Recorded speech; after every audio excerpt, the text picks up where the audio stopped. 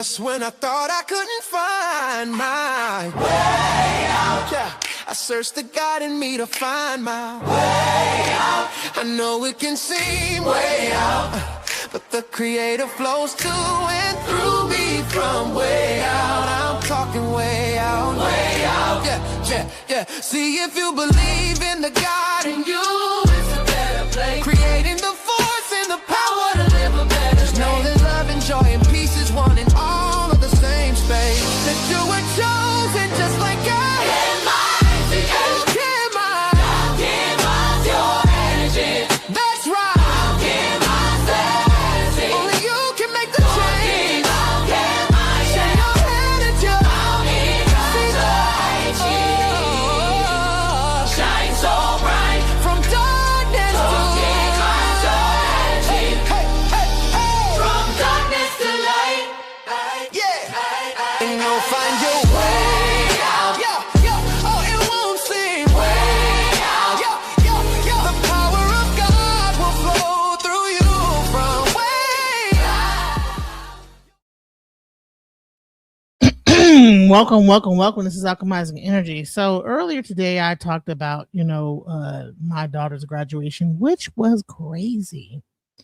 And I've been on a few panels talking about a bunch of different things, but I just had I already planned on revving this whole live up discussing this subject, but I was just on some other panels just shooting the ish.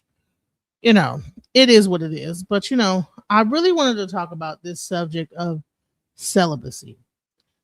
A lot of times when a person hears that a woman has decided on celibacy, a lot in these communities when it comes to relationships, it's not really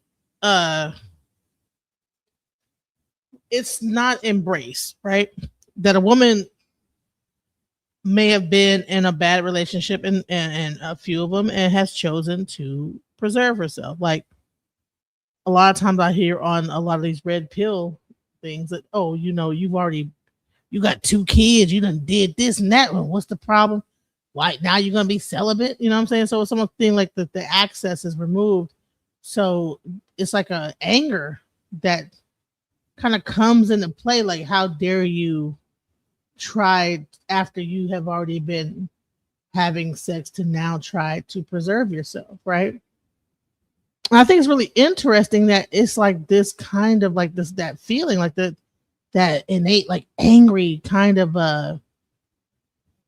like the how it's received is really like angry. So I want to go into like that feeling. Like, I mean, you have some men that feels like a woman that is celibate is being manipulative. That she is manipulating the man for gain or whatever. So let's get into the subject, right?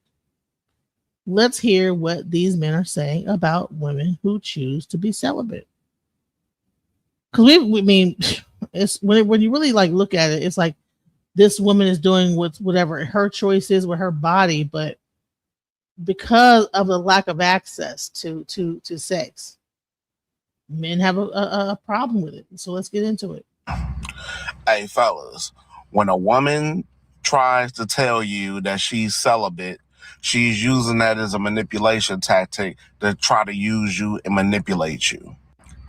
If a woman is not a virgin, don't fall for that BS.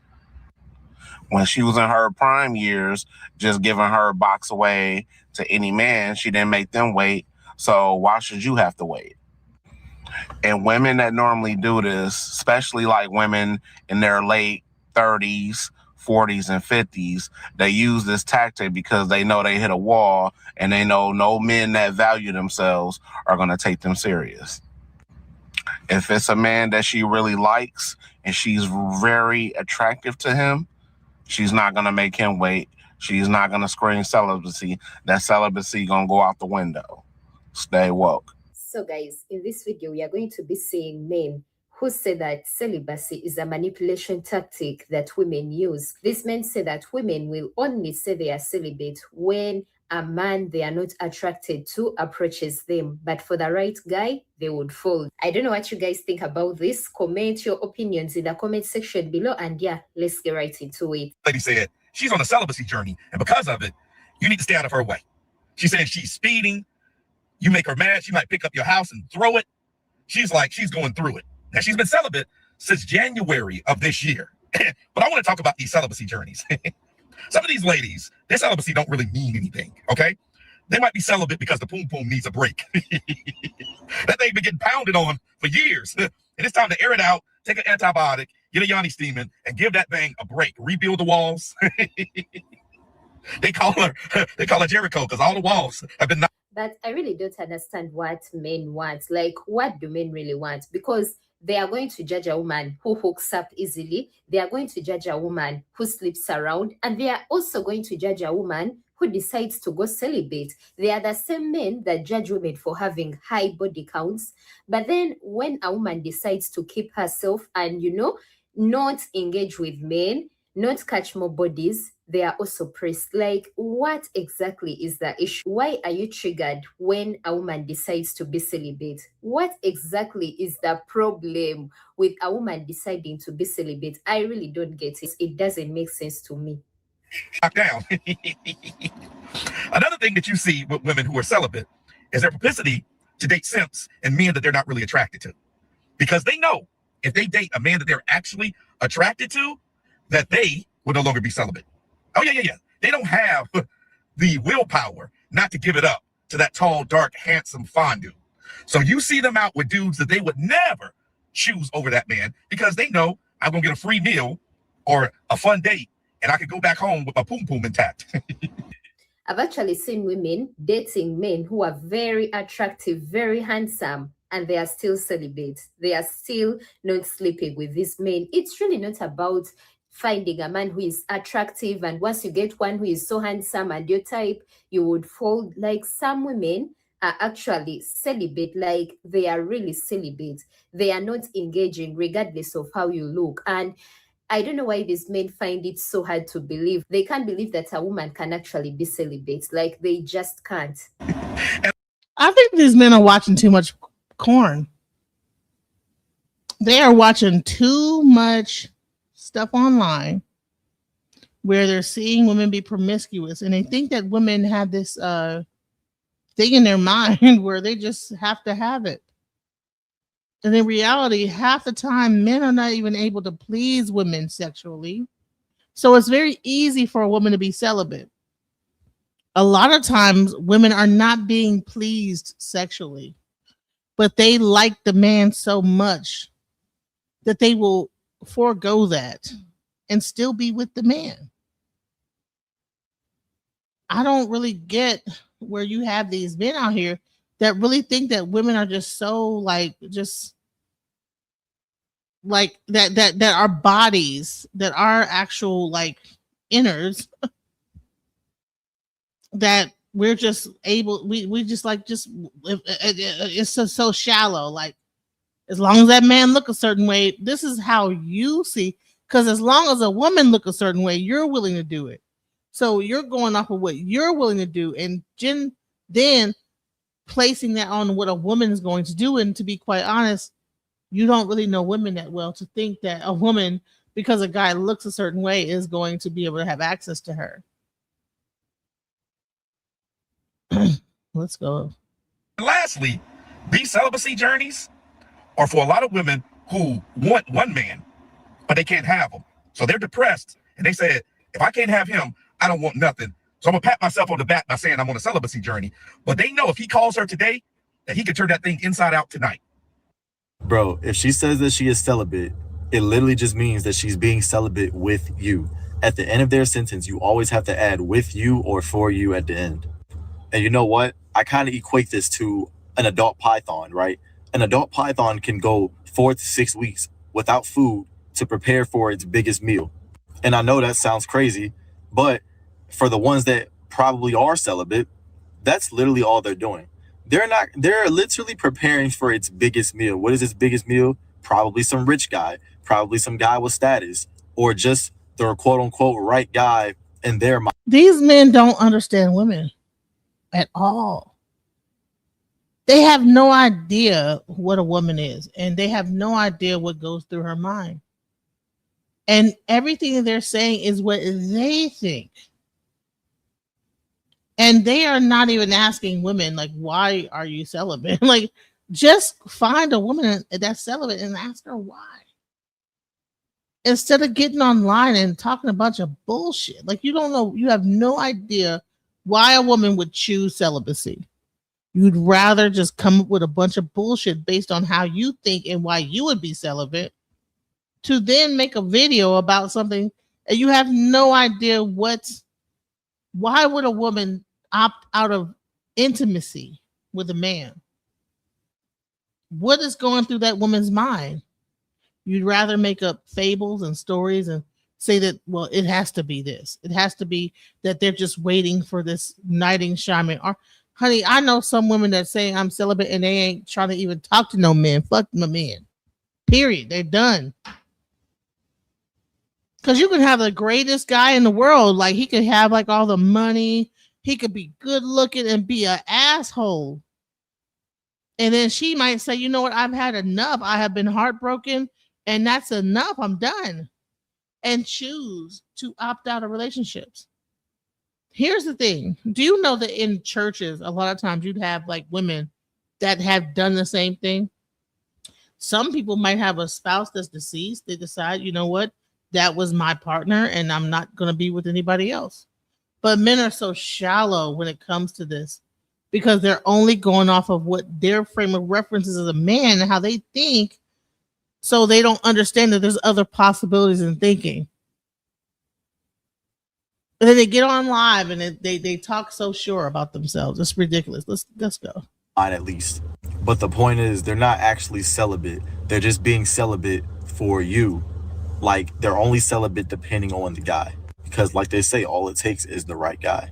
And whoever the right guy in their mind is going to be the one that they're not going to be celibate to. Okay, ladies, is this true? Like, I would really love to hear your opinions in the comment section below. Like, is it true that if only you get with a guy that you deem to be that attractive and you know has his life together? It's not based on the life being together. It's not being just about being attractive. It's a whole package.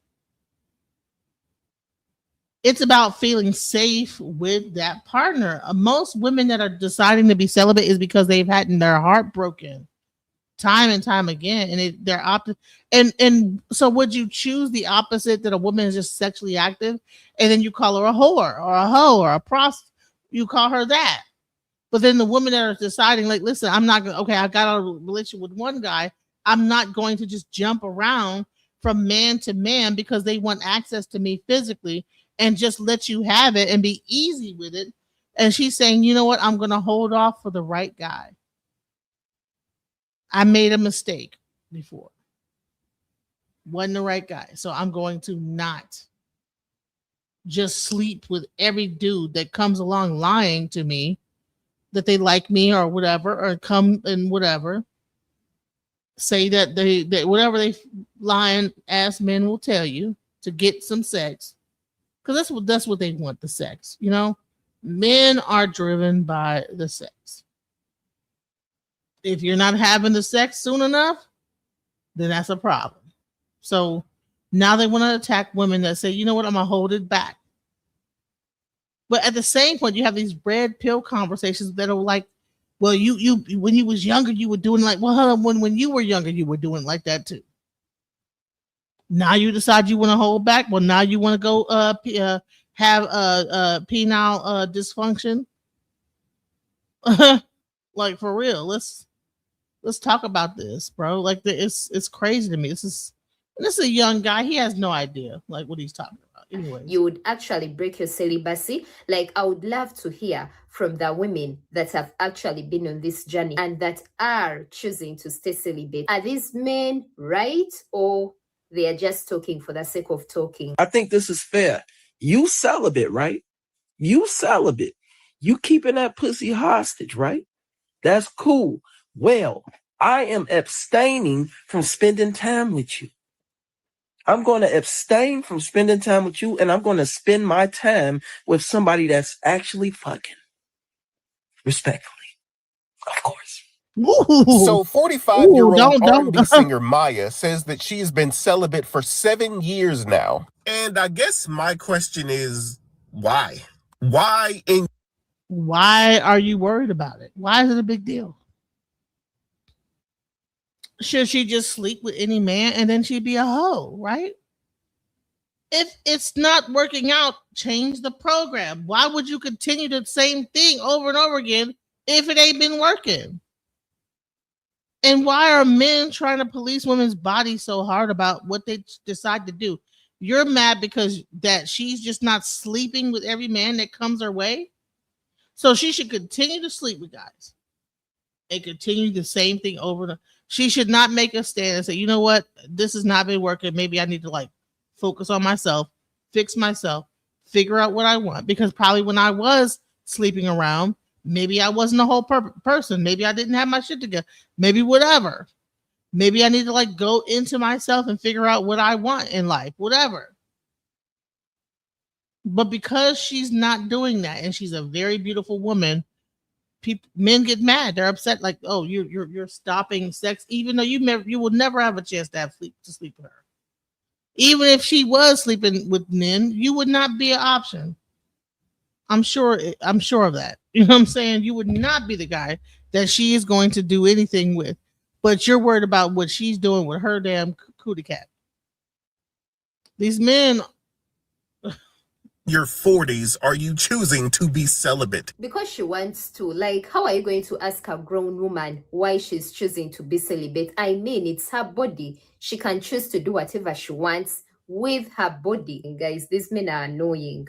Baby girl, that cat has been ran through the mud. It's really crazy to me that women will spend years dating all of the wrong men that they know are wrong, that they know aren't worth dating, only to wait until they are no longer in their prime and then be like, you know what? I'm celibate now. When it's time to start dating the good guys, then they're like, I'm celibate. I'm sorry, but the good guys wouldn't be so pressed about a woman being celibate. They really wouldn't. Because if you are a good guy, like you claim to be, and a woman states her values to you, you're going to respect them. You're not going to gaslight her into thinking that her being celibate is an issue. You're not going to ghost her just because she refused to give it up. You're not going to begin treating her differently just because she refused to sleep with you. A good guy. Hey, I had a guy tell me, listen, you know, we went on a date and we should know immediately, like, okay, are we want to sleep with each other? His whole thing is because the size of his thing, he want to make sure that we are compatible sexually. I'm like, well, first of all, like, it doesn't matter about that. You know, if I like you, then, you know, all that could be worked around. But because of his wanting to do that, you know, then that's a deal breaker. Sir, that's selfish. Why is this guy talking about she hit a wall? Maya is beautiful, 45 years and all. She's absolutely stunning. You think that she can't find a man that wants to fuck her? Come on now. Plenty of men want to fuck Maya. Trust me. I don't have a problem with men trying to want to fuck me. Trust me, I don't have a problem with it. I don't care how big and fat you say I am. Don't have a problem with it. But I choose not to sleep with every man that wants to fuck me. Why? Because it's dangerous, number one. And if that were to, then you'd be talking about how much of a hoe she is. Pick a fucking lane, man. Is not going to do any of that. If a woman tells you maybe she's celibate till marriage and you know you're a good guy, you know you're not just here to waste her time, like, why are you pressed about her being celibate till marriage when you know you're not here to just, you know, hit and run? Trust me, if your intentions are pure and you're here to stay, that is not going to turn you off, because you know either way it's going to happen, because you're still with this person. You're not rushing anything, you know, you're not going anywhere. So why the rush? I really feel like you wouldn't be pressed, because you would know that you guys are going to be doing life together. You're not going anywhere. And at the end of that day, like, it will happen. What is the rush? What's the rush? What are you rushing for? Why don't men have more self-control? Why do you have to run into the sex so fast that you can't really get to know the person that you're having sex with? Because everybody's watching porn and they have been jaying off to it, and that's what's going on. They have in their minds everything should be microwave. They want to be able to jump in between your legs, jump over here, jump over, and that is one, not safe. It's not healthy. And to really, and I grew up during a time where women wasn't just giving it up like that. They wasn't doing none of that stuff. I'm I'm on the cusp of millennial and the cusp of Generation X. Women were not just doing it. There were some women that was easy, but most women were not doing that. And that's where you get these 40-year-old celibate women, 40-something-year-old celibate, because they knew a time where they weren't giving it up like that. And they might have gotten into relationships and things didn't work out. So should they continue to just jump from person to person? Like I don't really get where these men are coming from.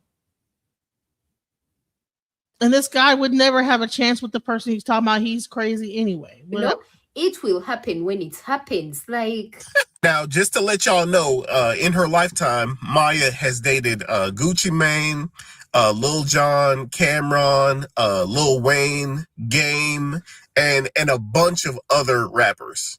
It's also worth noting that this is what she looked like in her prime when she did date all of those rich celebrities. So when she was in her 20s in peak physical condition, that's when she dated all the thugs and the gangsters. And this woman still looks very beautiful till this day. Like I was about to say the same thing. Like, and like, okay, show her now. She don't look too far from it. What are you talking about? Maya's a very petite young woman, beautiful. Like, what are you saying? She ain't gonna choose you, sir.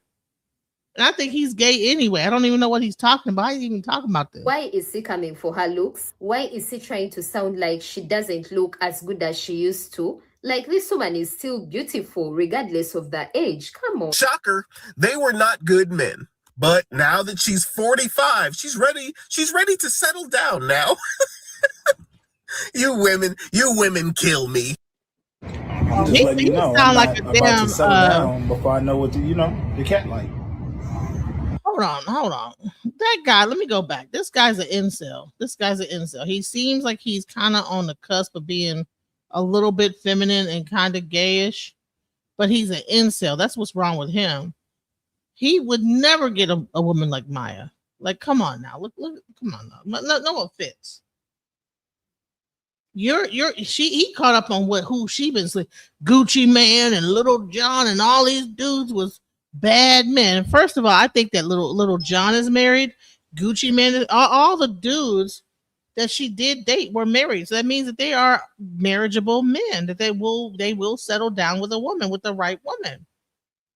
So it ain't that they're bad men. It's just that they were not ideal for her. And she decided not to continue to date men and fuck men time and time and have bad relationships until she's able to make sure that that's the right relationship. Then she will do that.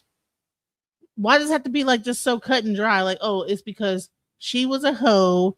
No. Do you think that women really, I mean, they're just hoeing around? Like, no, I'm sure that she really thought that these relationships was going to work at some point. Used to. Like, this woman is still beautiful regardless of the age. Come on. Shocker, they were not good men. But now that she's 45, she's ready to settle down now. You women kill me. I'm just letting you know I'm not about to settle down before I know what the cat like. But JJ, I'm staying celibate before marriage, right? I get that. So, okay. Are you a virgin? No. So you want me to wait for it, but you didn't wait. You didn't make them other dudes wait for it. What is that supposed to mean? What are you celibate for? Because of my religion. I'm Christian. You just now turned Christian? I did give my life to Christ. I did. When? Last year. I got baptized. I changed my life around, and there's just certain things I don't want to do, before marriage. So you've been celibate the whole year? I've been celibate for about 6 months now. So, all right, you can go a little bit longer than that, right? Why is she even sitting there explaining herself to this man? Like, Thank you. The hell? Why is he going up and through there? Who have you been with, sir? How many chicks have you been screwing with that you just want to just jump into bed with her so fast? And you want to like try to break her down in her thoughts or whatever she feel like she want to do for herself, relationship after relationship that probably didn't work out, that she wants to like say, you know what, I'm not going to just keep doing this over and over again, but because you want access, you want to make her feel like, well, you know, that's but celibacy is manipulation. Is that not what he's doing? Manipulation, breaking her down like a lawyer about who she slept with and when she started having sex. You're not a virgin, are you? No, I'm not. Oh, okay. Well, then when the last time you did the, are we in a court of law, sir? Why are you asking me all these questions about my personal? Listen, only thing y'all need to be asking each other is, can I see your paperwork?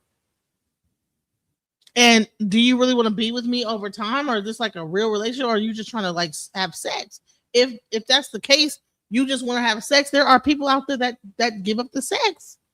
Why not? Why not all these dudes find those women that give up sex? Why do they want to try to break a person down that made a decision not to be promiscuous? I don't get it. I would have walked away the moment he said, I'm not going to do anything unless I know how that cat looks like. Like, why are you even trying to convince this man to stay? Why are you even trying to convince him to understand your values? Like, girl, let that man go already. It really annoys. First of all, any man calling my whatever a cat, like I need to know what that cat feel like, honey. You need to go ahead with the dogs and mange around with them, because you don't even deserve no cat talking to a woman like that. Talking about what? I need to know what that cat feel like. Who what? Sir, like you that's disrespectful. How dare you talk to me like that? Like, I mean, what happened to treat her like a lady, you know? What happened to light the cigarette that she's even help her with her coat? Treat her like a lady. Why do men feel like they can talk to you like this and say, I need to know what that cat feel like before I even try to commit to you, sir? You have the same thing in between your legs that the guys that were in the 60s and 70s had. Why is it these new men have no control over themselves? They were able to hold out and actually court a woman and treat her a certain way. What is wrong with y'all, these men nowadays, that can't wait?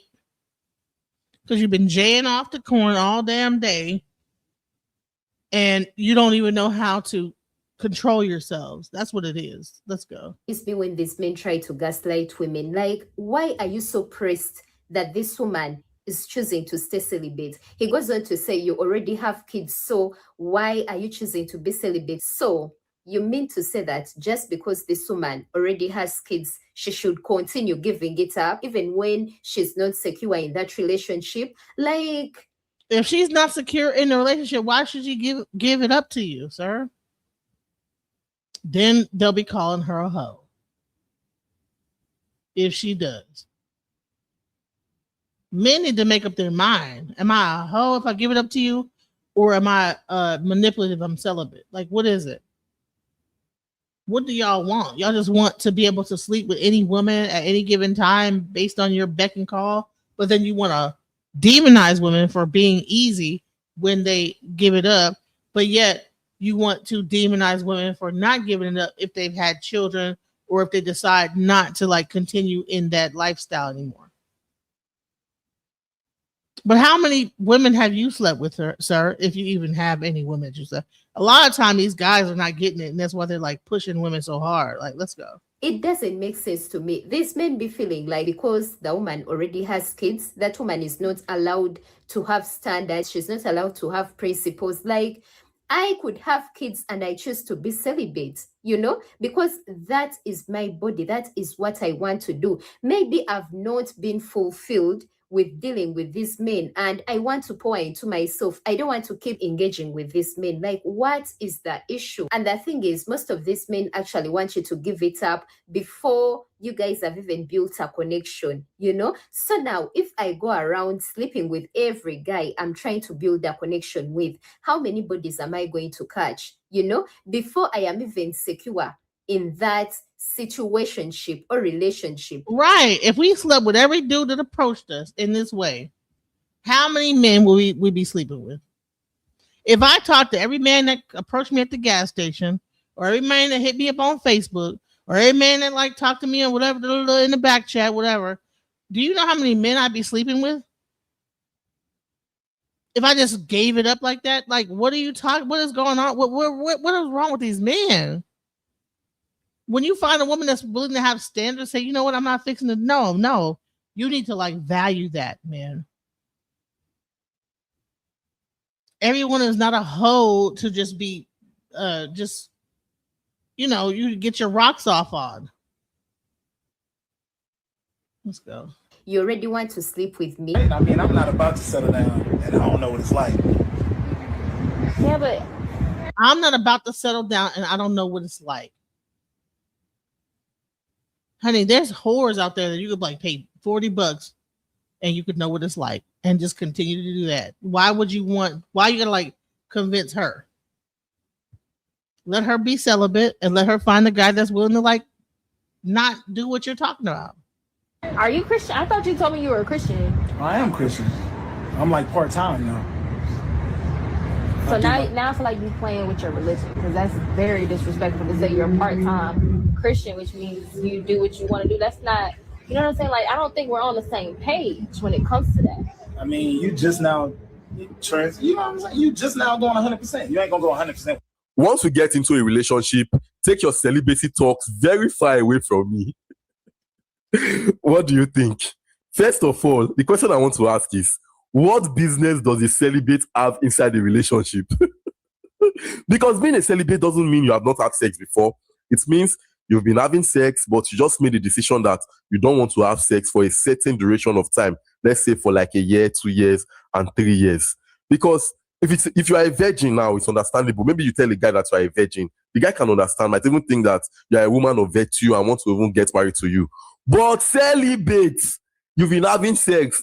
Your previous relationship, you had sex. Then when it's now my turn, that's when you now realize that, man, I want to be celibate, so I don't want to be having sex anymore. Did he just say when it's my turn? Like, this is crazy. So he just said you've been having sex, but when it's my turn, like, that just goes to show you that men see women as sex objects. Because what do you mean when it's my turn? Is she some sort of a product to use or to experiment? This comes off very disrespectful, and it just shows you that most men see women as nothing but sex objects. They always want to come on here and say, what do women bring to the table other than sex? But when the women take the sex out of the equation and, try to build something meaningful, it's also a problem. So what exactly do these men want? The entitlement, guys, the entitlement. It's the entitlement for me when it's my turn. Okay.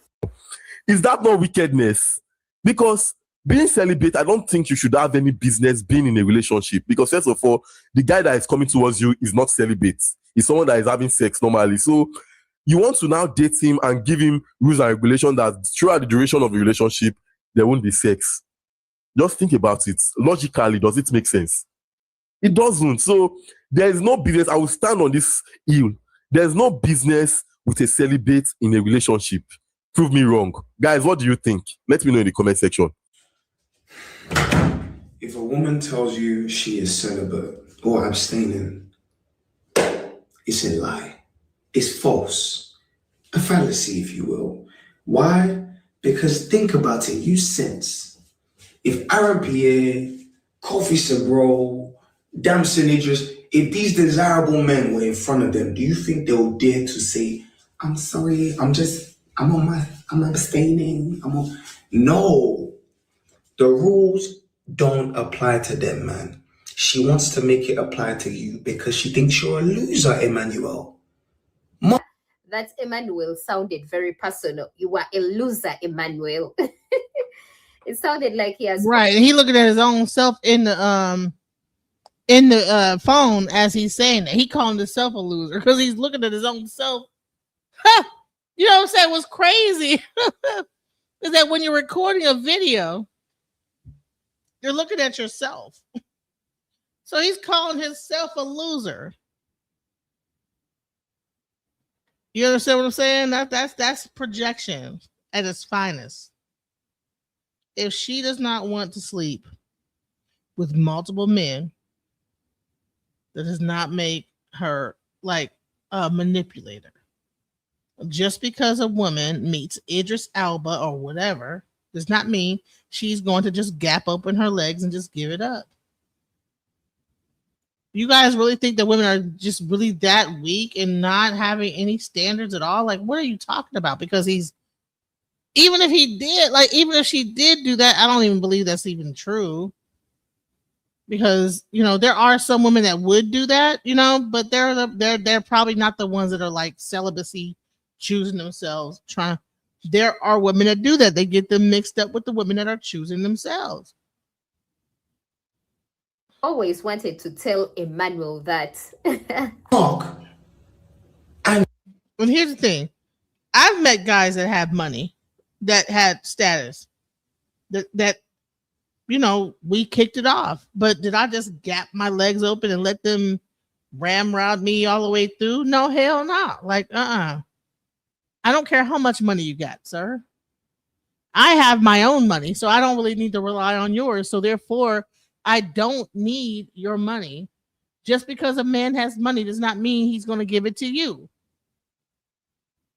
And that's how stupid these men are. They think that, because that we really believe that, because especially at an old age that we are getting to, that because a man has money, he's going to give you his money.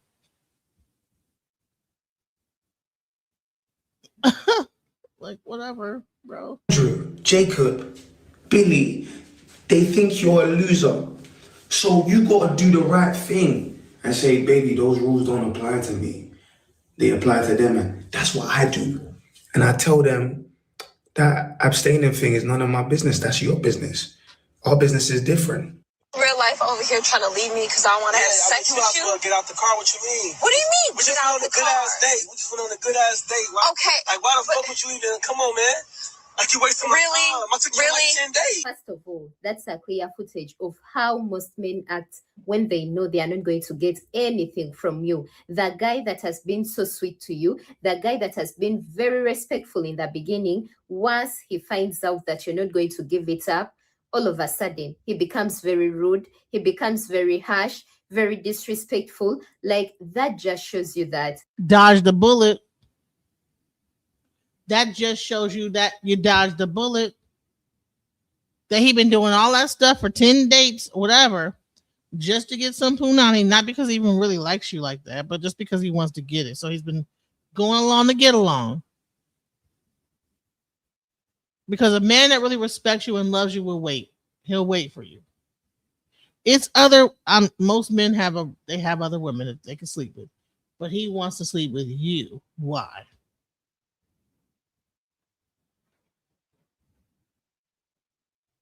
Men only want women for one thing and one thing only. And if the women are not willing to give it up, they show their true colors. Because why are you throwing her out of the car? Because she's not going to give it up? Okay, now putting her out the car is wild. But as two grown-ass adults, this is why we need communication and we need to talk. Because if you're celibate, you need to let me know that the first week. I kind of disagree. I feel like you shouldn't be telling these men that you're celibate as soon as you begin talking to them. Because first of all, most of them see it as a challenge. They see it as a challenge. Like they said, for the right guy, you would fold. They are going to try to put you in situations that are going to compromise your values. They are going to try to put you in situations where you'll have to actually break your celibacy. Listen, they'll lie to you. In other words, you say I'm celibate. I'm holding it off. Whatever. They'll They put their mask on. Oh, okay, yeah, all right. You celibate, okay. Then that other person shows up. That fake ass person that they want to put up a fake persona of a guy that is a nice guy or whatever. But you make them wait long enough, that mask will come. It'll just slide off, and you really get to see what the hell's going on. So I suggest, ladies, do not just get to know the guy. Hang out with him. I wouldn't even let him pay my. I'll pay my. I'm good. I don't need you. I don't need you to pay my shit. We just hang. Let's just have a good time together. And I got my own shit. I don't need your money. That's how you can tell if a guy is genuine or not. If he ain't paying you your way or nothing like that, and I'm paying mine or whatever. Okay, let's see if you're really interested in me, how that goes. Because now you can't blame it on, are you trying to use me and this, that. No, I ain't asking you for shit. You know what I'm saying? I ain't asking you for a damn dime. Are you really interested in me, or you just have a bottom line of what you're trying to get down to?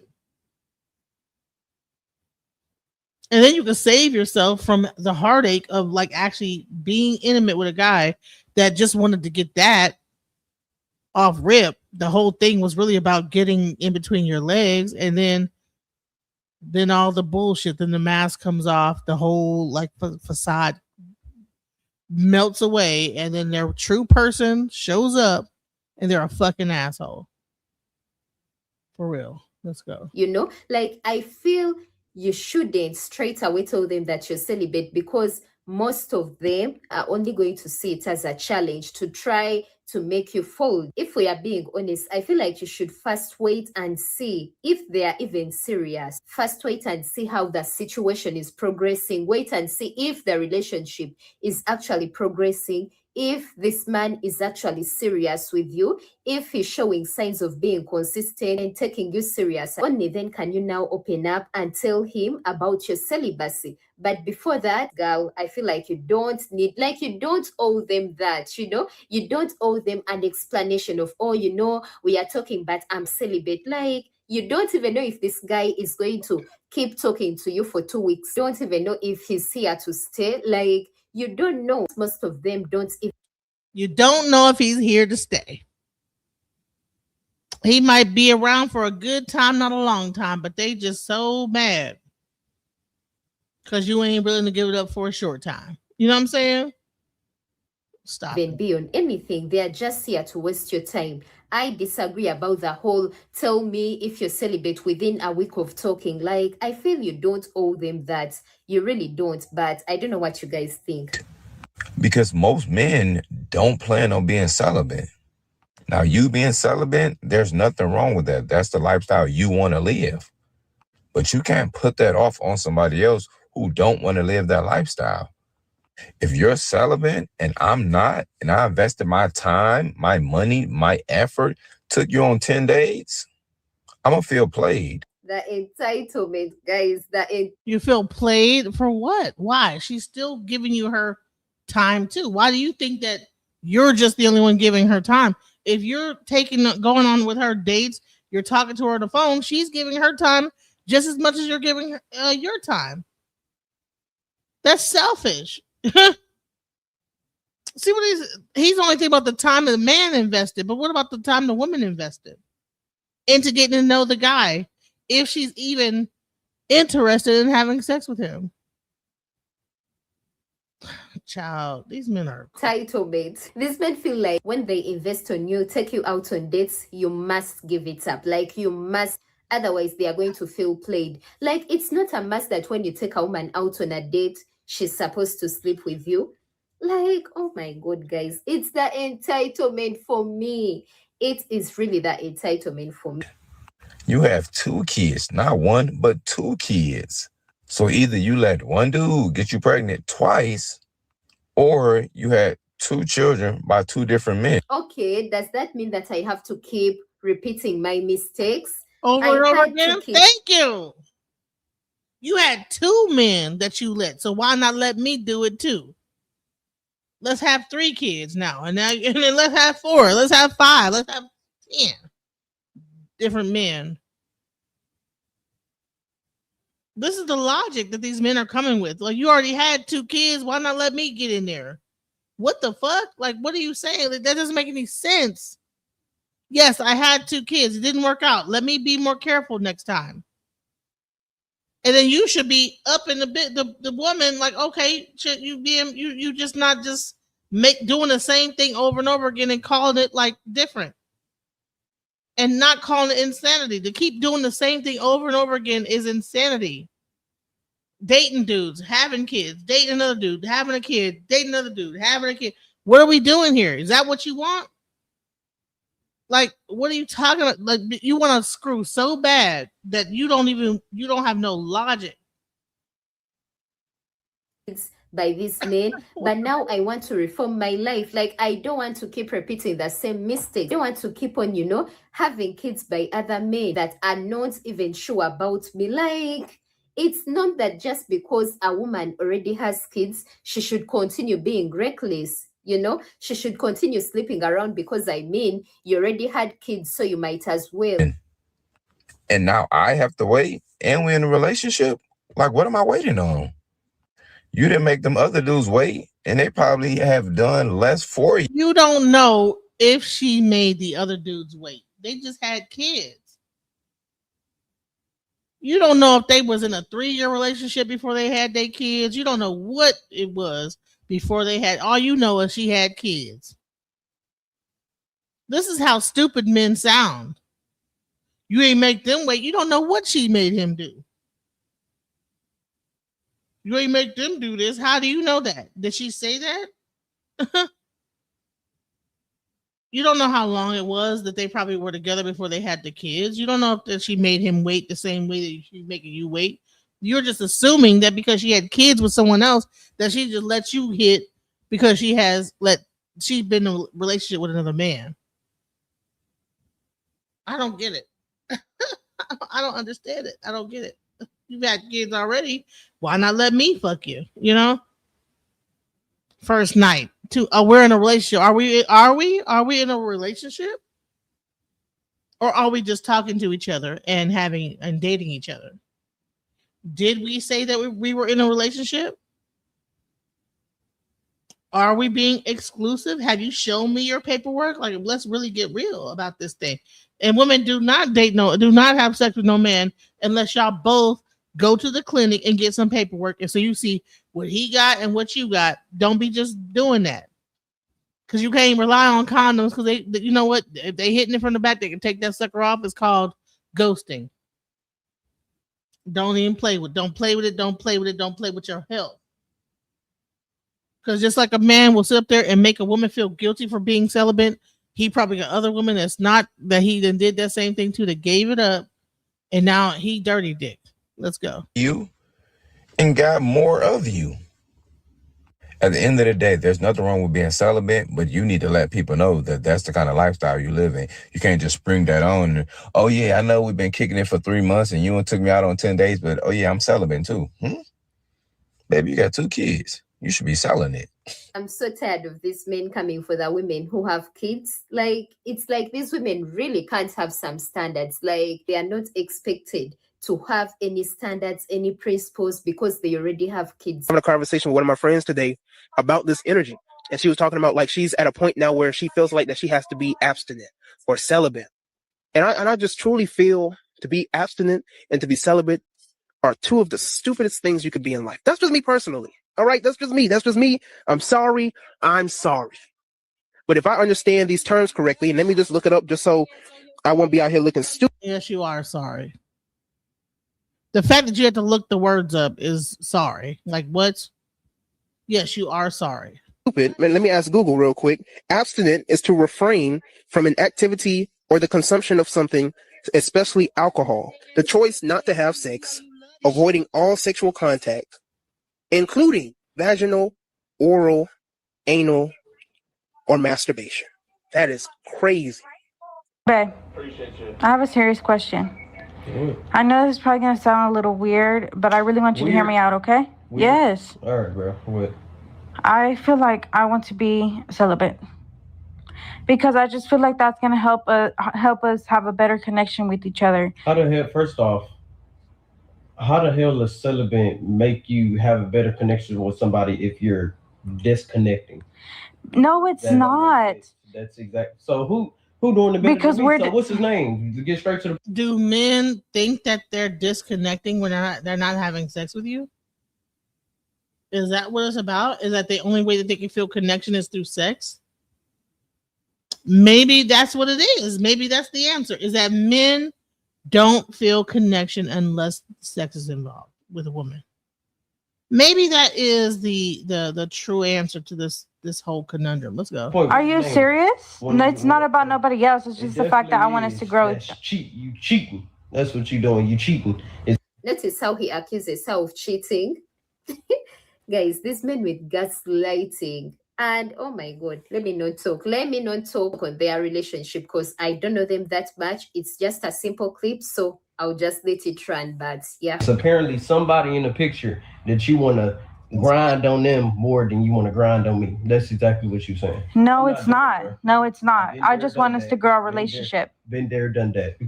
How we gonna grow our relationships separately? Like you clearly got you gonna bounce on him or bounce on me? Are you serious? You literally, because what you saying, oh, I want to be celibate so we can love each other more. That's not what I'm saying. Okay, what you I'm saying that I feel like us not having a connection with that because we do it too much.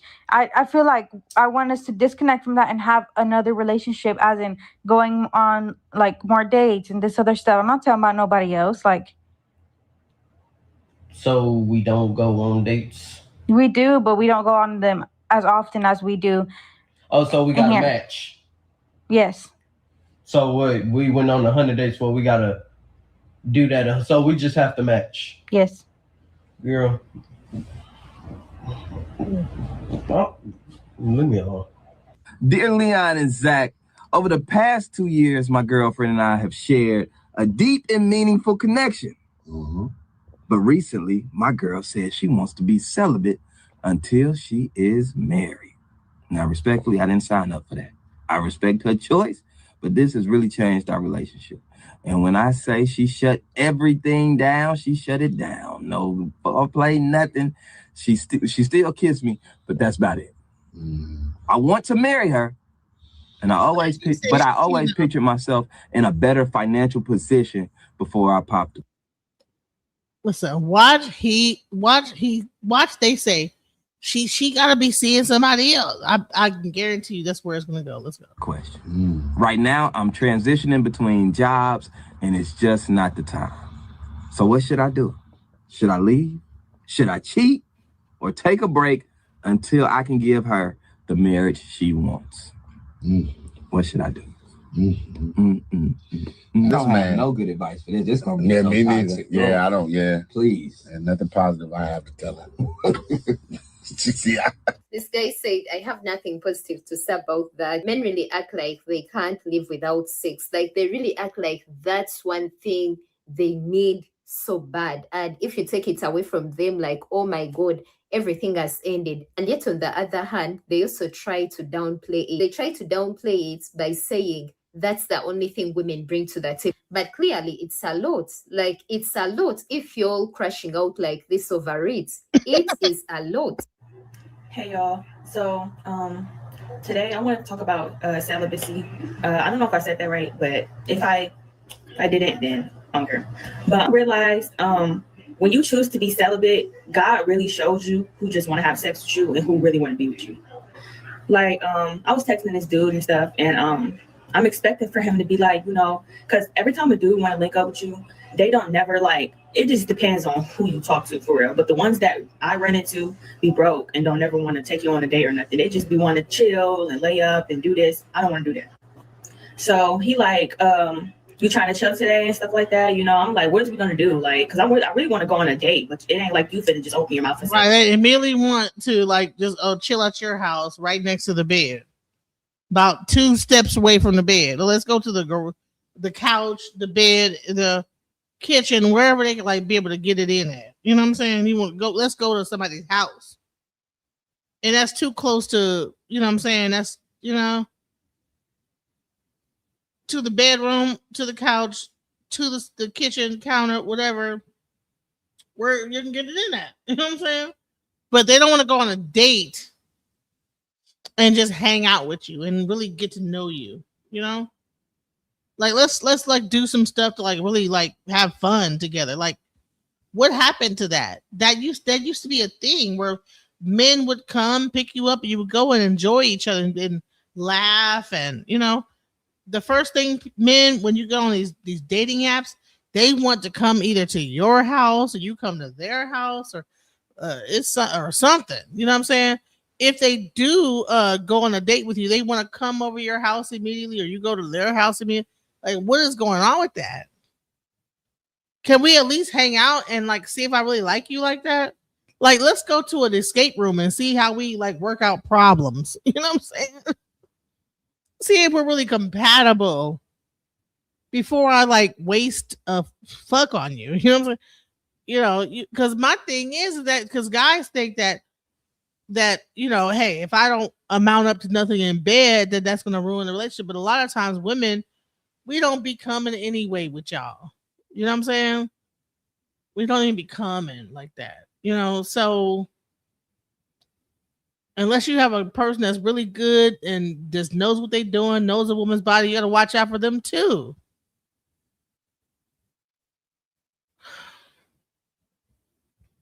Men just lose the plot of actually getting to know a person and actually like learning how to, like, the whole thing about how to like what's the word, you know, just be a gentleman.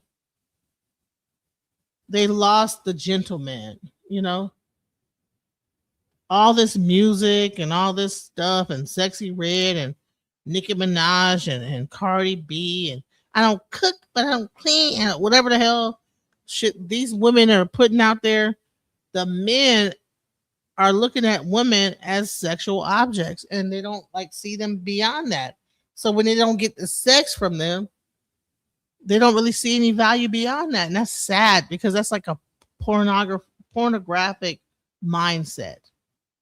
Women are not blow up dolls that you could like just get your rocks off on whenever you want. That, you know, at this point I'm already getting turned off because, ew, why'd you not ask me, do we want to go on a date? So I'm like, what we gonna do? Like, what is we gonna do? Watch TV? He was like, I mean, we could chill, lay up. I was like, well, I'm celibate, so I don't want to have sex or nothing. And he was like, oh, okay, that's cool. And then stop texting back. Like, but I'm happy. Like, with me being celibate is really showing me who wants to just have sex with me and who doesn't. Like, and I like it. I've been celibate for like a month now. I'm doing good, you know. Haven't been watching, you know, stuff on the internet, haven't been masturbating, doing none of that. Like, I've been really cool, like controlling myself. Plus, with you being celibate and not having sex, it helps clear up your skin.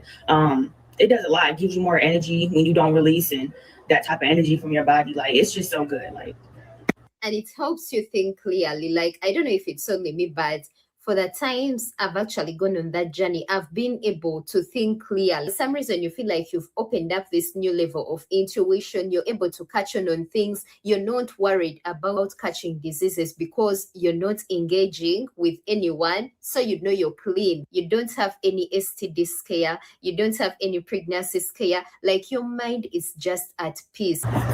Some men make it seem like it's a threat when you tell them you're celibate and you don't want to have sex, or you're not having sex right now. Like, they get offended. Like, they be feeling some type of way. Like, that just give off like pervert. I don't know, just give off weird vibes. Like, how are you uncomfortable and mad and feeling some type of way because I don't want to have sex with you, or because I'm choosing to stay celibate? That's weird. Another thing I noticed, like, since I chose to be celibate and like made that promise with the Lord and stuff like that, it's either God throwing me signs or it's the devil. But all I know is I be having so many dudes trying to, like, you know how dudes be trying to come see you, link up with you, come over, do this and do that, and try to smooth their way in. Like, no, I'm not going for it. It's the best feeling. Let me tell you, so I was celibate for 3 years straight. And like, I swear to God, I made more money then. I made way more money when I was, you know, not giving up my energy. Because here's the thing. Even if you're only dating one guy, if he's kind of a succubus type of an energy, like, a lot of times when you're having sex, you're sharing Like you're working on yourself, you're doing all this stuff, and then you impart yourself to that other person, and then they can like take some of the energy, that blessing that God is giving onto you. I can't describe it, but sometimes, like if you know, are with the wrong kind of guy that is not reciprocal in their nature, then they end up succubusing, like incubus off of you, you know, and then you'll see him coming up and you going down. You'll see him rising up and everything, all the work you're doing on yourself and everything. He get to like start to get the rising up, and you get to like starting to have financial issues and all type of crazy stuff. So I mean, there's a spiritual aspect of this thing as well, so that men don't even understand. To be able to have control over my body and to not let nobody mess up and control my spirit. So I advise you to go celibate. This might be one of the realest posts I've ever seen in my life. Anytime a woman tells you that she's celibate or that she's been celibate for 6 months or 3 months, that right there is a major red flag. How is it a red flag? Oh my God, these guys don't be making any sense. How is a woman not sleeping around a red flag? Like, you understand what I'm saying? How dumb he sounds? Anytime a woman say that he's not sleeping with a bunch of men in 6 months is a red flag. What the? So if a woman say that she just got finished screwing a guy a week ago, that's not a red flag? Like, what are you talking about? What a lot of these are young men, but I think also the older men be on that bullshit too. If anything, you are the red flag for manipulating a woman into thinking that she is a red flag for not wanting to sleep around, for not wanting to sleep with you. Like, how is it a red flag, guys? Let me know, because I, for one, have failed to understand how it is manipulation, how it is a red flag for a woman to choose to be celibate. Like, it just doesn't make sense to me. Because 9 times out of 10, that is a lie. And on the off chance that it's not a lie and she's telling you the truth, you got to really sit there and ask yourself, why the hell did she decide to go celibate? Like in maybe because her experiences with the men she has dealt with have not been good, or maybe because she just doesn't want to engage. Like, I don't know if men have actually thought about this. Not every woman is that interested in sex. Like, that is just the truth. Like, most. Do men not see that women don't have the same sex drives? There are women that have like a really high sex drives, and they're usually in porn. They usually work at the club. You know what I'm saying? At the strip club. They're usually the toots. You know what I'm saying? When you meet a really not kind woman, the man will activate her drive because she's in love with that man, and his energy makes her want to do it. But a lot of women just I could be good without doing it. I'm good. Hypersexual women usually go into hypersexual businesses, you know, if you know what I mean. That kind of tailor that kind of behavior, you know what I'm saying? So, but I wanted to like get into, I want to show a video. Like I said, I'm trying to bring her back because I think that she used to have like the greatest straight up insights to women about these type of subjects. Let me bring on Alexis. Okay, let's go. Let's see what she got to say about this.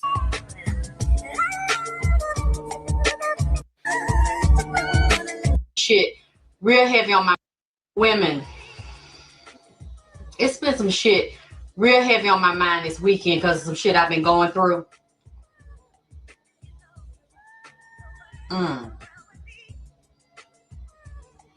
So I feel like I need to blow some cigar smoke your way too, so you can stand in vagina power. And if you ain't standing in it, this is one of the tips for you to start standing in it and really absorb this new concept for yourself if you don't already have it. You need to stop being a common bitch. Yeah, you heard me. You need to stop being a common bitch And you need to stop letting motherfuckers, male and female, young and old, of all goddamn races, no matter where the fuck you at on the planet at this moment. If you a female, you need to stop letting men treat you like a common bitch, a common she-dog that ain't shit. Like a piece of garbage, like a piece of trash on the fucking ground. That's not worthy of being honored and respected, and that you're not worthy of a motherfucker keeping his goddamn word to you. See, that's a common bitch.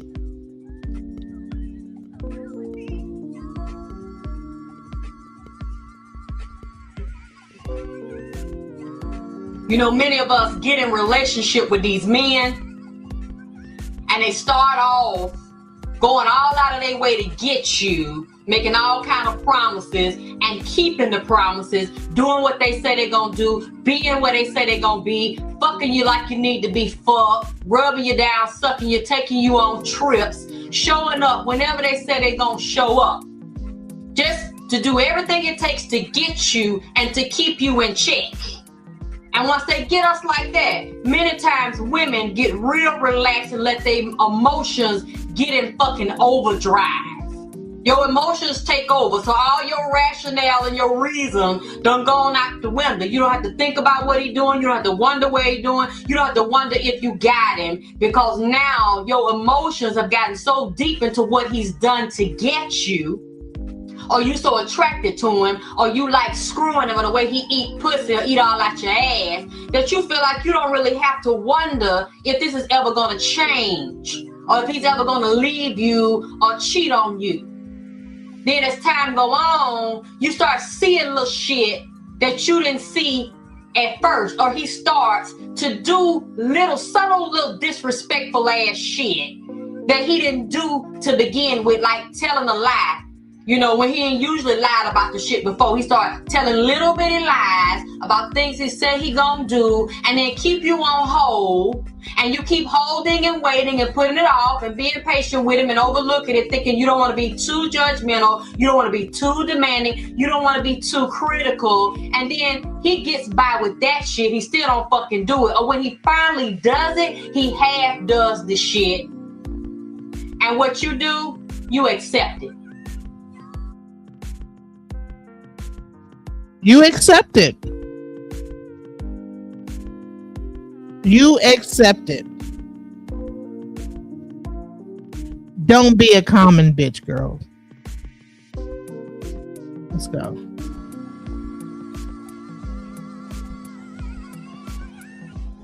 You look over it. You excuse it. Because we've been taught we don't rock the boat. Because you got a good man, you better keep him. Because it's what, 15 women, especially Atlanta, 15 women to one nigga. So you better try to hold on to him and keep him. So you overlook that little shit. Then the motherfucker change his schedule. And that's another thing you need to look for when a man is cheating on you. When he starts fucking treating you like a common bitch and he ain't got no respect for your ass no more.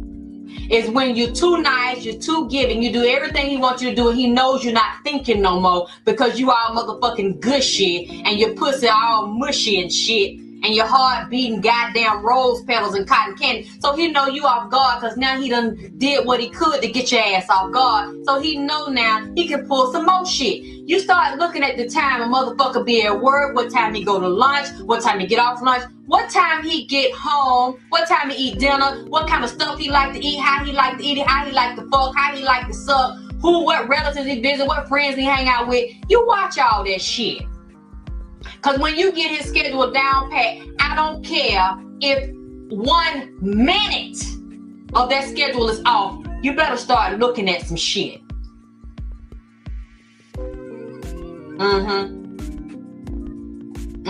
Motherfucking You better start looking at some shit. Especially when niggas start coming in late, or goddamn early, or shifting his periods on what he eat, or I don't want dinner tonight, and you know he always been eating a certain thing. Now the damn appetite done changed. You know, he come in, jump in the shower, he been out all night long, he jump in the shower, or the motherfucker come in and don't jump in the shower at all. See, them mind games, them is tricks, especially if you know that's not his schedule. Because a lot of times a nigga will watch his ass at another bitch house or one of his friend's house, and you need to recognize what kind of soap and get the nigga sit down. See, a lot of times, not only are we not getting these men sent down, you don't even know what your own pussy and your ass smell like. You don't know what your sheets smell like. You don't know what your drawers smell like. You need to start smelling your own ass and smelling your own body. Get comfortable with your own body. Smelling your nigga ass. Yeah, I said it. You need to know what he smell like when he sweat. You need to know what he smell like when he clean. You need to know what he smell like when he got fuck juice on him, calm juice, pussy juice on him. And you definitely need to know your own breath and your own pussy juice. Cause nigga might come in one night, got some other bitch pussy juice on his motherfucking breath. You know, pussy juice on his chin. Goddamn shit juice, calm juice on his motherfucking chin. A motherfucker cough, some calm or some goddamn shit trailing up out his damn throat on his fucking tongue. You need to know the difference in that soap and her perfume and yours and her ass and your damn ass or hey, a nigga ass.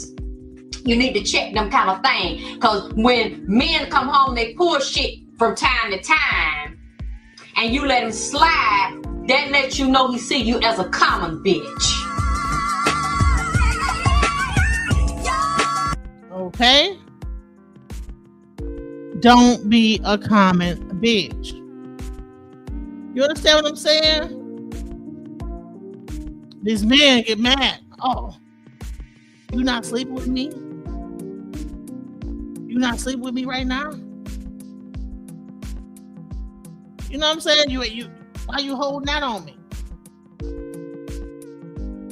You don't let everybody else hit it. You got kids and this, that, the other.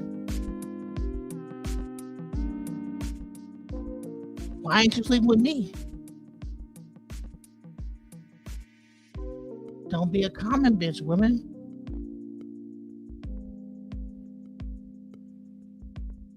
Don't be a common bitch. Let these men know. I mean, I'm serious. Like, when I hear all this stuff in the red pill, I was just on a panel the other day. I mean, just now. Where they didn't even know the difference between submission.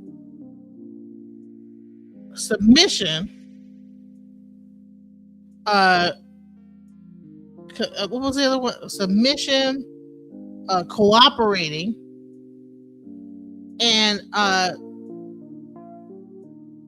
what was it? The third one? Cooperating, submission, and a person compromise. Men did not know the difference between compromise, submission, and cooperation. I was just on a panel, witch doctor's panel. When I said that, listen, that submission means 100% just letting the person just run rickshod, no matter what. You just lay down to get down. No, Jenna says you wrong, honey. They even paid to get me up off the panel. But I'm like, no, submit. Why should a grown-ass person have to submit to another grown-ass person? That's a common bitch that would do that. Let another man run his program in your life 100% without no question. That's submission. Compromise is that, okay, you got your program, I got my program. We'll figure out how to. Okay, if you like to get up at 5 and I like to get up at 6, we'll like choose 5:30 and we'll both work together. That's compromise, right?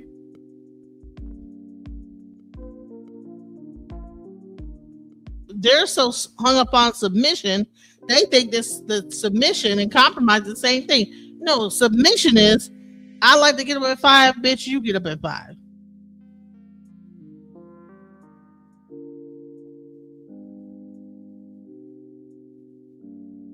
You don't have your own schedule. You do what I say. I'm the man, you do what I say. Or I'm the woman, man, you do what I say. That is submission. That I say I get up at 6, you get up at 6 too. Compromise is, listen, 6, 5, 5:30, 6:30, whatever, in the middle. Meet in the middle somewhere.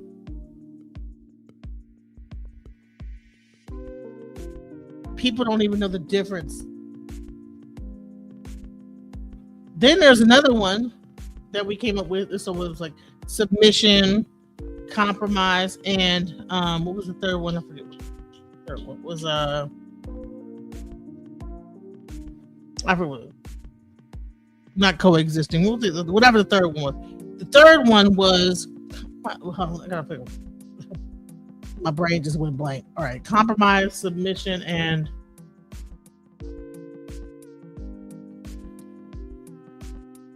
there was another. What was it? Damn, my brain just went blank. Compromise versus submission, and then there was another one. It was when you're. Damn, my brain just went blank. When you are.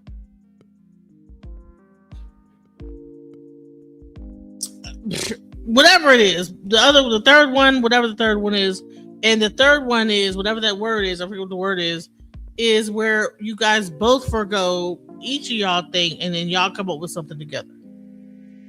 You know, like communicating and whatever the third one was, whatever the word was. My brain, it's late. So the bottom line is that. The last two, you shouldn't have to submit to anybody when you're an adult. If I'm not your child and you're not taking care of me like you're a child, I should not have to submit to you. Unless we're doing some weird play thing. Like we're just playing and I'm submitting on a play thing. Cool. But compromise and the other word right now. Yeah, cooperate, right? Cooperating says, okay, listen, we come up with it together. We'll come up, instead of you saying I get up at 5 and I get up at 6 and we'll go at 5:30. We both say, like, let's both come up with a time that we both like get up at the same time. And y'all both come and choose the time. And both of y'all might say, let's both get up at 5 too. You know what? I'll cooperate with you to get up at 5. But not a thing of that I am foregoing and just submitting that he says you gotta get up at 5. No, that is what submission is. But when I was on that other channel, it was straight up like, no, y'all, you don't believe it's all the same thing. No, it's not. These men want slaves. I mean, the men that are on those panels, like the way that they were talking, I'm like, bro, you want a person to be just all in, and y'all really don't be all in yourself. Why would you expect a woman to give everything and y'all ain't even all the way committed? You know what I'm saying? Like, you want a woman to, okay, you're celibate. So you know what? If I talk to you this amount of time, you need to be giving it up by then. Otherwise, this is not going to work. Well, damn, where's the compromise? Where is the anything in that? You want me to submit to your demands on sex, but you haven't. What have you done on my end to what my standards are about relationships? Are you committing to me we are into an exclusive relationship, or do you just want me to just give sex up? No one in the previous video said that they were willing to give up sleeping with other women or to be exclusive with their women. They just said that they didn't have access to sex, and so therefore, a woman that is not submissive, a woman that is celibate is being manipulative now because they don't have access to her body. But you don't want a woman that just gives up access easily to her body. That's how all these STDs are going around and everything like this, is because men do not understand the difference between compromise and submission.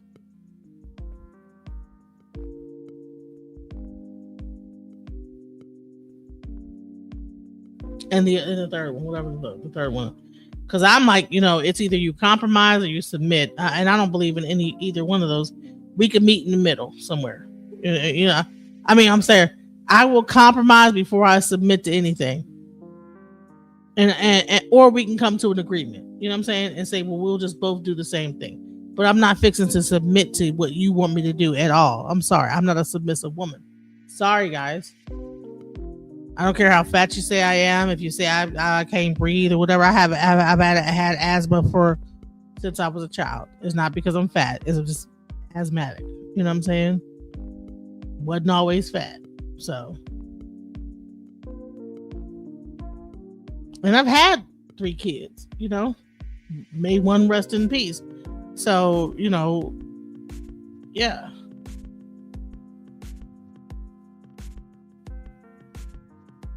But I think that women need to hear like some common sense.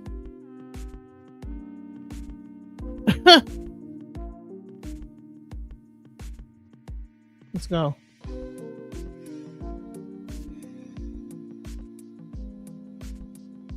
Got your mask. These BS bullshitting ass degrees ain't nothing but a hunk of damn shit with a piece of goddamn paper, shit wrote all on it. That's all your BS degree is.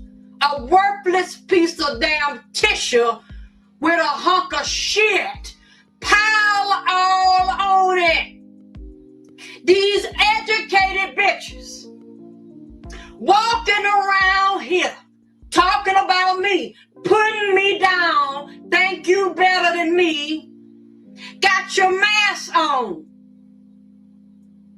hiding behind your mask with your damn degree and your damn alphabets on the end of your fucking name, and your house and your car and your clothes and your shoes, and your daughter is a real lie 360-degree slut.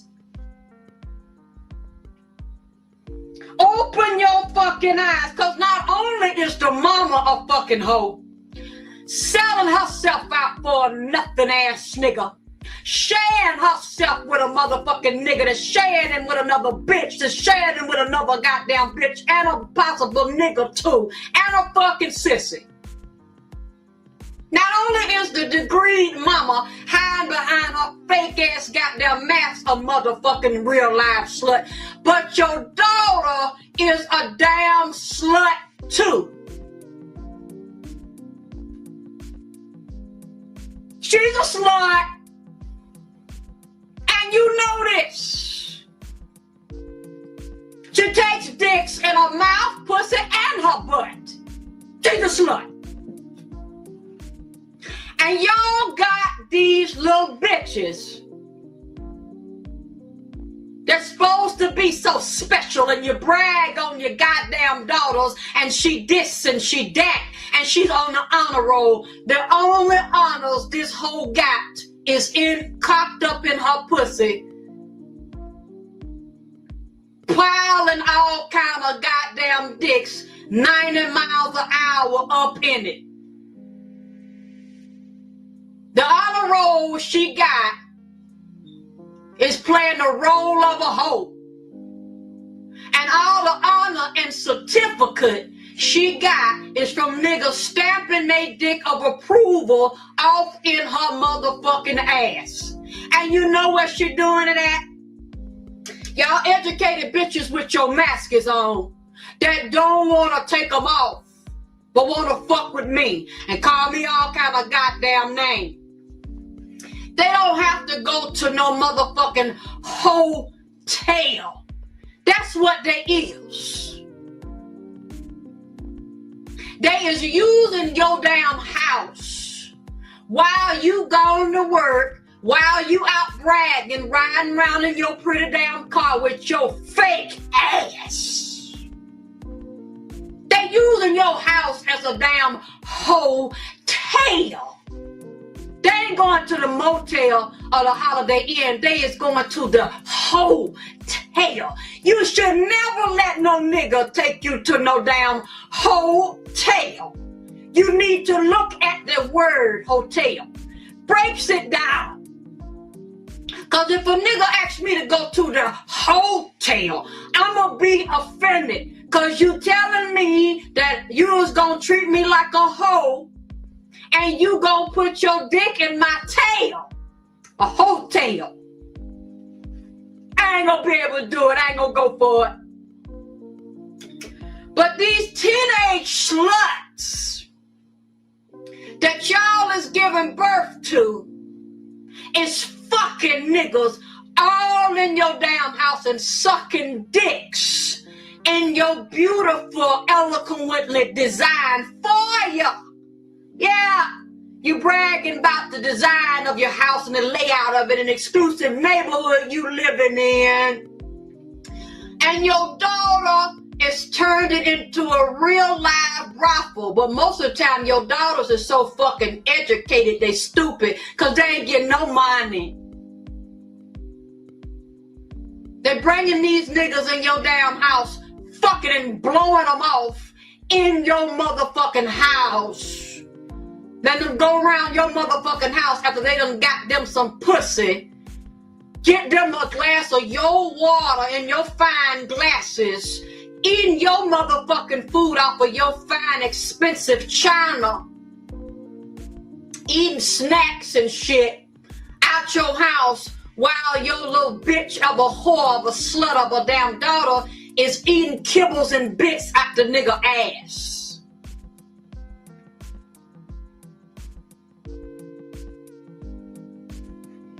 And the mamas wanna say that they don't know where the daughter got this from. Most of these is church-going women's in love with Jesus. Have mercy. They put on all these airs and they say the daughter's not like them. But what this woman with her fucking mask on is not realizing that when she gave birth to the daughter, first of all, you didn't know it was a female. And let me say something while I'm on this here shit. Cause I want to thank y'all for watching Wake Up Bitch Part 1.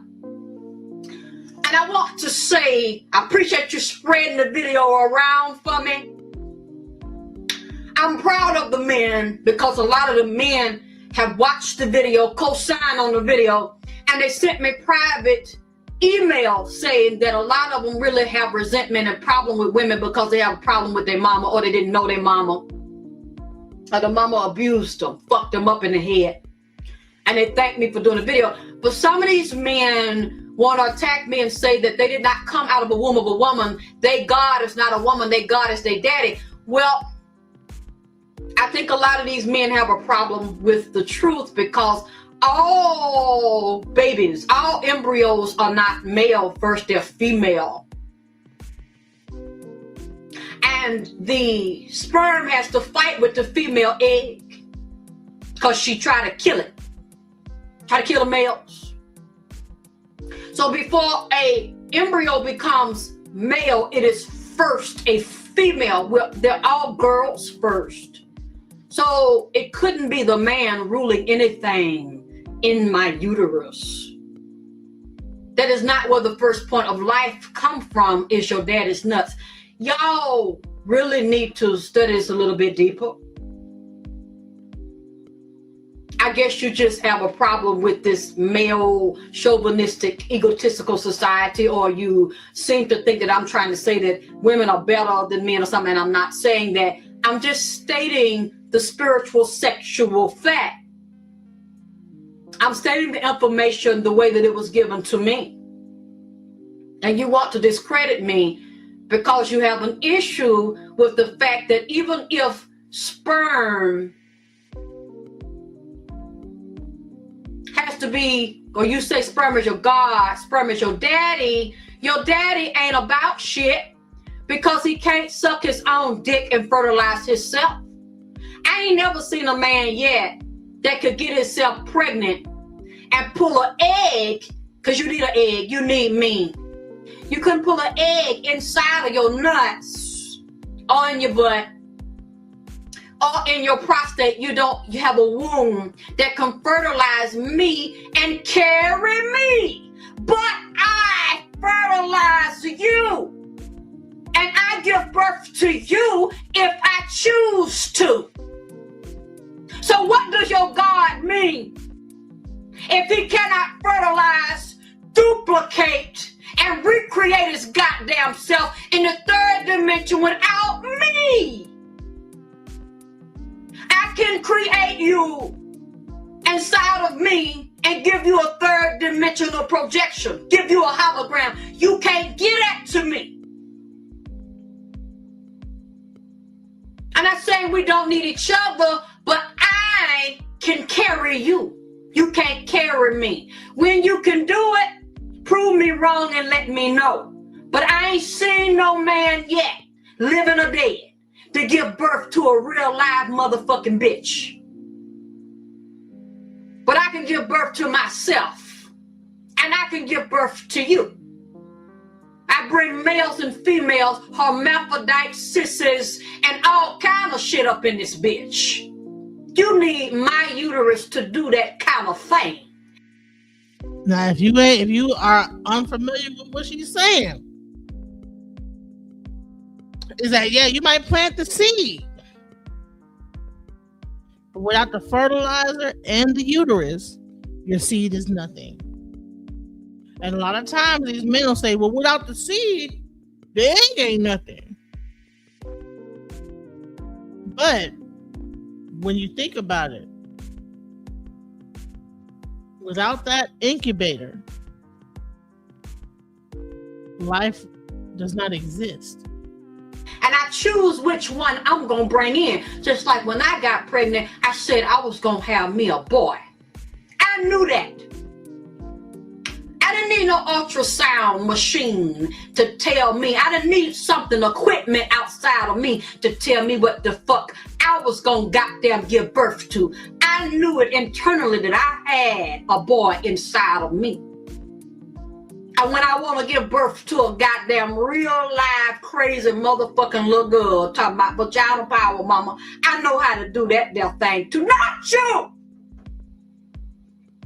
And when I say I want to give birth to another goddamn baby, because I still got it. I can still do it if I want to. I'm going to pick the sperm and say, come here. I want some of your nuts up off in this here. Because I want to have another baby. You don't do that to me. Take your mask off, nigga. But don't worry about it, motherfucker. Because I got a video for your goddamn ass, too. It ain't just wake up, bitch. It's wake up, bitch ass nigga. Coming soon to a goddamn computer near you. I ain't forgot about you. I'm gonna get in your ass too, nigga. Cause you need to take off your mask and stop fucking with me. Not unless you can come right. Cause I ain't gonna back down. And you can pat your ass on that. One more thing before I move forward into my sermon. I am tired of these long pussy bitches. Bitches fucking with me, watching my damn video, and you say you don't like me. With your wore out ass. I bet you a lot of y'all fucking bitches that fucking with me is half my damn age. And you done had so many dicks in your pussy that your pussy is bigger and wider than your damn mind. I bet your pussy, the bottom of your pussy, the roof done caved in and fell out and it's dragging the ground. It's so goddamn long and fucking wide. That's why you ain't got no sense in your damn brain between your ears, because you done had dicks to blow your brains out between your damn pussy mind. Bitch wanna come over here and say that when I do my video, make a bitch another thing, I look like I'm high, like I'm on some, had nerve call me Billie Holiday. Well, one thing about you, you dumb cock-sucking bitch. I'd rather be Billie Holiday than be you, motherfucker, you long cock whore. Because Billie Holiday might have been a junkie, but she was a badass red bone junkie. And the bitch was so motherfucking bad and so goddamn smooth and profound, even though the motherfucker is a beautiful singer that was a junkie and dead, they still talking about her. You dumb whore, you still speaking Billie Holiday name. So the bitch wasn't that woe out and stupid of a junkie, was she? Cause she got more sense than you. They still playing her records. They still paying homage to her. They still buying her motherfucking shit. They still watching her on old motherfucking videos, you cocksucking woe out goddamn sperm brain slut.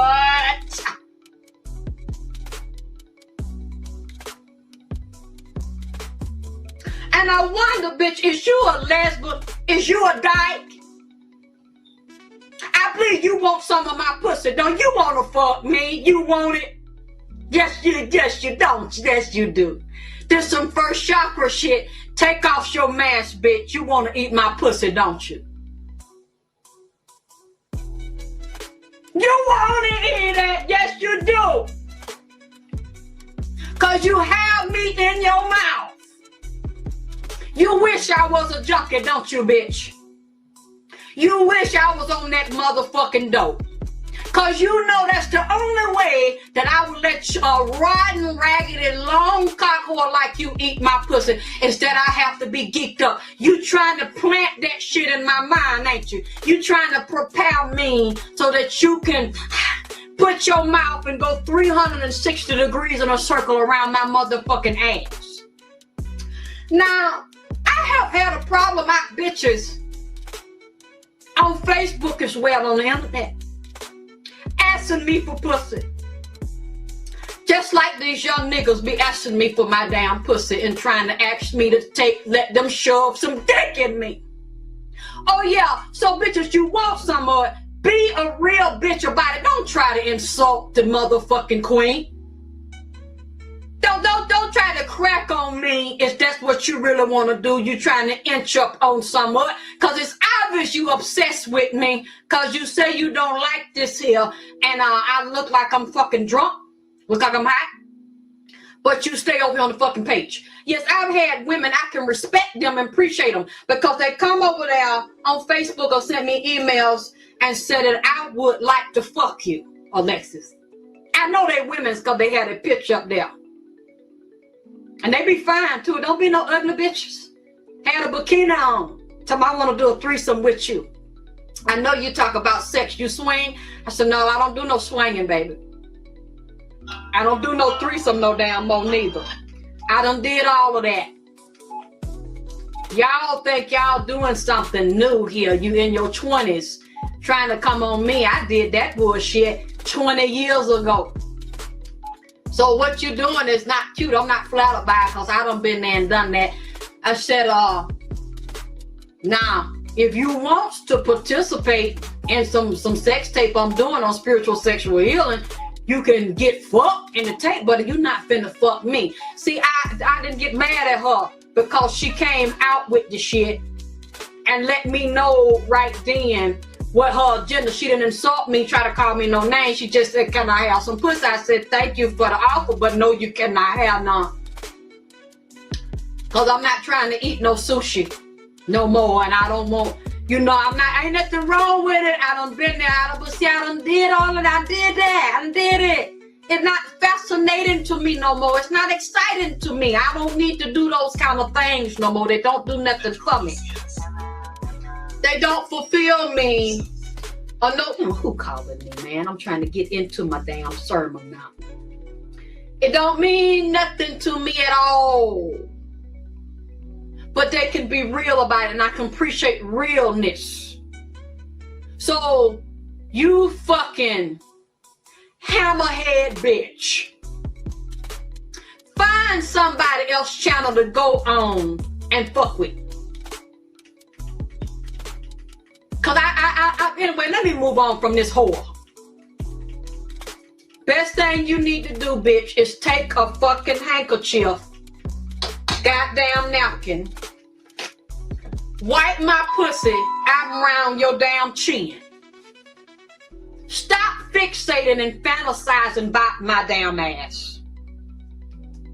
Go on about your damn business and find somebody to damn play with him, because I don't have time for this damn shit. Back to these mask-wearing, goddamn long-ranging, tongue-toe, fake-ass, educated-ass bitch.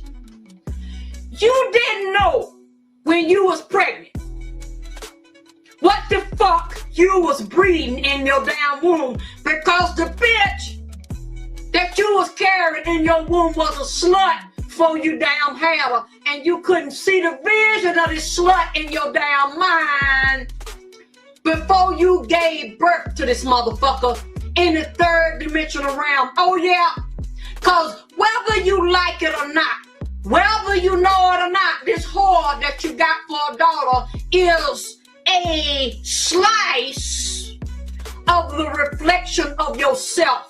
She came out of your own goddamn mind.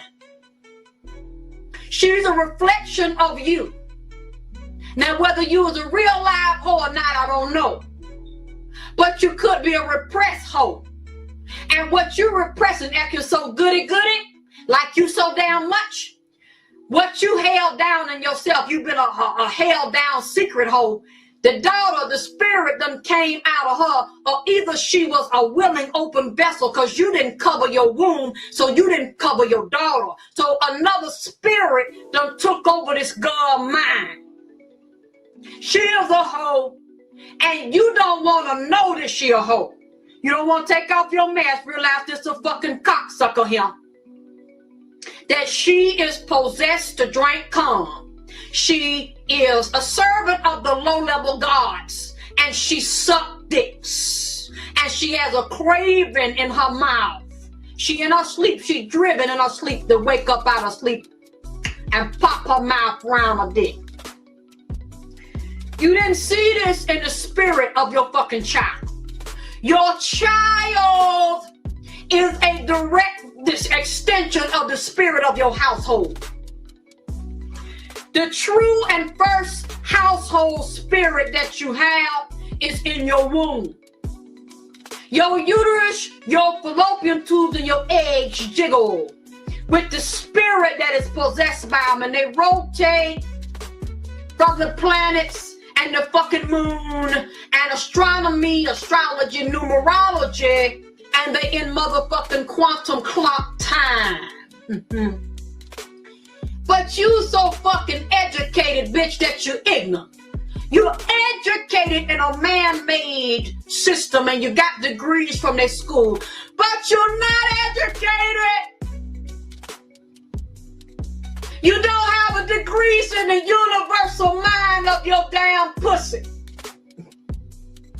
You have no sense of self. You're so disconnected and detached from your own motherfucking pussy wall mind. And you're so detached from your soul knowledge and your own Akashic records that will tell you the history of the infinite DNA soul mind that's locked into your goddamn Kundalini cell. That you have no connection to the God self within you and the female goddess creative principle. That's the God and the goddess. So you don't know the history of the slut that slid her goddamn reptile ass out of your fucking mind. Cause your ass got a mind. Your uterus got a mind. Cause it's locked to your damn soul. And you was a fool, a dumb bitch, with an education, a PhD, and all these other kind of damn associate bachelor degree. You stupid, because you are not tapped into the mind of this negative goddess that you done gave birth to, a fucking low-level sex goddess in low-level vagina power that has made herself a servant to the low-level dick gods where she's doing sex rituals and dick-sucking magic. Dick-sucking rituals with niggas in your damn house. You can't figure it out that this here, these sperm flying, pussy juice flying rituals, all kind of demonic and Luciferian sex spirit is flying around in your goddamn house, and you cannot detect this in the spirit of your womb because you tapped out. You ain't got no connection to your own damn spirit. But most of y'all bitches around here calling on Jesus, quote scripture and read your damn Bible and depending on and worshiping a damn pastor and a preacher, building him up on a pedestal when the womb of your damn vagina mind is goddamn dead and you separated from the womb of your fucking vagina mind and you don't know who the fuck you are because you can't recognize your daughter as a fucking whore. She's a goddamn whore of Babylon. She 15, 16 years old and got a rotten goddamn soul. Cause all these negative motherfucking niggas done took they dick that's connected to the low-level God mind of their soul and done tapped out this bitch pussy and bust her fucking bottom out of a goddamn wall. And it's going on right in the walls of your goddamn house and you don't even fucking have no damn sense of connection or recollection. So when you come in your house, your spirit is not signaling to you that something is out of order. You don't know that your daughter is out of order. And you don't know that the womb of your house is out of order because you out of order with your goddamn self. And you lost and out of order from your own damn womb. You disconnected from your own fucking spirit. You flipped inside the fuck out. So instead of going within yourself, getting knowledge and getting your fucking degree in vaginal power, you're going outside of your goddamn self. You're getting your degree in worldly things. You know,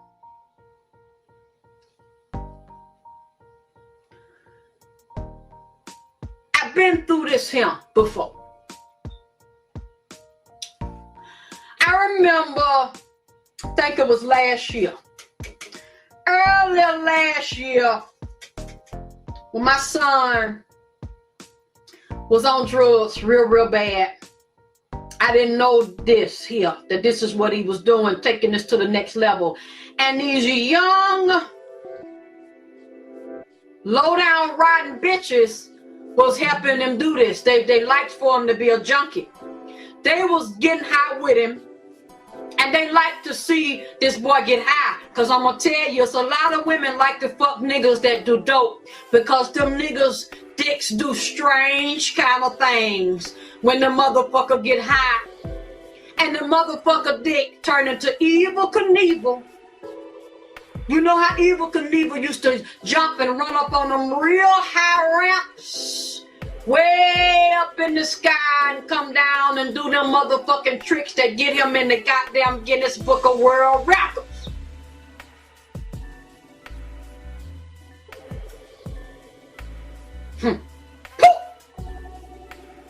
I ain't never had it and I don't think I damn want it. Cause these men get on that shit and they dick get revved up.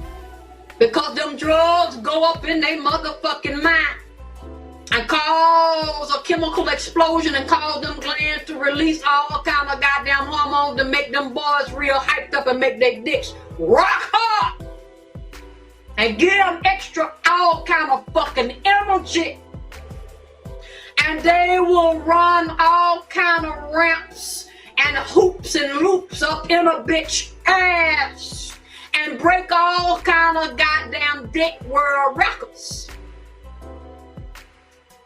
I was downstairs on the computer, spend most of my time, y'all know that, because I like to talk to my fans and comment on my videos and shit.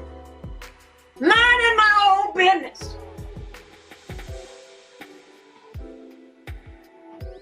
And Wasn't nobody in the house but me and my son. My son was up in his room listening to Gucci Mane and some other shit. So, you know, I'm thinking we in the house alone. Cause my pussy is the only one that got vagina power up in this bitch. Don't no other bitch pussy take precedence over my pussy and supersede my womb in my own goddamn house. My house is my goddamn kingdom and my queendom and my domain. I run this. Ain't no bitch finna come in here and run shit in my house. That's why y'all women that's got sons need to watch the kind of girlfriends that he picked to bring around you and introduce you to the motherfuckers. Cause some mama tried to come in and compete with the mama and challenge the damn mama for vagina power and want to reign over the son and take authority over the son. Now, I'm not saying that you keep your son up on you because they need to fuck. They need to fuck now. Somebody, you ain't finna fuck them. Somebody got to give him some pussy. I'm not saying that. Or if it's a woman you don't like, he can go on out my house with her. Cause if I don't like her, I'm gonna tell him. I don't like the bitch, I don't bring her around me, nigga. And if you say you got to have her, and I tell you no, and you gonna have her anyway, you better do it outside of my damn eyesight. Cause me and her, especially if I see she wanna compete with me to get me out the way, so they'll come in my house and dominate, we is gonna fight. So you best take the fucking horse somewhere else and fuck her. Don't bring her around me no damn more. I don't like the bitch. I don't like her.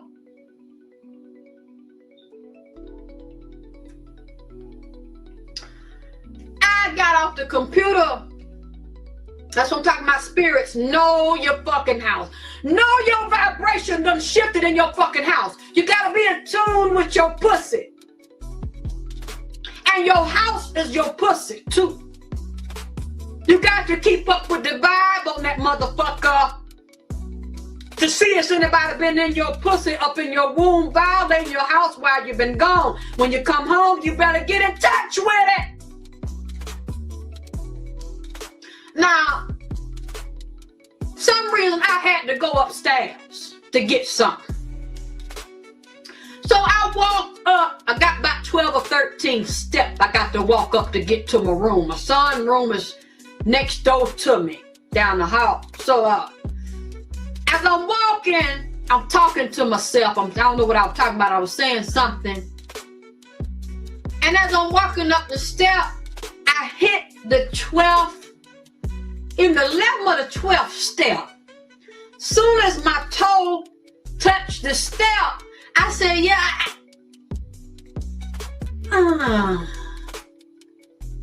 so somebody is in my house. There's a spirit in my house that I don't recognize, and it feels like a bitch. And so a bitch is in my damn house that I don't know. So the strange spirit in my house, and I know it's not a nigga, it's a pussy in my house.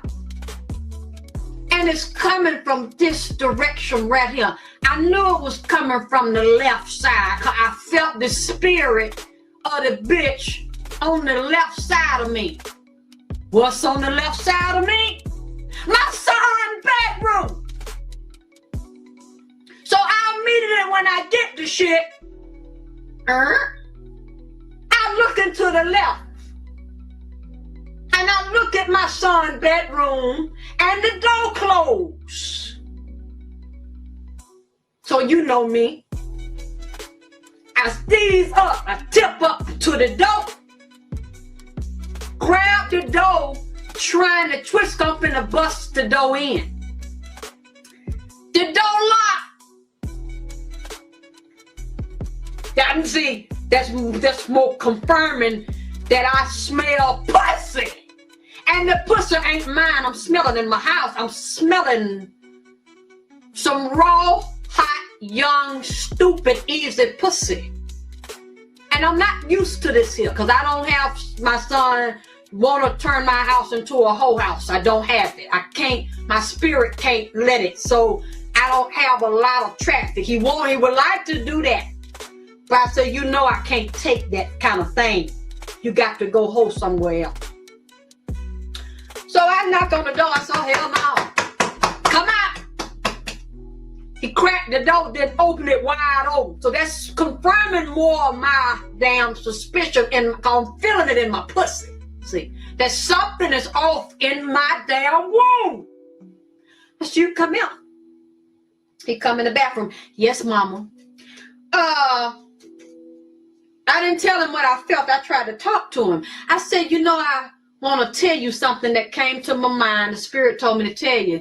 And I'm looking at him in his eyes. So I'm standing toe to toe with him, trying to see what I see in his eyes. Because I don't want to, I'm trying to see if you're going to tell me. And I think that you think you're smarter than me. And you don't know that I know that you got a cocksucker in your room. So he said, yeah, mama, And I can look in his eyes and tell, and I looked down and I could feel his nuts was jumping. They was busy. His nuts was real excited. They were moving real fast like this, like they was trying to hurry up and rush him out of my face. I felt his nuts trying to rush him back into the damn bedroom. And he said, okay, mama, thank you. And then he tried to move. So when he moved out the bathroom, I move with him, see. I won't let him get out my sight. So as he moved to the right, I moved to the right. He moved to the left, I moved to the left. And I'm studying his damn eyes. And I'm studying the energy I'm feeling from his nuts. His nuts was real anxious. I can tell that his nuts was frustrated. But you know my son always try to be respectful of me. So he ain't gonna, cuss me or nothing. He trying to be trying to bear me, but I can tell his nuts was breathing fast. His heart was racing. He trying to get back in that room. So I said, okay, you can go now. He went back in there, closed the door. It was bothering me, I kept feeling it. So I went to the door. He opened it. And when he opened, he didn't open it all the way, he cracked it. Bingo! I looked at the bottom of his bed. A big old red bitch. Big fat yellow bitch. Sitting on the edge of his bed. Look, as soon as he cracked the door, I looked in her damn eye. And I was shocked. I said, I knowed it. That's what you're trying to hide. Your nuts was trying to run you back in there in that room. And it bothered me because I looked at her. She was light-skinned. Had a real pretty face. Long hair. And when she opened her mouth, she just grinned.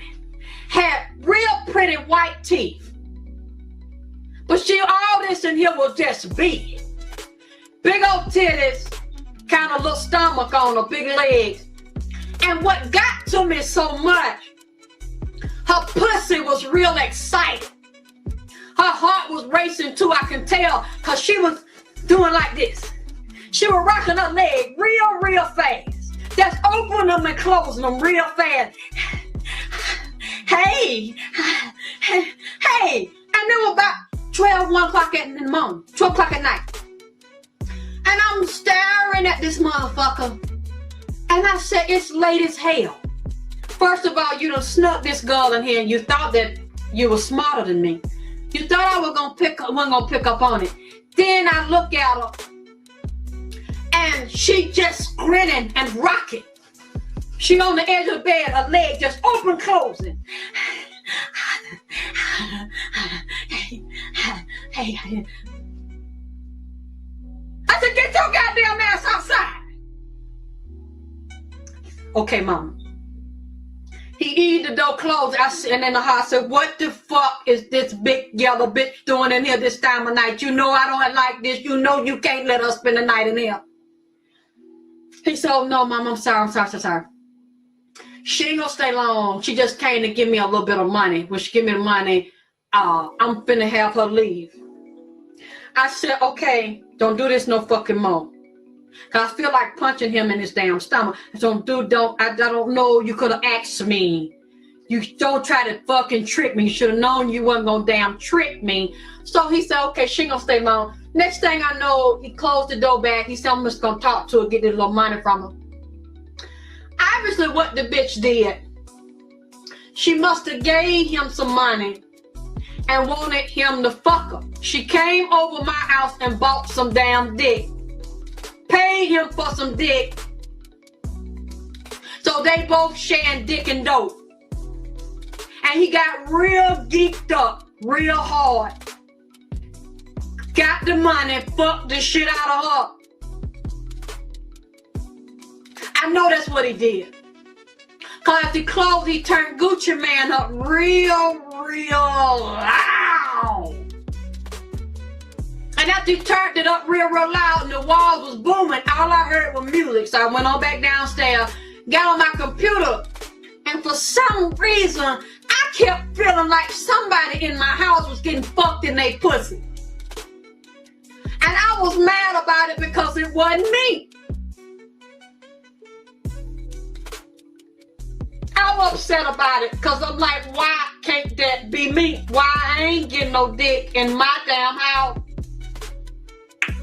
And some other bitch in my damn house, in vagina power, in my house, getting fucked and getting her walls beat all out. And I believe it's this big fat yellow bitch upstairs. And I don't like it. So my spirit led my damn ass back up the damn 13 step. So I go up there and out the door. As soon as he opened the door, I got mad as a motherfucker. And I wanted to fight because a hot wind of pussy hit my two noses.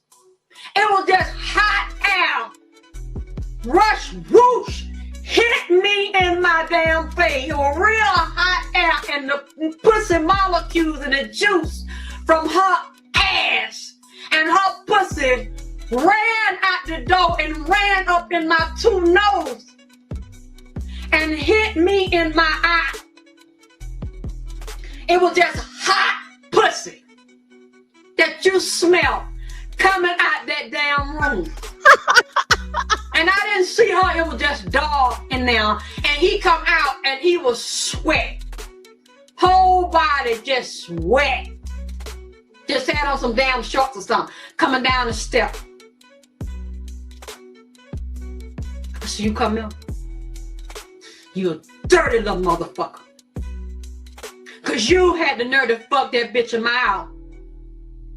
And it smelled like pussy. This bitch pussy stank. I can't stand this big red bitch. I don't want you to ever bring this bitch in my house no more. I can't stand this big red motherfucker. I said, you tell this motherfucker. And she see me on the street, she better turn her goddamn head. She need to be shaming her damn self. And you need to be shaming your damn self. The brain think you gonna sneak this whore in my damn house. Fuck her, and she need to be shamed. Cause she know that your mama is here. And she gonna want some dick from you so damn bad that you gonna turn Gucci Man up.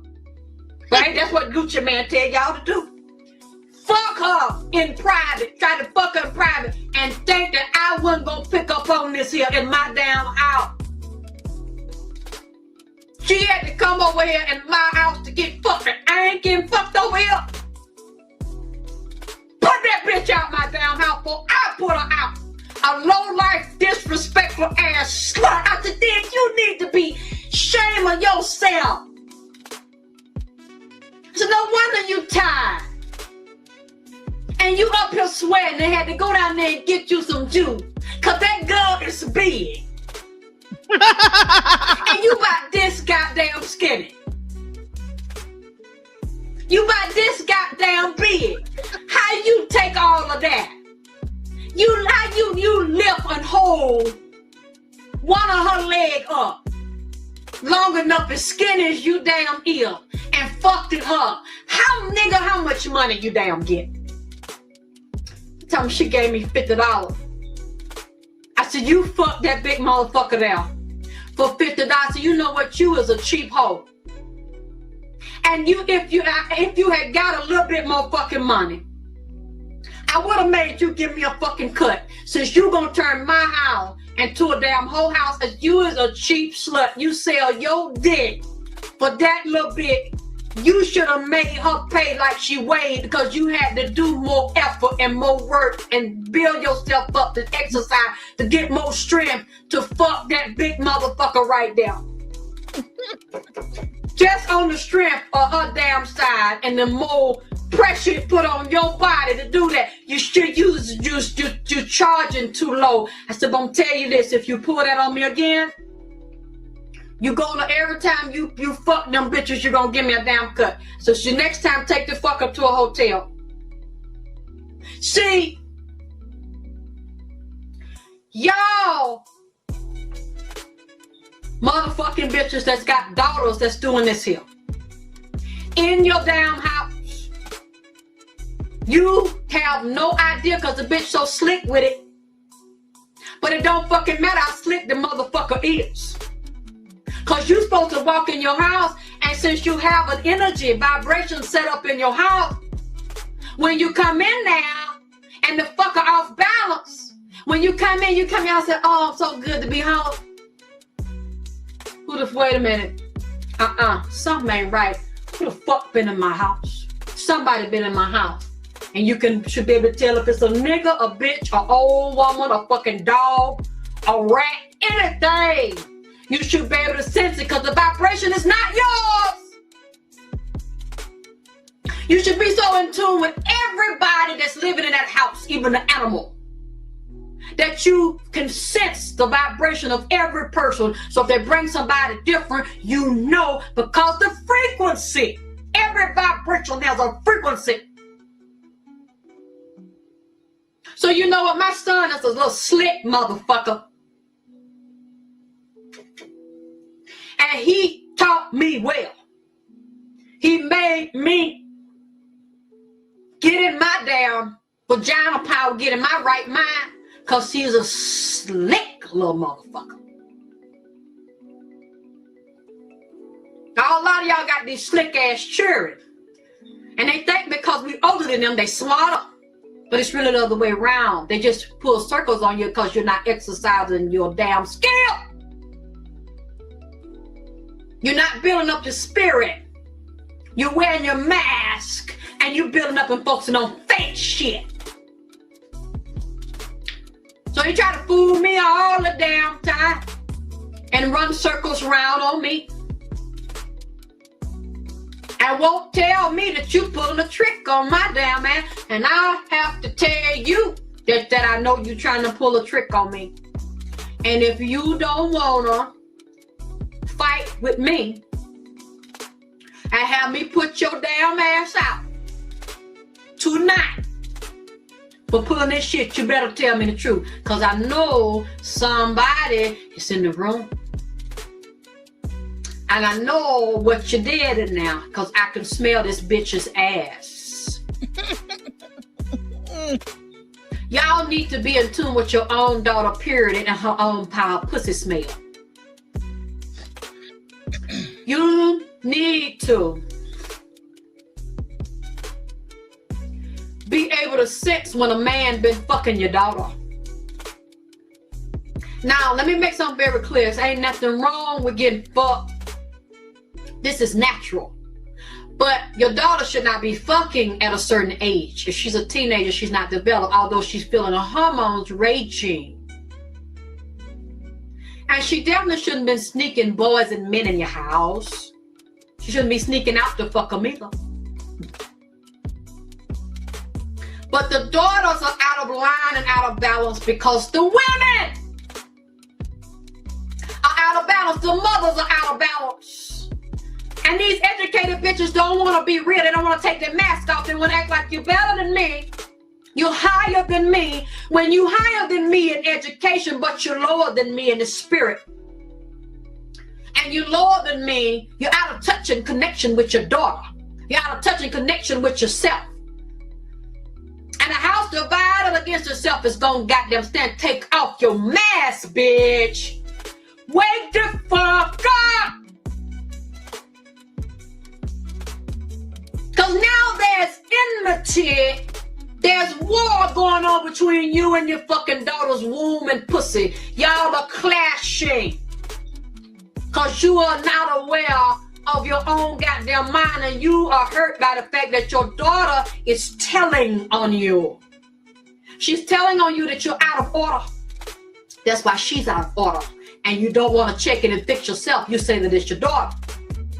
You know, there was times when I would go pick my son up from juvenile or bail him out of jail. I would see other black women down there. They have their three-piece suits on, they cell phones, their expensive shoes and purse, and they come in there in the jail like, this is a filthy place to be. This is beneath me. Oh, I'm so embarrassed. I don't want to be here. I had to take time off my corporate job to come and get my son out of jail. I don't want anybody to know. It's not beneath you. Because if it was, you wouldn't be there bailing your son out, and your son wouldn't be there. And I would look at them and just shake my head. I said, yeah, I know ain't nobody gonna never know you was down here. Because you so damn much. And I remember I had to go to drug court with my son. And we would have to go every week. And we have to sit in there with all these other women, talk about their son's addiction. And it was this light-skinned bitch. I don't know what it is, but some of these light-skinned bitches have a problem. She just, the way she carried herself, I couldn't stand this yellow hoe. She's an older woman, supposed to be so sophisticated and sedity. And she talked, oh, and me, and I'm this, and I'm that, and I graduated from this and that, and my son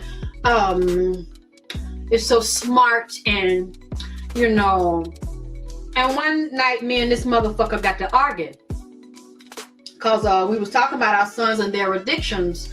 And I said something to the fact that our sons have to decide that they're going to kick the addictions. No matter how much we support them, we can't do it for them. She's like, oh, my son is going to get over. He's going to stop doing the drugs.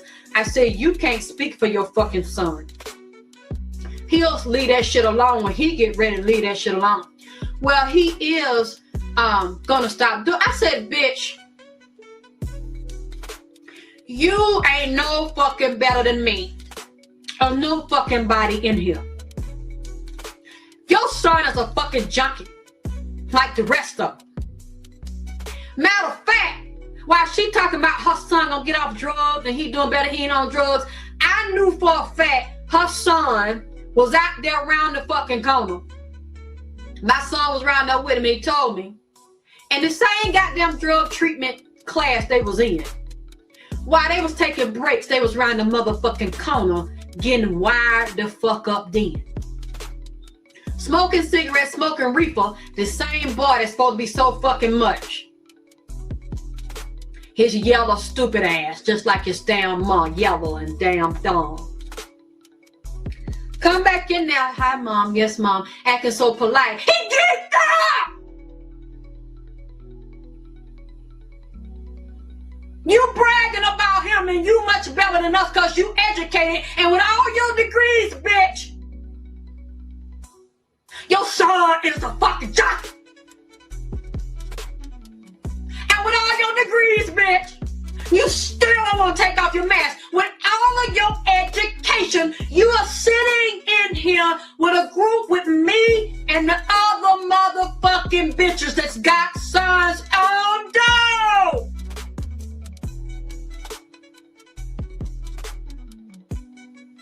But you better than us.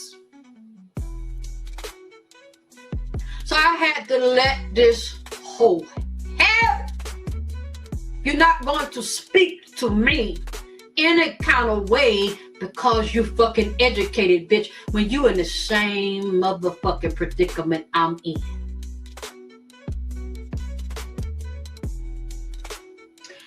Of course, after that, Ho didn't speak to me no damn more.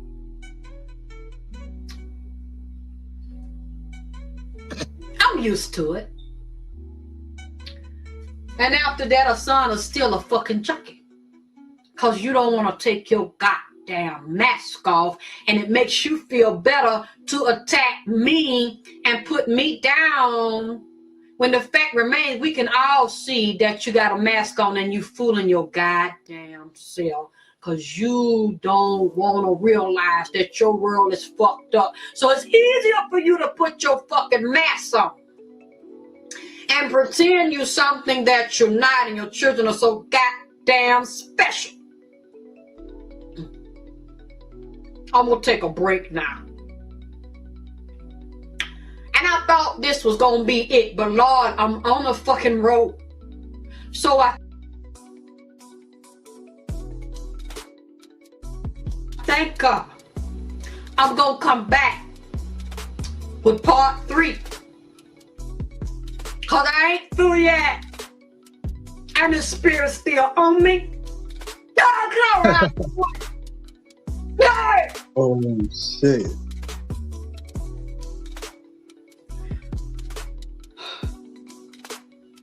Because we got some more lessons here to talk about.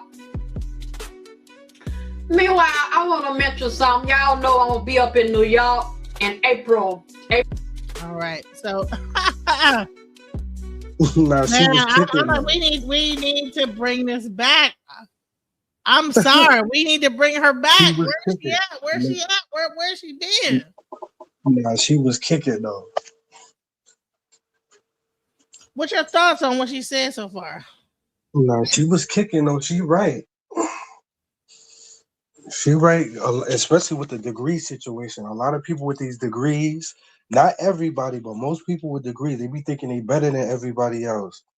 Talking down on people, and that be their karma.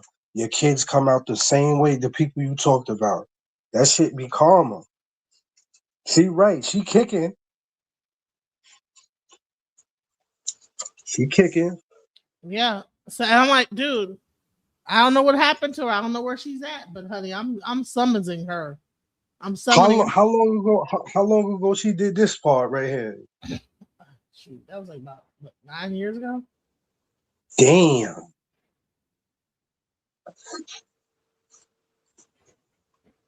Nine years ago. Yep.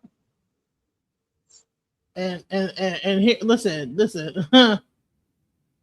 These were some of the best ones she did. I was like, man, where'd she go? I don't know what happened to her. Right. You know what I'm saying? Like she was kicking the real, but people don't want to hear the real shit. Let's go.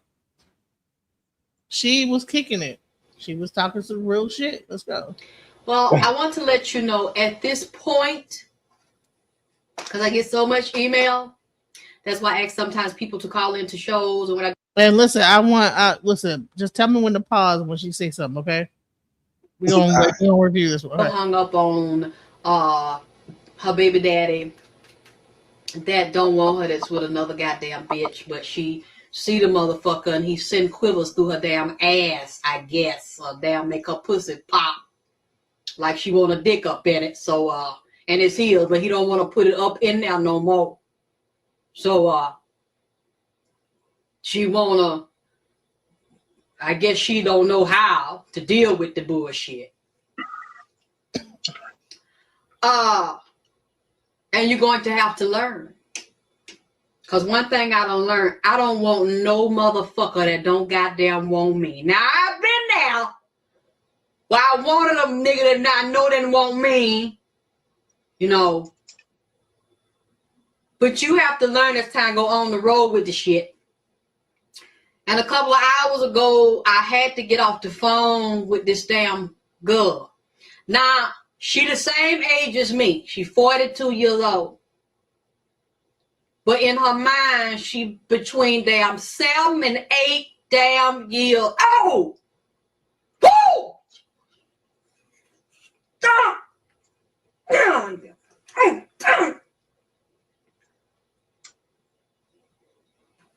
This fucker round down pre-K.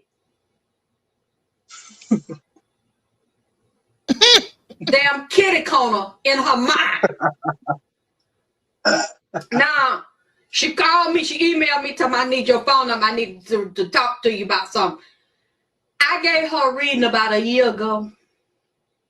She was instructed what she was supposed to do, and she was supposed to get in touch with her ancestors. This bitch, excuse me. Me call bitch. This young lady didn't listen. She did not get in touch with them and do her prayer and purify herself like she was supposed to. And she's dealing with some mama-daughter drama where she's supposed to get away from her damn dirty-ass, ragged-ass mom. But she wouldn't damn move out the house, and the mama's giving her a damn fit. I know about the shit. And once I got put out, I didn't take my motherfucking ass back. Because I am not going to let nobody abuse me that I know don't fucking want my damn ass mama, sister, brother, whoever the fuck it is. I'm not going to put myself in that position. So she's still talking about she hung up on this damn. By the way, she is a Sagittarius. And that's why it's a Sagittarius moon. I'm paying the Sagittarius. Let's go. Damn man, her ex-husband. That she can't get over. Or she can't get over the pain of what he took her through. Telling me she still ain't got herself right in her mind.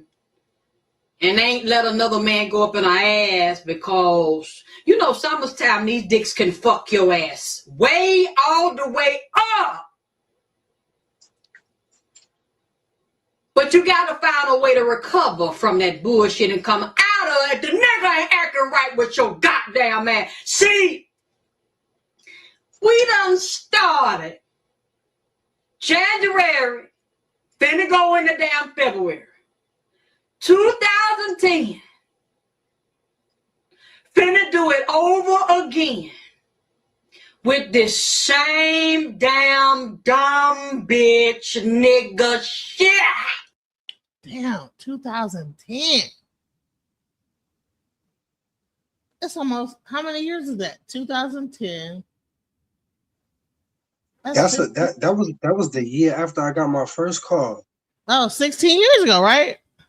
Word, 2009. I got my first car. I was 21. Right. So, yeah. Damn. So this was going on. Listen, people was talking. This was going on back then. Oh yeah, the nigga shit. Oh yeah, you know that's everlasting. Now you want me to give my opinion about it? Shouts out to Sagittarius moon. Yeah.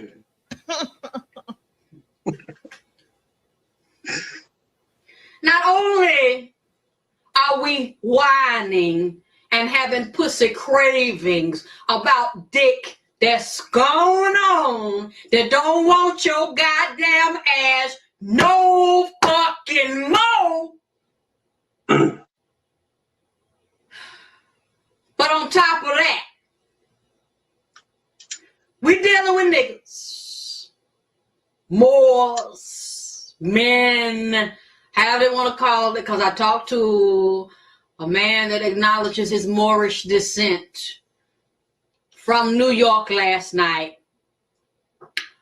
And he got on me and said that I have a nasty, disrespectful ass mouth. I mean, y'all must not motherfucking watch my damn show. Watch my show before you decide to have a phone conversation with me. Watch the motherfucker, okay? Because some people, oh, I didn't know that you talk like that. Oh, you so disrespectful. Your mouth is so damn vulgar that you don't look like your mouth. You such a pretty woman, but your mouth don't match your looks. You're so vulgar and got a trash mouth. Thank you very much. I like it. Yeah. Y'all, bitch, y'all don't hurt my feelings. Why don't you come up with some other shit to say to me to hurt my damn feelings? Because calling me a nasty trash mouth or a yellow bitch,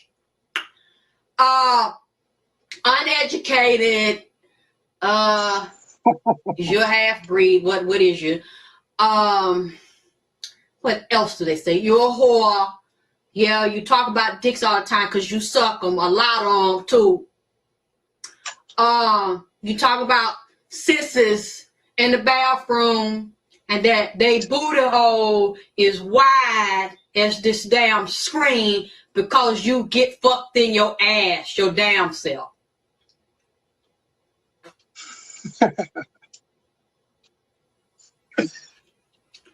Now, I ain't took it in the butt yet.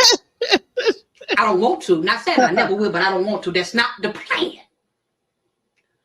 I think I maybe fuck with people. I don't know. Maybe they take me the wrong way, so I guess they decide they want to fuck with me back and say shit that they think will bother me.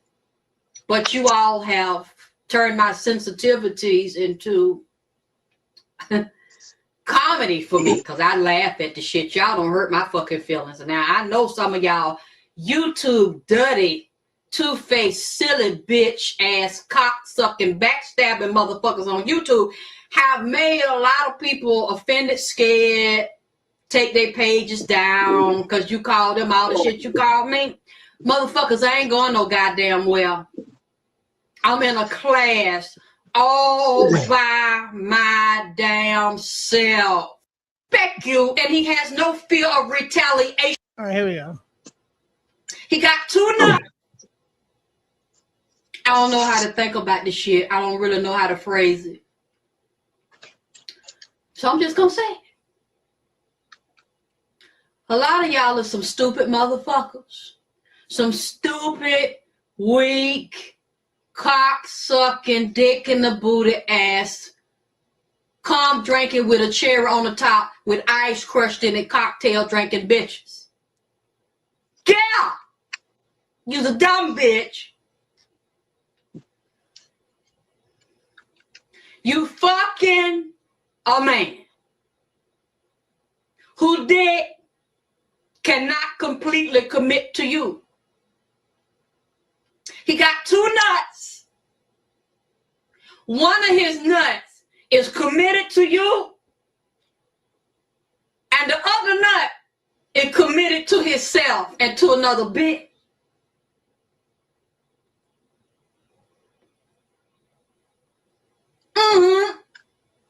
His dick is the puppet master. He got one string tied on his nut that tied on your left wrist for his left nut, and another string tied on his right nut, and that string tied to your right wrist. And when he lift his nut on the left and the right, your hand on the left and right dance like a goddamn puppet. And you will ride or die for the nigga. Anything he say, you believe. And when he fuck around on you,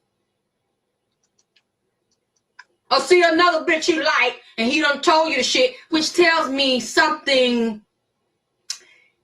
He don't respect you, and he has no fear of retaliation from your pussy or your fucking tonsils. You gonna still open your ass wide and high, open your mouth and stick your tongue out deep and long for him to stick a dick all in it like he trying to damn E.T. phoning home in your damn mouth. Dumbass bitch. Then you want to blame other bitches for fucking him, and you want to get mad at another bitch pussy for fucking him. But then that other left nut that ain't committed to you, like the right nut is, told him to go fuck that hoe. And you don't want to accept that he not committed to your damn ass. He committed to himself, and he partially committed to you, and the fucker is lost. You done found him, and you gonna try to make him be your true damn lifelong love. And he can't be completely committed to you and totally committed to you because he cannot find his goddamn self. So he's searching for his motherfucking self, trying to pick up the pieces in his goddamn mind. Because you didn't explode his mind with calm. He didn't stick his dick in your pussy and explode his goddamn mind to the point that he could not look nowhere else and try to find a goddess, a queen, an empress. He didn't have to look for offset nowhere else, because when he fucked you, you did something to him that was so damn magnificent, so great, and so fucking profound that it blew his goddamn mind wide open to where he could see God. That's what a motherfucker is looking for, bitch. See, he looking for a ride or die bitch, not one that'll just do anything he said, take care of him, give him motherfucking money and shit. Yes, sir, no, sir. Dance to his damn nuts when he sad. But he looking for God in the goddess realm of a woman pussy.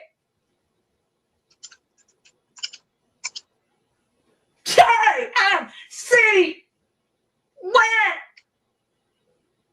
y'all bitches don't know, it's that.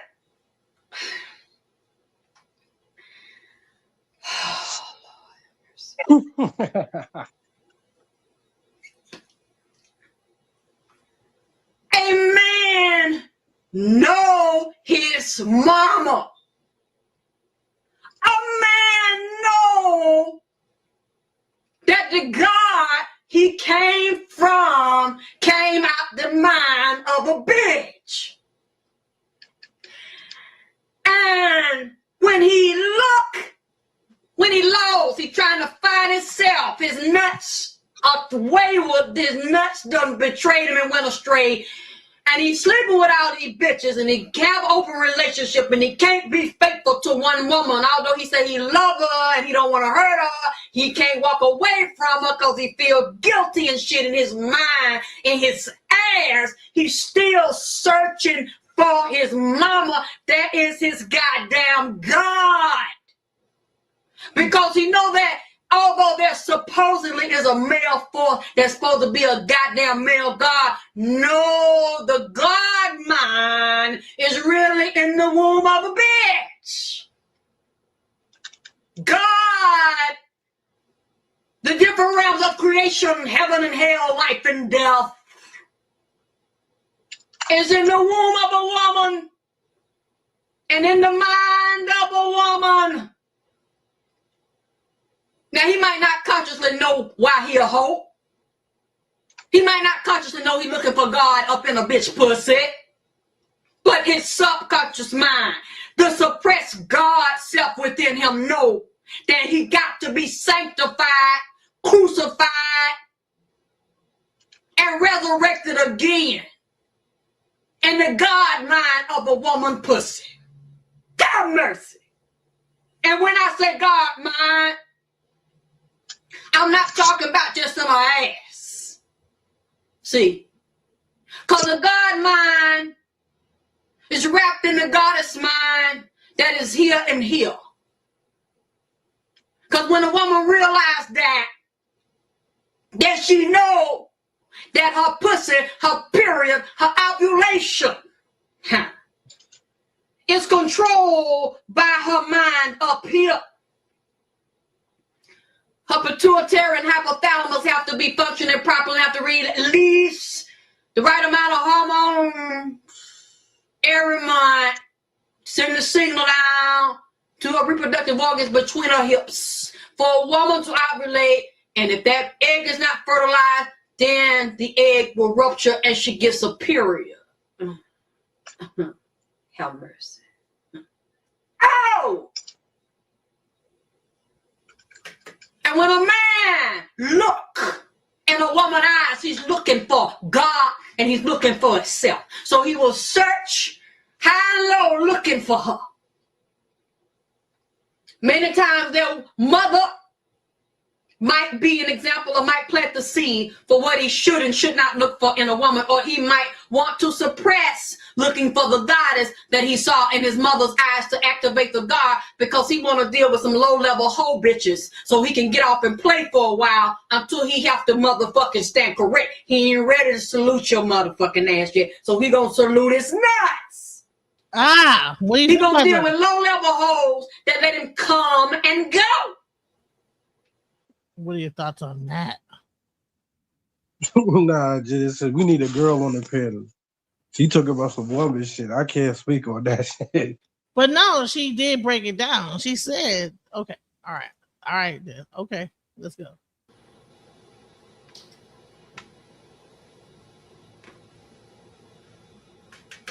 And many of these men, you all are not thinking about this. Many of these men hate their mama, mad at their mama. Yeah, see, that's why I can't comment.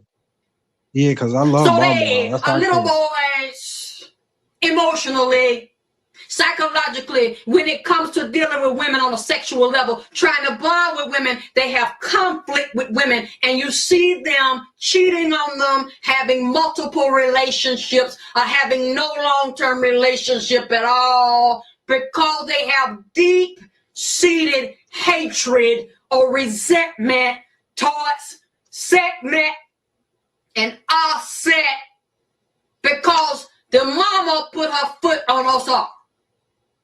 Yeah, the mama kicked Osar ass. The mama smothered Osar. The mother offset denied the masculine principle in her son, this Osar. And she either manipulated him, humiliated him, degraded him, suppressed his natural inclination to be a male, to be a man, to be a provider, to be responsible, to raise up the masculine energy in him. And she did not honor Osar and her son while still balancing the feminine in him. And giving him permission to grow was always what she wanted, how she wanted him to be, what she wanted him to do. And a lot of men will hold this, yes, mom, no, mom, okay, mama. And inside, they want to explode on her ass, but that is the God. That is inside of the goddess that gave the son life, that is also supposed to be Osar.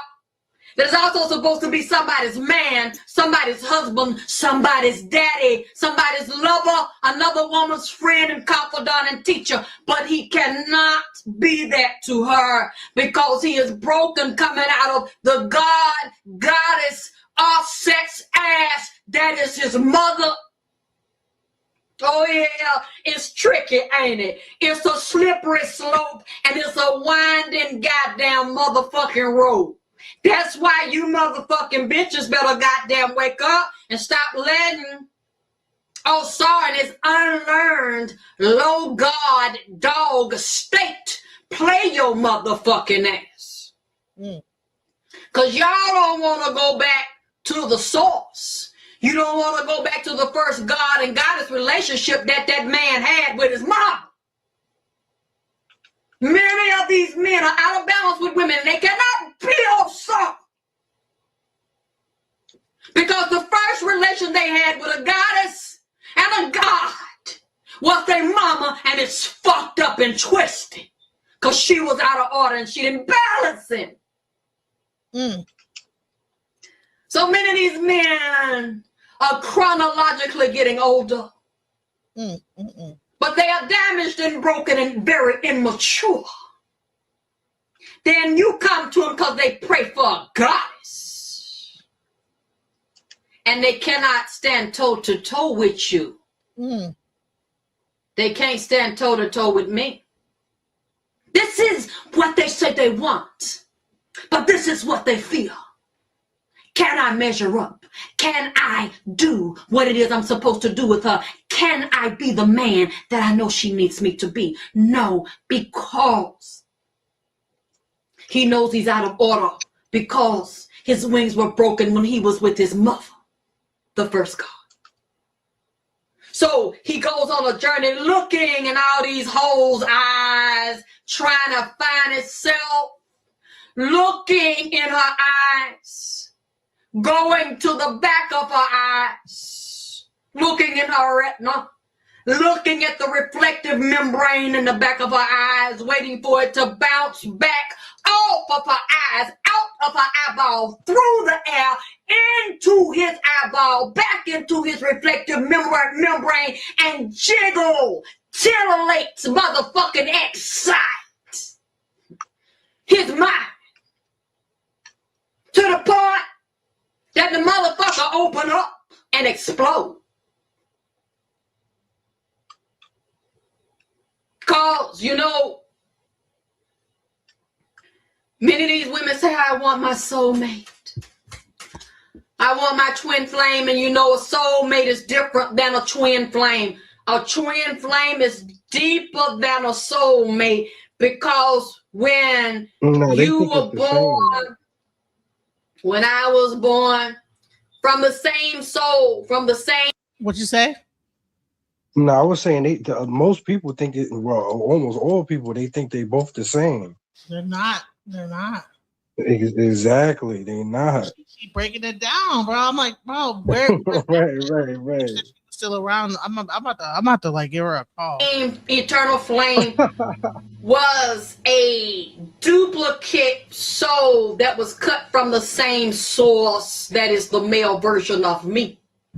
So I am all set and I have Osar. I am his mirror and he is mine. When you meet them, you will know. It's like looking at your twin. We have many soulmates, but we have only one twin flame. Those are not a dime a dozen and they're very rare. I'll do a show on that once. Talk about it. Subconsciously, a man knows that he has a mirror. And when he finds the mirror, many times men get disappointed, first of all, because of the mother God issue. And they're trying to resurrect it in the womb of another woman, especially if the woman, his mother, doesn't balance and he's walking around painful, broken, wounded, and having secret resentment towards his mother that many of us don't even know about. And we see him exercise it over another woman. When a man is not ready for his twin flame and his soulmate, the strong woman is just as strong as him and that raises him up, shifts his vibration, and then reflects from her cornea and her retina and have it go into the back of her mind, back of her eye, into her brain, reflect back off of it into his eye, his cornea, his retina, and his brain, who she is, to wake him up to who he is so that he becomes us. So he becomes at the highest level of himself. Until he's ready for that, you'll know when he's not, or when he's scared of it, or when he cannot get over his resentment and anger and hatred towards women. He will pick a weak ass bitch. Yeah, I agree with that. One that's insecure. One that he can dig down, dominate, turn out, and play on the lower aspects of himself. So see, they both like two children fighting each other. See. Because she's broken and she has her weaknesses. He's broken and he has his weaknesses. So they feed on each other's negativity. They are bonded together in dysfunction. Because his mind fucked up towards women. She desperate, needy, and hungry for a man. And she knows that he can't give her faithfulness because she's not his twin flame. She's not his true soulmate, and she can't control his ass. She can't control his nuts because she cannot control the nigga mind. So she already knows she ain't got him. So instead of focusing on changing him and helping him grow, because she knows she don't have it in her eye, and in her eye, and in her goddamn mind, in her pineal, and her pituitary, and her hypothalamus, and her uterus, and her ovaries, and her fallopian tube, she don't have it. Because if she did, her loins would match his, and the unresolved conflict and resentment he has towards his mother, she would help him to break down the barriers, and the heart chakra would open, and he would begin to shift, and his vibration would begin to raise, and he would begin to heal, because she is awesome. And she is the God that he's looking for. So since he climbed out of his mother's ass, whether she slid him out through her heavenly gates, her pelvis opened, and he came through the ecstasy in the vaginal canal, or whether he was cut out through C-section. He came out of her ass, and the mama put him in dysfunction, and now he's trying to go up in another woman's ass. He's going through her pelvis, in through her heavenly gates, into her vaginal ecstasy birth wall that holds eternal knowledge. And he is trying to balance us out, because he wants the goddess that's in her pussy and in her vibratory realm to tune him up, electrify, transform him, kill his damn ass, resurrect his ass at the same goddamn time. To be resurrected, you must die. To be reborn, you have to be killed. You have to leave the consciousness that you know. Your vibration has to shift, and you must consent to it. Sometimes it happens when you consciously refuse it, but subconsciously consent to the shit. So when you can tell, ladies, and when a man is in that place, I won't touch him. Because I see that he's struggling with himself. He's in a lot of pain, and he's trying to please. When a man is in between two women, and he done told each woman about the other one. One wanted to leave the other one alone because they want him for himself, for themselves. They want to marry him and have children, have a life with him. He don't want to hurt nobody, so he say. But you're hurting people anyway, because you done told both the bitches about your dilemma, and you're stuck in between two bitches. Or you really want both of them, but you know both the bitches ain't gonna go for the shit.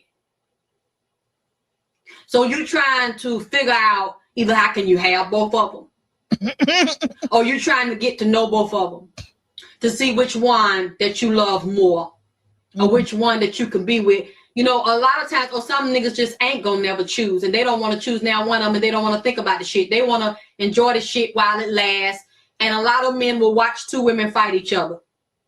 They'll watch women compete and be jealous of each other, one talking about him to the other talking about him about the other, and they're going back and forth, and he's in the middle of this. And many times his ego, when he's in the lowest level of Osar, when he's in the lowest level of his God self, and he's immature, and he's childish, and he's being selfish, and he's self-centered and dealing with his ego, and he hasn't grown up, and he's not ready to face his issues, or he has a fear of leaving one alone because she might do things for him. He think he can't depend on himself, he need to depend on her. You will see him sit back and watch two bitches fight. You will see him tell one thing, tell another thing, or he'll tell both of them that he love them. Because he's confused, he's caught up, he's afraid he's gonna make a mistake. So he stands still because he's petrified, still in a little boy state, and still has issues with women and his mother. Now, this is really what I'm feeling here. This is really what I'm seeing. When a man has issues with women, he has an issue with his mother. There's something about the dynamic in the relationship with the mother. There's some kind of secret resentment and conflict that he's had with the mother that he's not telling you about, because most men are not going to talk about their mama to you. She would have to be a real rotten bitch that he decided he don't want nothing to do with, for him to really, or have to really trust you and know that it's okay to let his guard down, to tell you if the mother was foul and suppressed his manhood.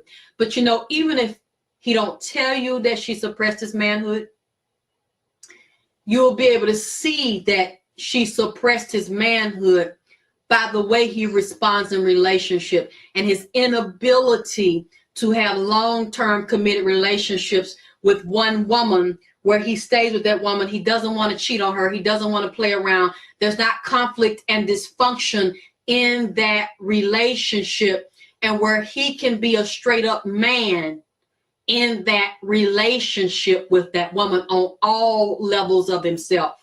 If there's constant conflict that a man has in relationships with women, he picks one, because it doesn't mean that he's doing something wrong per se, but he's not right with himself. If he picks women that takes him through drama, when he decides he's going to commit to the woman, then the woman shift on him and he's like, I didn't know it was going to be like this. I didn't know you were this kind of person. That shows you he has conflict with his mother. And he has dysfunction in his view and his emotions towards women. Because remember, he picked her. The God in his womb picked something about the goddess in her that he thought would balance or right him or elevate him. And it didn't. So if a man doesn't tell you with his mouth, he's still telling you with his energy, with his actions, if he has failed or if the mother christened him as a god when she was pregnant and after she gave birth, or did she set him up to fucking stumble? Another thing that you need to look at. I'll tell you what kind of man I'm dealing with when I see what kind of bitch he fucking.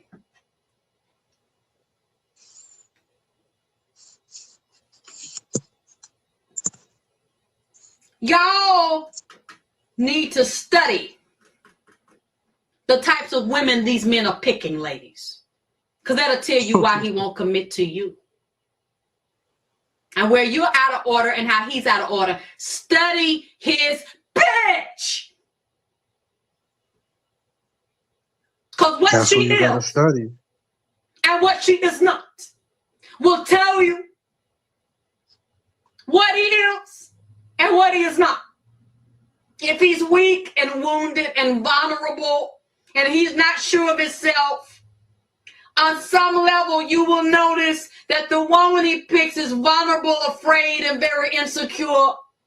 And she feel like she got to watch him because she knows that she could not control his ass, because she could not control his mind. He is not integrated at 360 degrees on a mind, body, spirit level. He does not belong to her. Yo, she like a conscious Debbie Allen, right? She know he don't belong to her. I'm not sure who Debbie Allen is, but man, she breaking down. Like if you listen to her, it's like it take a second to get it. You know, if you really listen and close, you're like, damn, she broke that shit down. Like I ain't gonna lie. I mean, she's. I mean, I'm not sure for you, but to me, I'm like, oh, wow, okay. Nah, she kicking. She kicking. The mother wound. Let's go. Because he's broken. And she can't fix it. She broken. And he can't fix her because he's broken. So they are living together in a very dysfunctional, co-creative relationship full of insecurity, self-doubt, self-hatred, fear, shame, pain, and lies. Show me your woman, and I'll show you what kind of man you are, and a man you are not.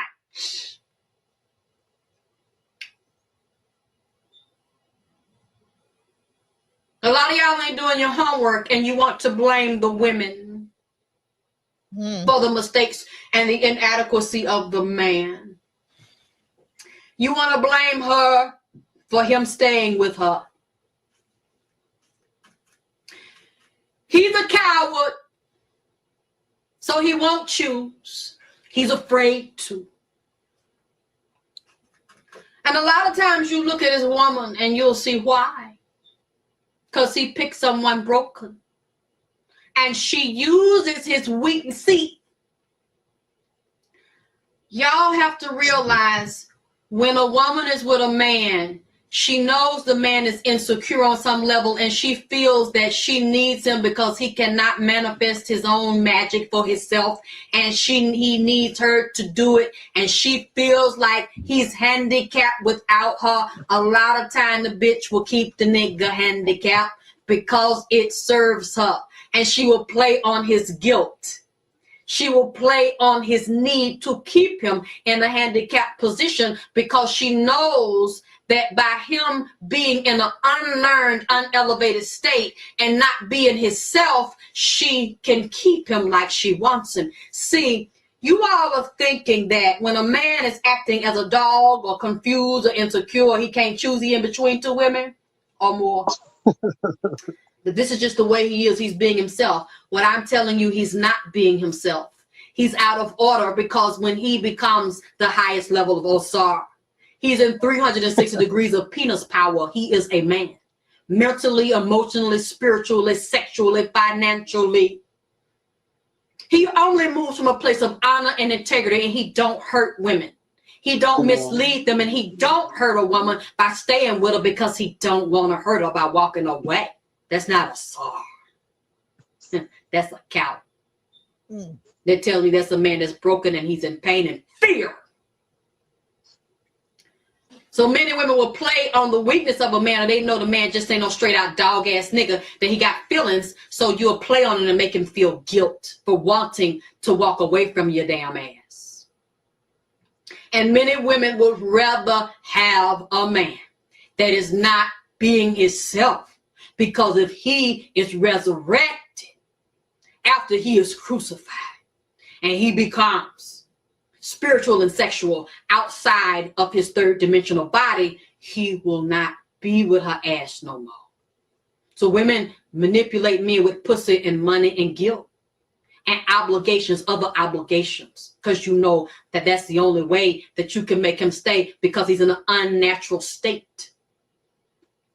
Show me a man's bitch and I'll show you him.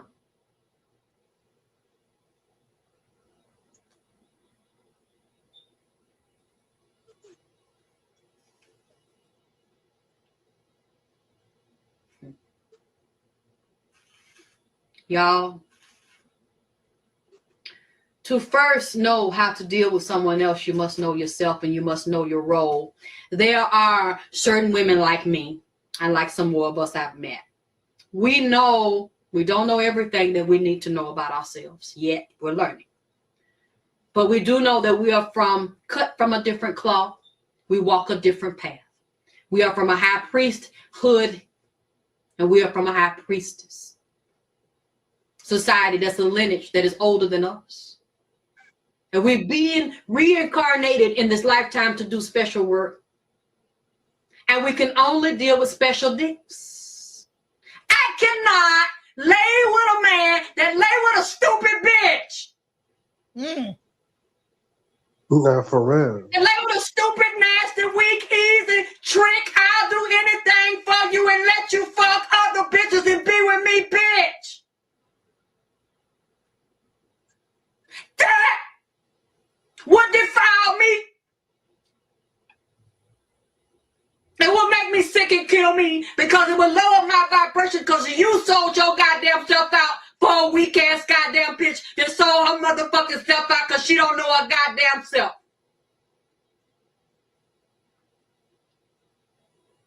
I lay down in the bed with a man like that and feel like I'm having a swingers party and I'm with a goddamn threesome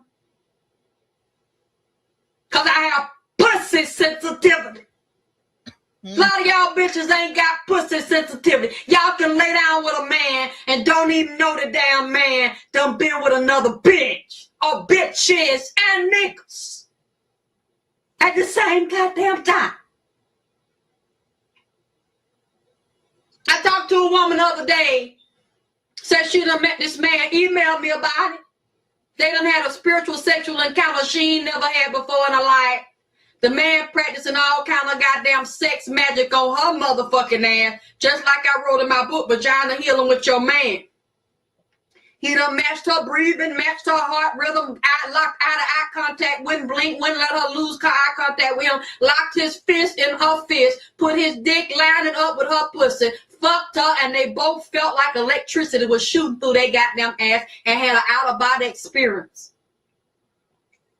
But she also told me she found out he was a swinger before he met her. They live in 2 different states, hooked up on the internet, talking to each other, been talking to each other for a while now from 2 different states. Found their way around out the different states. They done met in the same state, locked up, fucked. Now they both fucked up by each other. One thing she said, I had a dream. I seen another bitch in his bed. And I told him, now, I know you got a mess to clean up. Now, you still want to be with me. I want to be with you. I believe you, my soulmate. And he said that she heals. He said, I don't want to lose you now. But he admitted, he said, I know which one you're talking about. He said, I did do that. I'm not doing that now. She said, I'm going to give you time to get your house clean if you want to be with me. She seen it in the spirit. She felt it. Spirit took her in that man's room and she seen in his fucking bed. If I lay down with a man that's a goddamn whore laying with a stupid bitch that you do any kind of way, and her pussy juice is on your dick and it's running through your veins, and you fuck me, you are going to cause me a problem and a vibrational shift that would lower me out of my right goddamn mind. Because I'm going to feel like I'm in the bed with 4 or 5 bitches. Whoever you slept with, I'm going to feel them on you in the bed. And I can't have it. Because when a man put his dick in me, he's supposed to explode my damn mind. So that when I get up out the bed, have mercy, I'm more of a woman than I was before I laid down with you. And I'm more in my vagina power because you have led me to God. The highest God within myself. Because you have opened my glands, spent my chakras, and elevated my motherfucking mind. So I'm more, every time you slam your dick up in me, you knocking me further away from the bullshit in the 3rd dimension, and you are pushing me more towards my God self, my priesthood, see. You're not hitting me in my ass and exciting me in my damn ass and making me calm all in my pussy and all in my damn through my clit. You is fucking me up here, and you is fucking me right here, and you fucking me right here. See, some of these men come up, and they need to stop trying to talk to me. Now, I have to admit that I was flattered when the young men try to hit on me. I'm not flattered no damn more because a lot of these men trying to talk to me are comparing me to these old bitches, these cougar hoes. And you think that I'm a cougar, and I don't appreciate it. Because in my mind, the definition of a cougar is an older woman that look young, still got a nice body, and young niggas a fucker. So she go around fucking for sport or getting them money or just think it's cute. Just to fuck little boys, high school boys, boys in their 20s, boys in their 30s. And that's all they good for, is get a hot, young, strong dick with a strong back to give her a chiropractic adjustment and bust her motherfucking walls out. I'm not looking for that. Because you cannot fuck me in my pussy and make me calm in my pussy when you have not fucked me and made me explode and calm in my mind. Hello? You can't even feel me. You can't conceive me. You don't know what you're dealing with because I'm a horse and a goddamn animal of a whole nother fucking color. You're comparing me to these low-level, weak pussy bitches that's thriving and pumping for a hot, young dick, a pillow. That's all they want. Have a good-looking young man on their arm. Say they're fucking him. And he ain't got to go through the damn ABC or 1, 2, 3 of the metaphysics of my pussy mind because you don't know nothing about it. And you think you gonna judge me on these other whores that you fucking. Yeah, they might have big asses, big titties. Still can't fuck with me. You can get them a dime a dozen. You can't find me no dime a dozen. Still can't fuck with me. Big titties, big ass, whatever, like little basic shit you looking for. Still can't fuck with me. If you can't fuck with my mind and my body and everything that's going on here, yeah, get it together, bro. So that don't faze me. You can fuck that all day. But you have to be qualified and certified and sanctified to fuck me. Because we have to have a meeting of the minds. Mm-hmm. You can't meet me in the ladies' room. We can't fuck. You got to go to school. Because I don't recognize you. I don't see you like these bitches see you. They see something I do not. Because young niggas with muscles and big dicks, good looking young men, I see that every day. And I don't just meet them. You know, a lot of these young men is real nasty. They some nasty niggas. Facebook, they need to call Freak Book. Because I have never in my life been propositioned with more young dick like I have on Facebook /Freak Book. And this young man, he's about 37, 38. Attractive young man. I met him in person and I looked in his eyes. You need to look in these men's eyes, ladies, to see who and what you damn see, because you might see some shit you don't want to fuck with. Or you might see some shit that you know when they put their dick in your pussy, this shit is going to be, it's going to be a flat line. The dick might be good, but it's going to be a flat line in my mind. I'm not going to come in my mind. Going to come in my head. Like, you can't give me no head if you can't bust this with me. You can't acknowledge this here. Most of them can't see me up here. Mm-hmm. He sent me a picture of his dick. I don't know why these young men, these young boys like to send me dick pics, but he sent me a picture of his dick.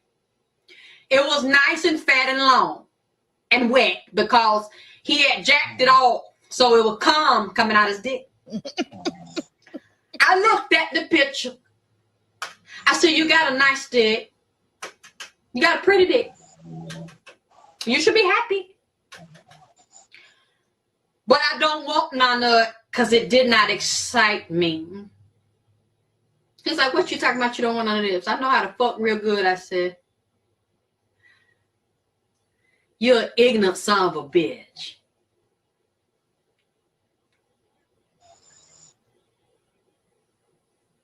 You ignorant, you retarded, and you slow. With a big, hard, hot, wet dick that's ready to go. You is slow. A big you think you gonna fuck with me like that.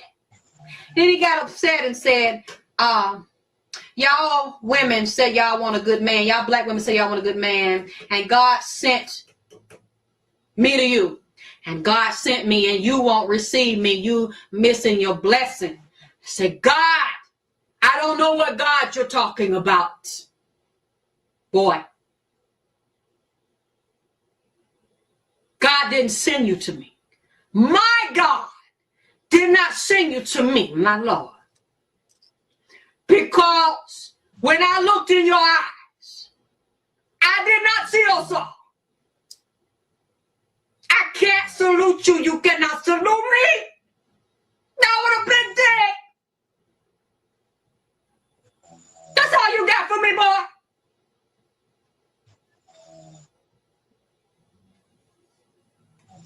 That's what you thought it would take for me.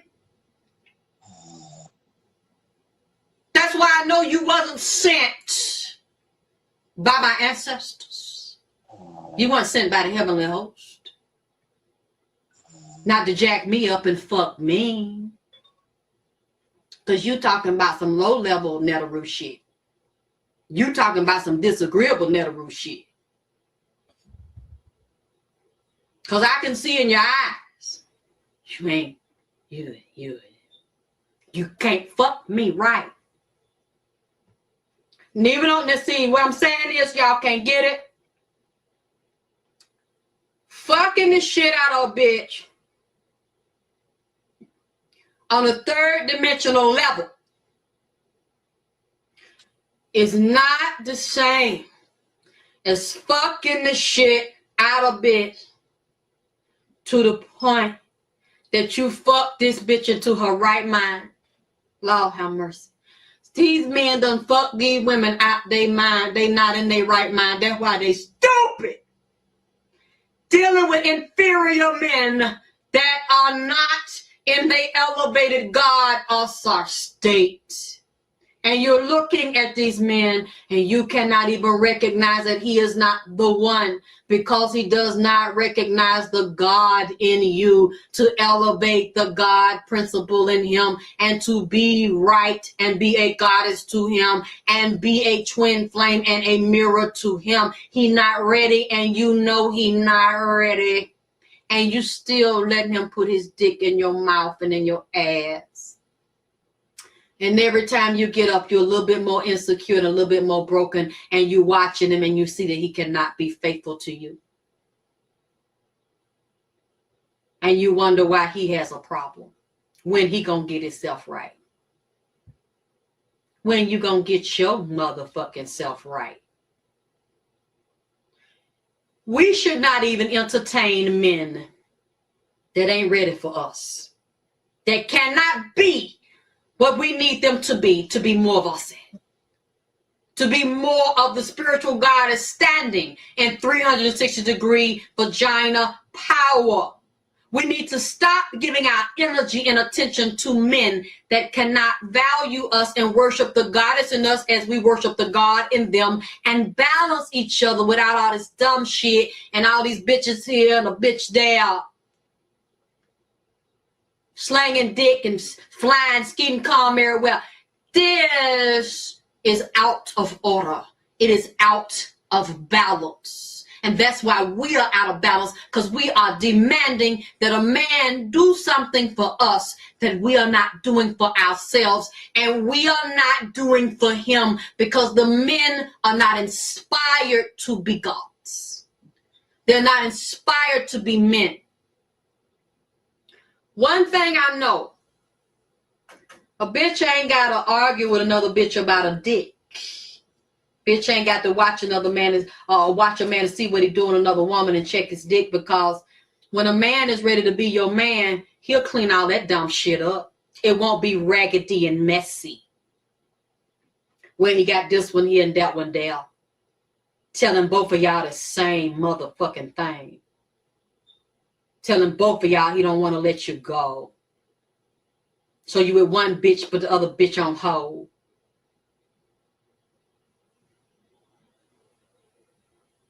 Then other bitches want to call other bitches and confront them about niggas or show up at their job or follow a bitch around and fight a bitch about a nigga. Talk about shit done went too fucking far. It ain't went far enough, bitch. Mm-hmm. It ain't went too far enough.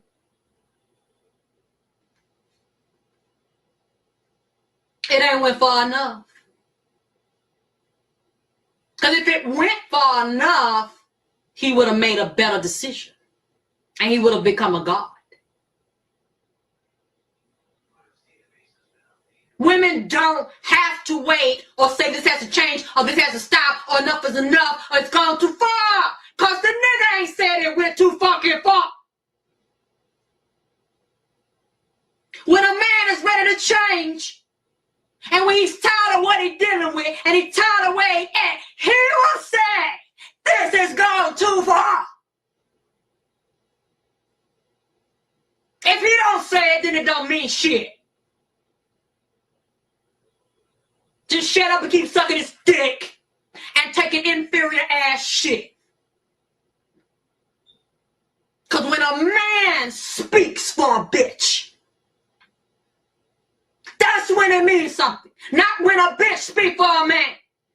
And if she's speaking for him, he's too weak to speak for his goddamn self. He won't check the shit and balance that shit. Because if he's a god, and if he's standing in 360 degrees of penis power, and if he's a righteous God, he will balance it. If the motherfucking nigga can't balance it for you, you don't need to talk to no bitch. You need to leave his motherfucking ass alone to deal with the bitch. They gotta speak for him or wait for him to balance or check him. Follow him and shit, call other bitches, try to check other bitches about him, cause he don't obviously wanna be checked. He like the shit like it is. And he ain't ready to motherfucking pull the gavel up and say court is in session. I'm ready to balance this out. I'm ready to rule on this motherfucking case. I have come to my conclusion. It's either yay or goddamn nay. If he did that, you is a dumb bitch.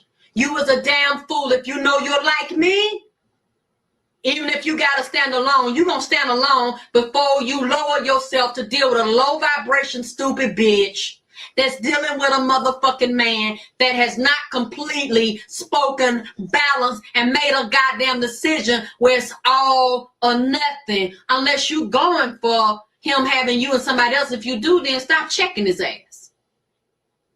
Shut the fuck up. Right. If you down with that, be but down. If you know that you were called here for a higher and better purpose, and your vibration is higher than that, and you deserve better than that, and you see that occurring with a man you like, and that you want to be a goddamn man, and he's not ready to be a czar, leave his fucking ass alone. Because he gonna play games with you. He's not gonna be serious. He can't make up his mind, and he's going to hurt you. Now I'm gonna be back with part 2 of this here thing. Well, listen, are you still sleeping? I heard you snoring. You there, Tony? Tony's sleeping. I got one more video I'm gonna play and let it go because listen. This is really as much as this is for y'all, it's for me too. Because I listen. I miss Alexis. I don't know what happened to her. What's going on? Where'd she go?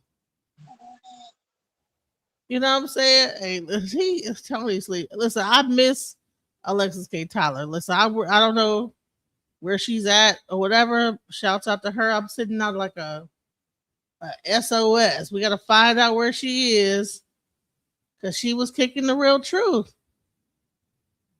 She was kicking it. You know what I'm saying? We need to get back to that. You know what I'm saying? And telling people what it is on the real, you know? Let's go.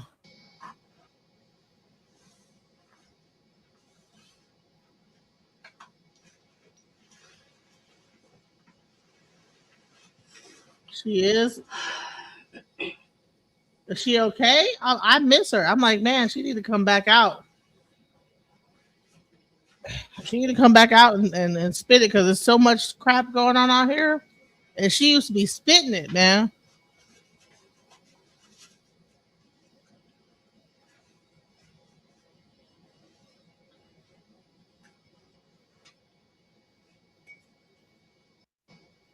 a very, very some German bring update again.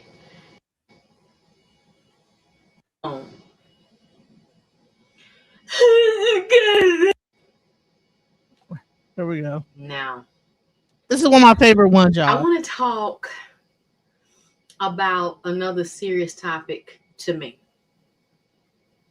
Wake up, bitch. You is a dumb hoe. That's what I want to talk about. Wake up, bitch. You is a dumb hoe dealing with baby daddy drama. Now, the past few weeks, I have had young women's and some older ones too calling me on the phone.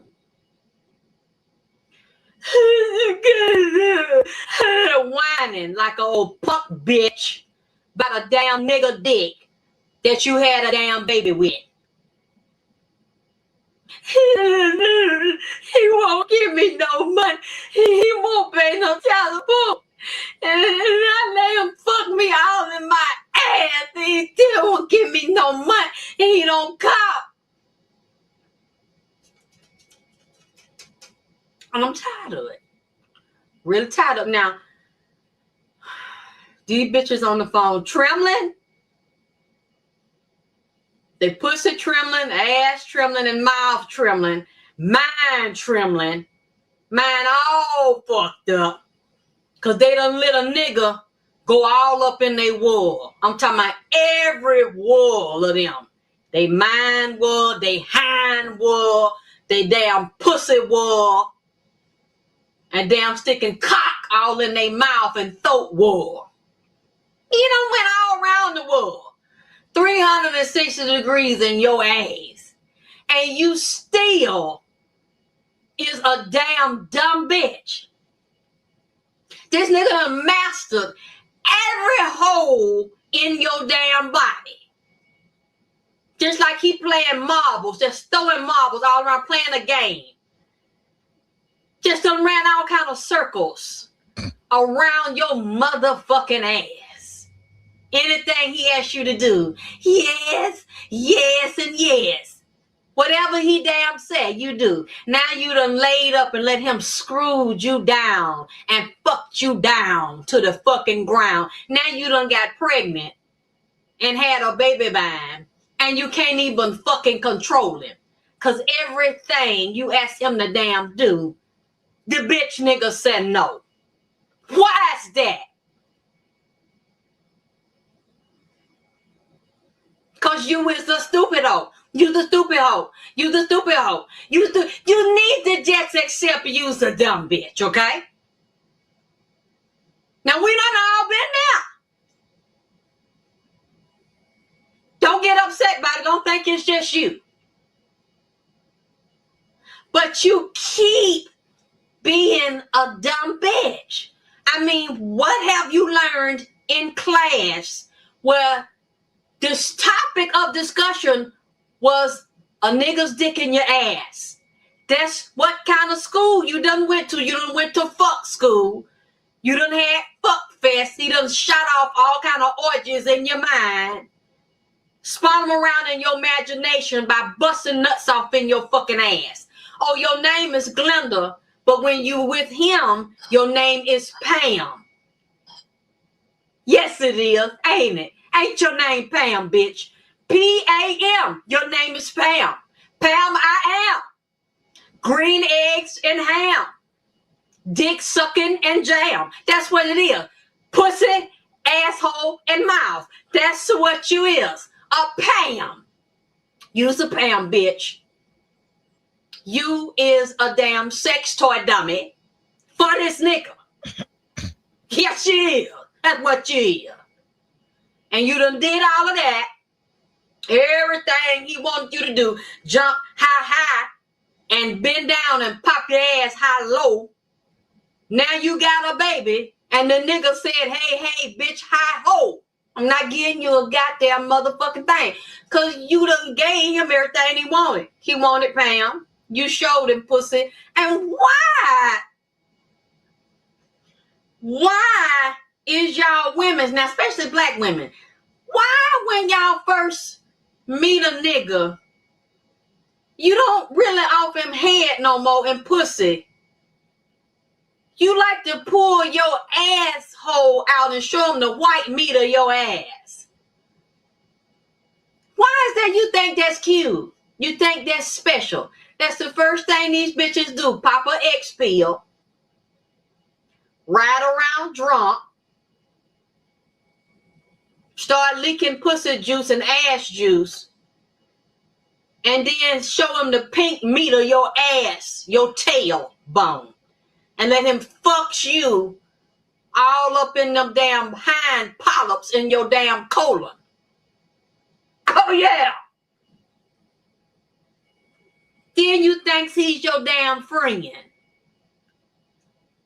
You really think because he's sticking his hot in your cot and making you come and feel like you want to come, that he like you. These women is really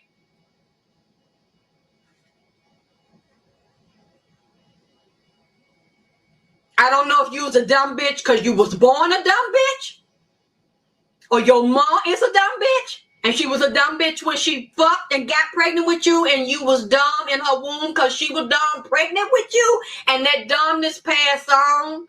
Or once you got born, she didn't teach you as you growed up not to be a dumb bitch. I don't know if your daddy didn't teach you not to be a dumb bitch, or you just refuse not to listen, or you is listening no matter what I say or no matter what nobody say. You is looking for your counseling and your teacher to be a dickhead. Welcome to the panel. What's up, Reverend Green? Welcome to the panel. What's up? Tuning in. Oh, okay. Well, I'm just revisiting some of the things that Alexis K. Tyler had to say.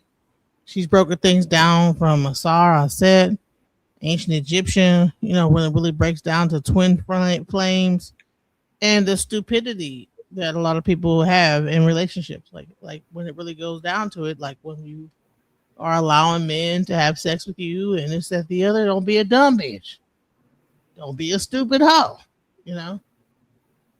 If the guy has mother issues, understanding all these different things. So I'm not sure how far if you just got up here or if you heard what been going on this whole time. She's even breaking down the mother wound, like even how, if a man is having mother issues, all type of stuff. So what have you seen so far? I'm familiar with her.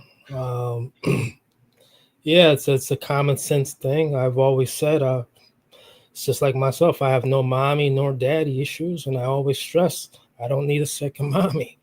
I mean, talk to a fella who is straight. It is probably not involved with, just not involved with people directly when they're speaking to them.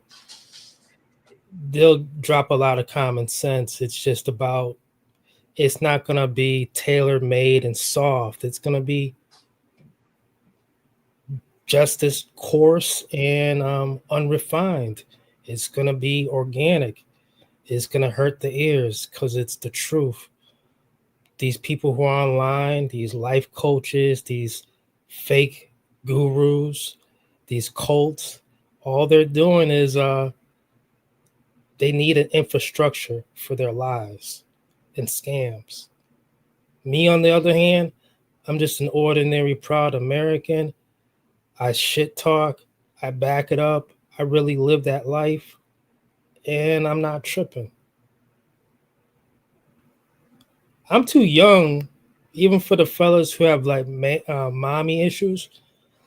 I'd be way too young.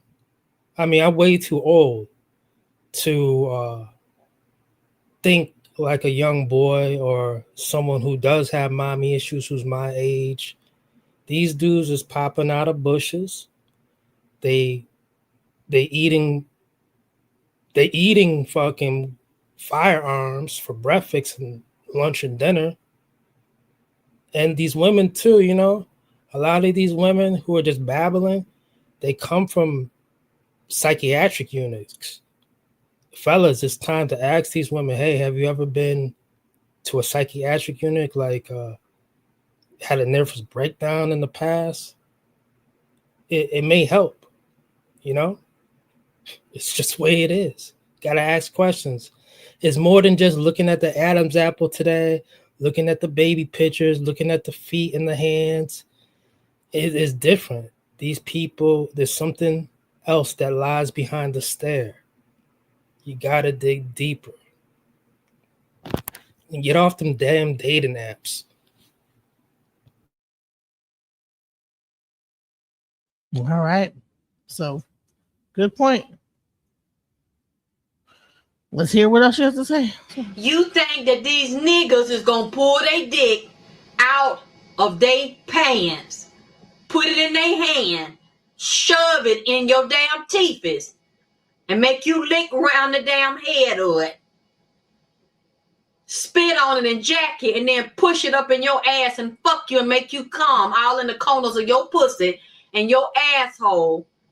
And cause you can make him skeet real hard and he tell you it's feeling good, and when he fucking you, he hitting them corners and doing hydraulics on you, you think he your friend.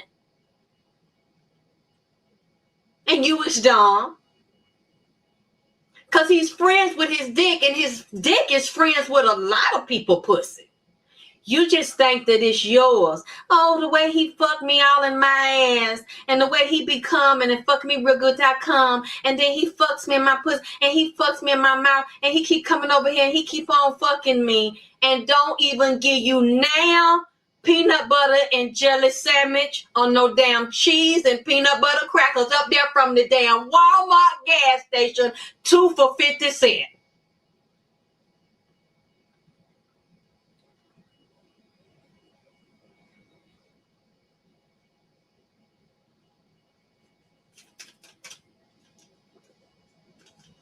And he don't have you around his family, around his friends, cause if he do, they all know what you is. And he told them that your name is Pam. Pam, I am dick sucker, guns guzzling, gut busting, chitlin and calm holding, spam eating, green eggs and ham I am, Pam. That's what he is. He busts your chitlins out. Because when you finish letting them go up in your ass, he shred that motherfucker to damn ribbon. Is hanging inside out. Pussy leaking, stinking, walking around here. And you stink, and you dumb, and you got a baby. Now. And now that he don't want to come around no more, because you done let him fuck you so much and so hard and regular and often and long. Now he done got tired of it. You're not unique no more. You're not special. You're not different. You're not a challenge. And you stupid and you weak and you never fucking say no. Even if he fucked you a few times and got tired of the pussy, it wasn't good. He went on to somebody else and you either hurt trying to deal with it, thinking that he was your friend because he was fuck you in your butt and busting nuts over and over and again. You thought he was your friend. He never was. And now, or he left and you got a baby. He was there in your face every day, couldn't get enough of him, couldn't turn for him. He texting, he calling. He always round and round in your motherfucking ass. Now, you can't even get him to give your ass a bowl of goddamn rice. Can't even get him to give your motherfucking ass a damn popsicle. You won't get nothing from the nigga but fuck you, bitch. I ain't getting you shit. Kiss my ass. Now the nigga done turned his ass up to you and walked away from you. And you're sitting here fucking devastated like a weak ass, dumb punk ass bitch whining to me. I don't know, Alexis, I can't believe, and I don't know what he gonna do, and what? I know what he gonna do. Treat your ass like cock-a-doodle-doo, the damn old lady in the fucking shoe. Hey, ho, ho, I done fucked this bitch, now she gotta go. And you sits there, no balls, no honor, and no integrity about your pussy, because he didn't have to earn it. He didn't have to work for it. He didn't even have to pay for it or trick off for it, because you so hungry and greedy for a daddy to get attention. You know, it's amazing to me. I see these women. Did you put it on He pause? liked me because he told me that I was pretty. The way I look at this is that I will ask you the question. How do you feel about what she just said about 15 seconds ago?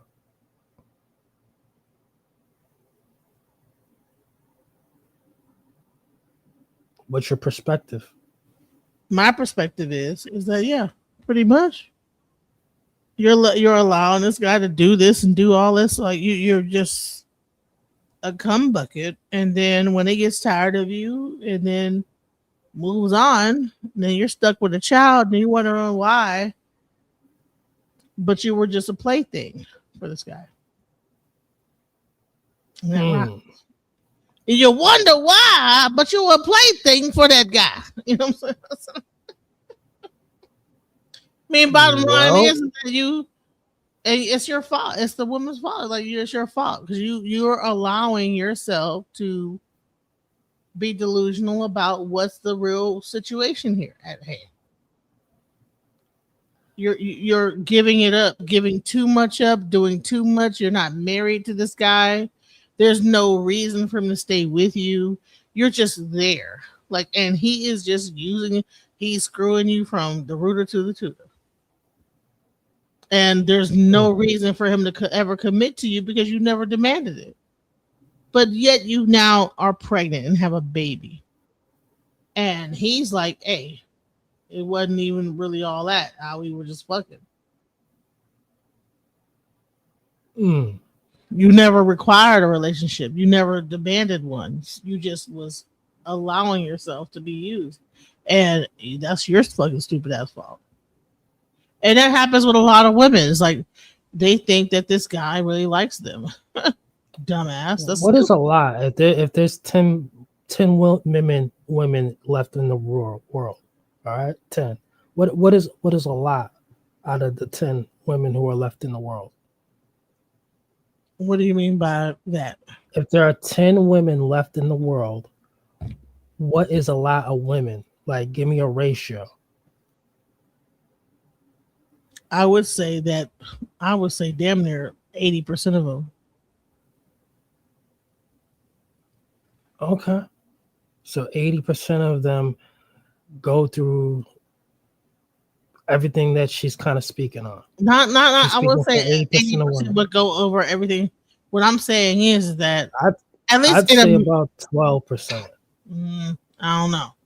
There's a lot of females. Why are we all talking about the single parent epidemic, where 50% of Black women are single parents in some way or another? You know, whether they be like living in households that they're or whatever. If that's the case, then why would you have so many single parent households? At least in America. The United States is the United States. You know, it's okay. I'm not speaking about like the other world, but like Africa or whatever. I don't know what's going on there. I'm saying in America, I would say about like when you go into maybe not 80, but I say at least 50 to 60% of women are they are going through the same thing that what she said. Yes. So a lot of these boss women though, who are, high tier, are they going through this too? Yes. Yeah. Okay. I just had like a whole thing where she talked about that. She had a whole mask on. She said, "Look, you're wearing a mask a lot, but the whole thing is not really about the woman solely. It's also about how the men have a mother wound And a lot Yeah, of she men can tell have me some nothing. Yeah, she can never tell me nothing. My own mama well, has that's trained me your as my own mother, who I love right now. My own father, they can't tell me nothing. They by the time I'm 15 years old, they both can see that I'm my own person. okay. How old are you? You can't How old tell are a you? grown person nothing. What's the all right? The question: how old? How about? Well, give me a roundabout age range where you are. I'm in my 40s. Nobody can tell me nothing. Early 40s or late 40s? Nobody can Are tell you me a nothing. no? Are you a millennial? No, I'm going to say are this. you a millennial or I'm are going to you say a this again. Generation X? Nobody can tell me nothing. No, I By the have a reason why I'm asking you the question. by the time someone is age 15, they're already who they are. Okay, that's not what the question. The reason why I have a real reason why I'm asking you the question. I'm asking you: are you in millennial or Generation X? I am millennial. Okay, so No you were one can raised. tell me nothing. Okay, So this woman right here, she knows that, but I could tell you the origin story with her is that how she even discovered her position in life is because a man put that thorn in her back and she was never able to remove it. And this is a good thing. And now there's great content out there for women. She didn't let it go to vain. She didn't let it go to waste. it's not just only content for women; it's also content for men. Nah, it's not contact for I mean, straight a men. man is not going to understand that, Nah, straight men don't need any because content. let me tell you why it's good. Straight men don't need no content. No, listen. No, I'm trying to tell you. I don't have to listen though. Okay, what I'm trying to tell you is that when you have a woman that is confused about certain things and gets her straightening, then and being told, hey, you being the dumbass, you know what I'm saying? Then she comes to that straight man without all the bullshit.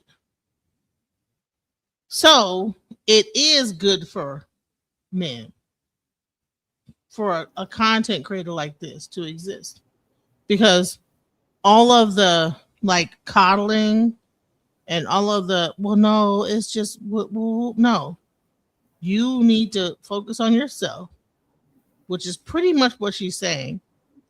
A lot of these men have like are wounded, you know what I'm saying? And you need to like show up in your true self. He need to be his true self, and then you guys can come together. She talked about like the twin flame versus the soulmate. I mean, she really broke a lot of that. You I'm not sure when you came into the conversation, but she broke a lot of things down. So I'm familiar with her. Okay. I'm very familiar with her. Every 10 years, every 10 years, it appears every 10 to 15 years, it appears that there's some phenomenon where it's time to look back at the archives and people will discover Samuel, whatever his name again, Kevin Samuels again. People will discover her again. There's other people right now who are talking some real shit. They don't even know who they are. But 10, 15 years from now, oh man, it's just the way it is. It's they weren't never hitting like that. All right. So she was never hitting like that. She was never embraced like that. What difference do it make? It's time to find that one who's doing it right now and support that person.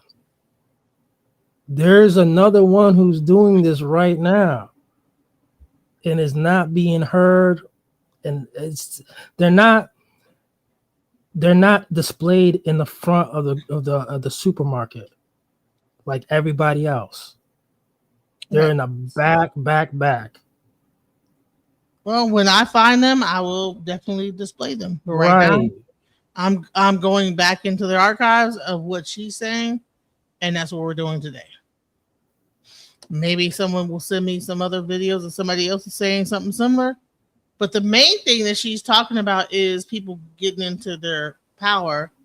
It's not just about, even though she, just like a Sarah Sutton said, you know, he had his moment, right? She had her moment. I'm just replaying. That's all. So yeah, there's nothing wrong with that. You don't know that already? You need a nigga to tell. That mean that he like you? Cause he told you that you look good or your ass fat? That don't mean he like you. That mean you make his dick hard. And he wanna bust off nuts on you. That's all that means. That don't mean he give a fuck about you. Cause he see good looking women every day that he wanna bust off on. He bust off somebody before he seen you and wanted to do it to you, bitch. And you think that's special. Cause you think you special. That's the only way you get validation and approval if the nigga tell you cute. And you find he wanna fuck you.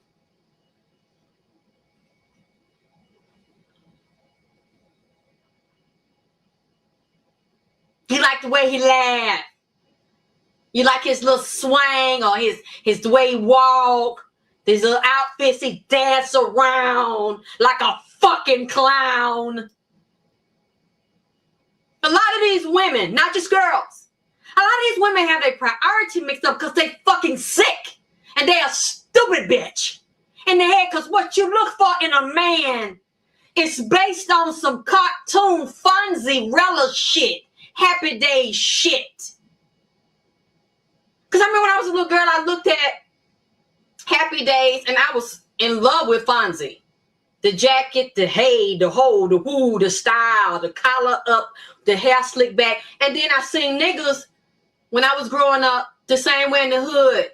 The super fly look, the hair on the chest, the silk shirts open, the tight pants, the nut grabbers on with the gold chains, a whole bunch of gold chains, gold teeth, diamonds in the teeth. These niggas with the grills and power wall and all them, that ain't really nothing. That ain't new. They got that from the Superfly niggas, because I seen niggas like that when I was a little girl in the projects in downtown Atlanta. Old and young niggas was wearing grills, wearing gold teeth. It just wasn't no pullouts and all that. They stepped up the style and made them pull out and pull on, but they had real teeth with golds put on their teeth with diamonds in the teeth. That's really nothing special. But when I look back at that and you see the fuckery behind that image of what a man is and what a man is not. And a lot of these men play that stupid role to bust your pussy hole. They talk nice and sweet to bust your booty meat. They laugh and giggle and act like their mind is dead to get you to bust nuts out their head. That's what that is. And I see women, there's like this one girl called me last week, and she in her 20s, Miss Alexis, he said that he was going to marry me. I said, how old is the baby? 1 year old. Okay. Do he pay child support? No. He tell me to kiss his ass. But he said,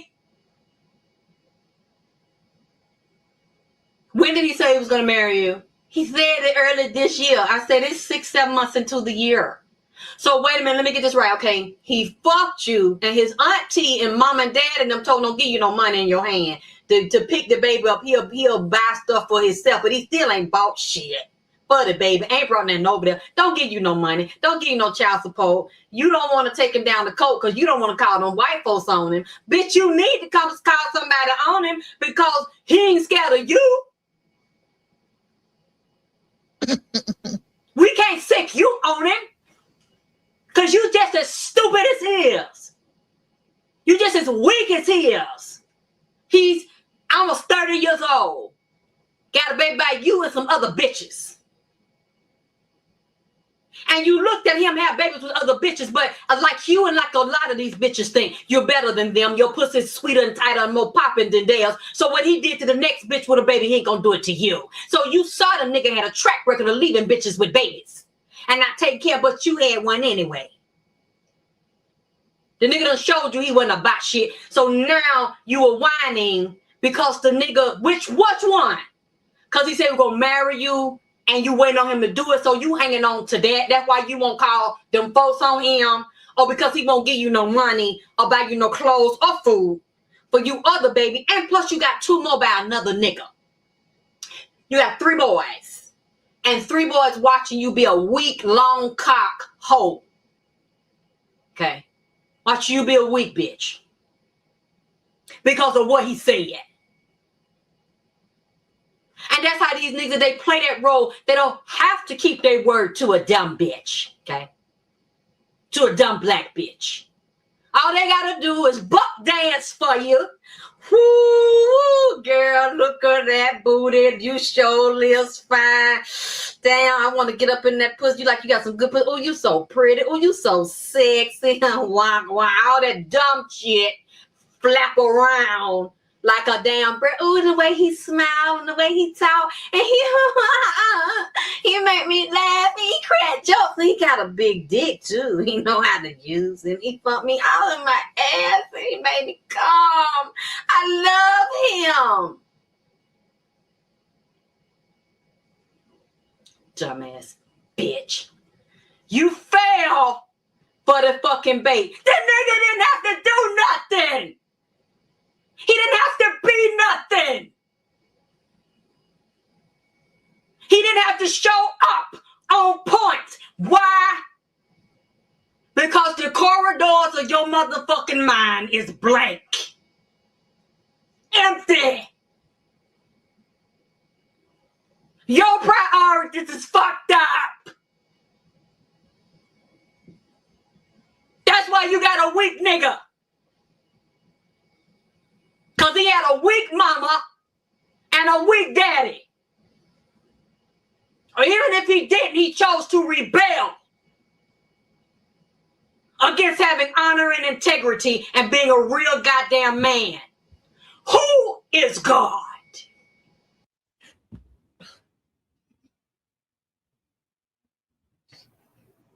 I'm sorry. I'm going to say this. See, I was watching her when she first came out. Okay. And I believe that listen, just from me watching her and what she was saying, stopped me from a lot of bullshit. You know what I'm saying? And I think that this new generation needs another person like this to say, listen, stop being a dumb bitch. Stop being stupid. Yeah, they won't listen to her. But I would say they probably would. I don't know. They listen. They would definitely not listen to her. No, they listened to Princella when she was out. You know, Princella was like the second version of that. Maybe it needs to be a new one that pops up and starts talking some real shit. There is.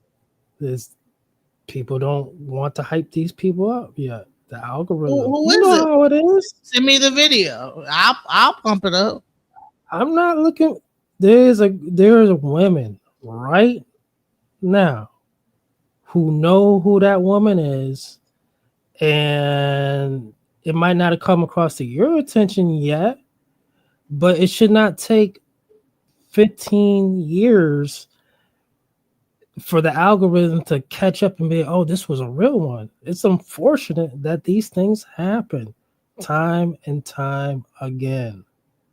They prioritize Kansas Owens instead. That's what goes on. They prioritize someone who's hitting the algorithm better, but there's someone right now. And definitely me as a man, I don't know who that is, but I know the behavior, how these things always work. The marketing. Right. But I want to get back to what she's saying though. What she's saying is, to you?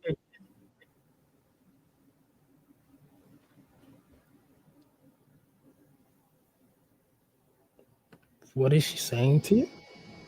Who is God? Because the last time I checked, God is a bitch.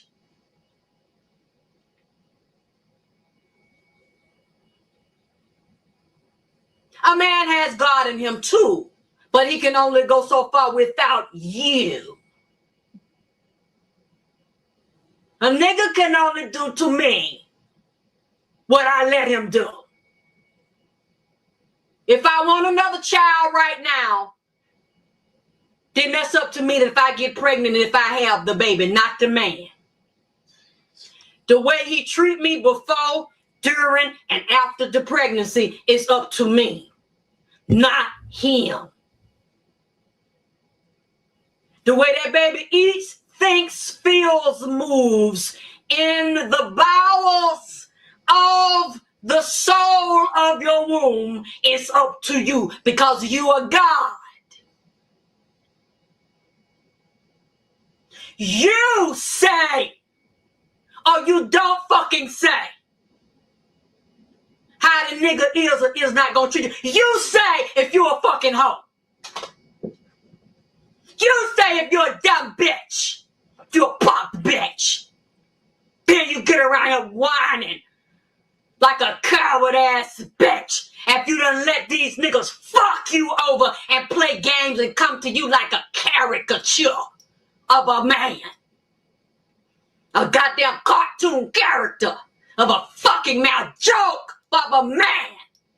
And then you cry to me. You cry to your friend. You're walking around here broken, carrying children by yourself, trying to figure out how to goddamn raise them. Because you didn't have your priorities in check when you laid with this nigga. Because you were not standing in your godhood.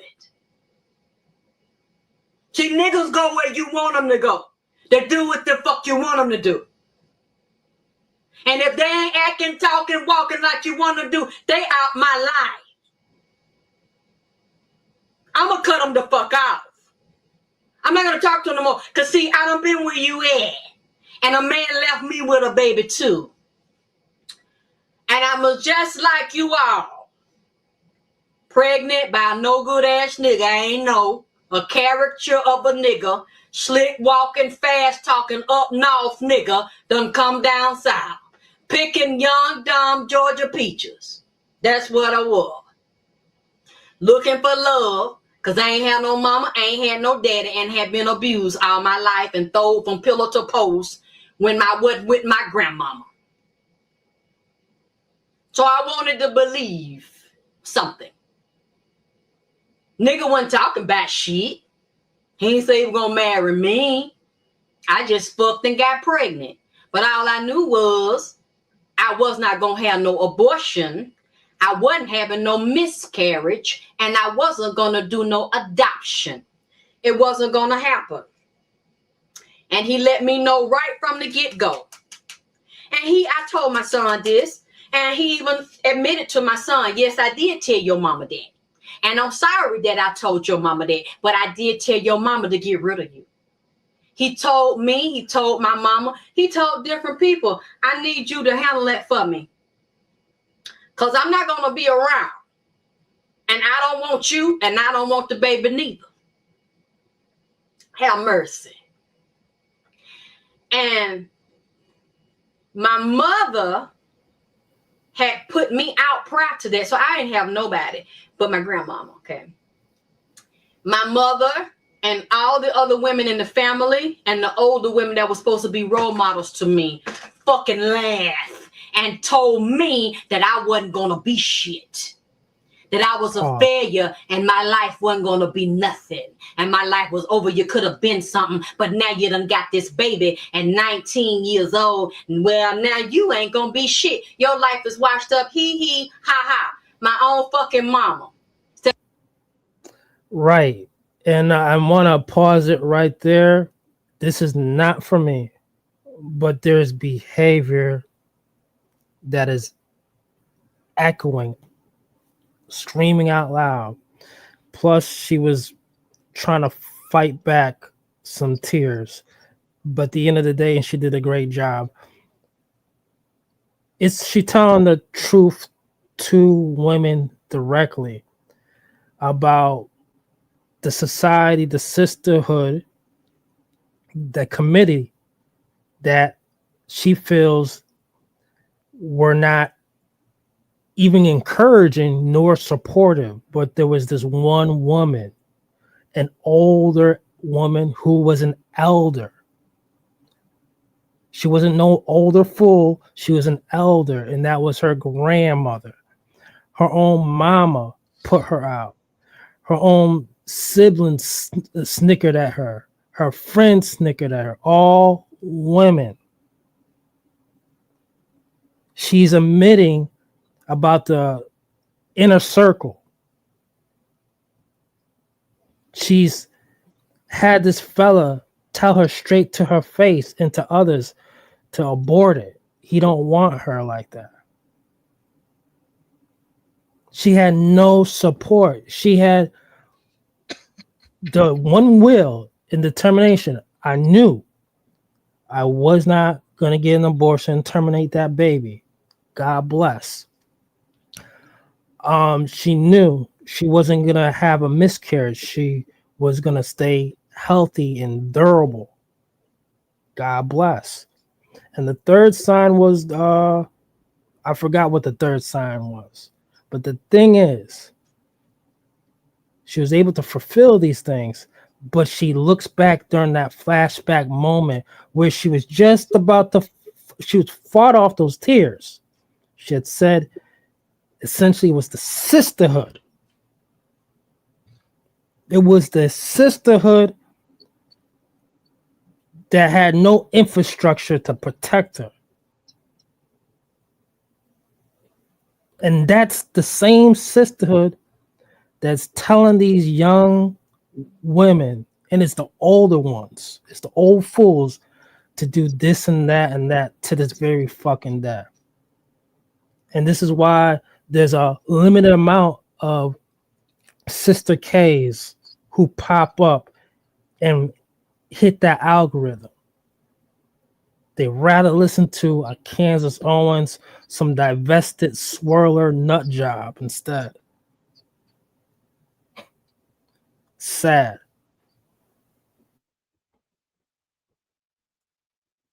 That are supporting me and saying, look, you made this mistake one time. Let me see how we can get you together, keep this baby. You go back to college, you get your job, you get your life together. This is not going to stop anything. You're going to go forward. No. I ain't have none of that. Nobody really supported me. I was by myself. And every day to me was a day that was full of depression, crying, a lot of sadness, and fucking eating. I got over 200 pounds. Because I felt nobody loved me. I wasn't about nothing. I had wasted my life. Everybody was telling me it was my fault that I picked a nigga that didn't want me. Niggas that wanted me that I didn't want was laughing and happy about this shit.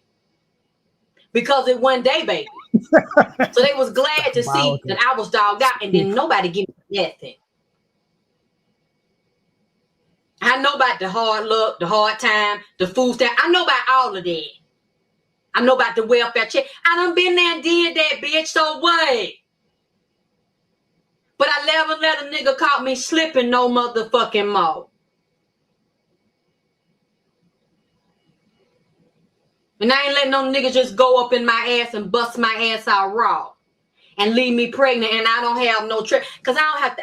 That's one thing I'm not going to lie to you about. Even though I don't have to, it's none of your fucking business. And it's very personal, but I have never had a fucking abortion. Never. I see it. I never will. I see that. Never had a miscarriage. Never had a tubal ligation, ectopic pregnancy. None of that. And I made sure I kept my ass clean. And I protect myself. Because a nigga wasn't going to jam me up like that no more. A lot of y'all You had bad guidance and bad advice. Thank you to never goddamn mama. Like I didn't. And you hang on to that shit. And you let that shit beat you down. Then you let Check a them nigga women. tell you a fairy tale. Ain't no fucking dude did that to you. And It's a the women. cartoon nigga bust your ass again. Raw. Then you got 2, 3, 4 babies. Whining because the third baby daddy fucked you over the same way the first baby. Bitch, didn't you learn the first time? Because I learned. And I wasn't going to never be humiliated and embarrassed like that. And I will never let nobody get the best of me. And I'm going to tell you, it ain't nothing. It ain't nothing in the world, no matter how bad no nigga hurt you, baby. As far as I'm concerned, it wasn't no hurt like the way my mama had broke my heart and hurted me. And did me. She's a dirty, rotten ass bitch. But you outlived her. I ain't mad at her. I made her some oil for her stomach the other day. If she's sick, if I can help her and make her something, I still do it. But I'm keeping it real here. I'm sorry. I'm not like a lot of you motherfuckers. You go back in your past and you know your mama was a rotten bitch. Okay? And you make up all these things about how good she was, how nice she was. She wasn't there because she was at school better in her life. She wasn't there because she didn't give a fuck. Yep. She wanted to be with everybody but you. Mammy. Let's be honest.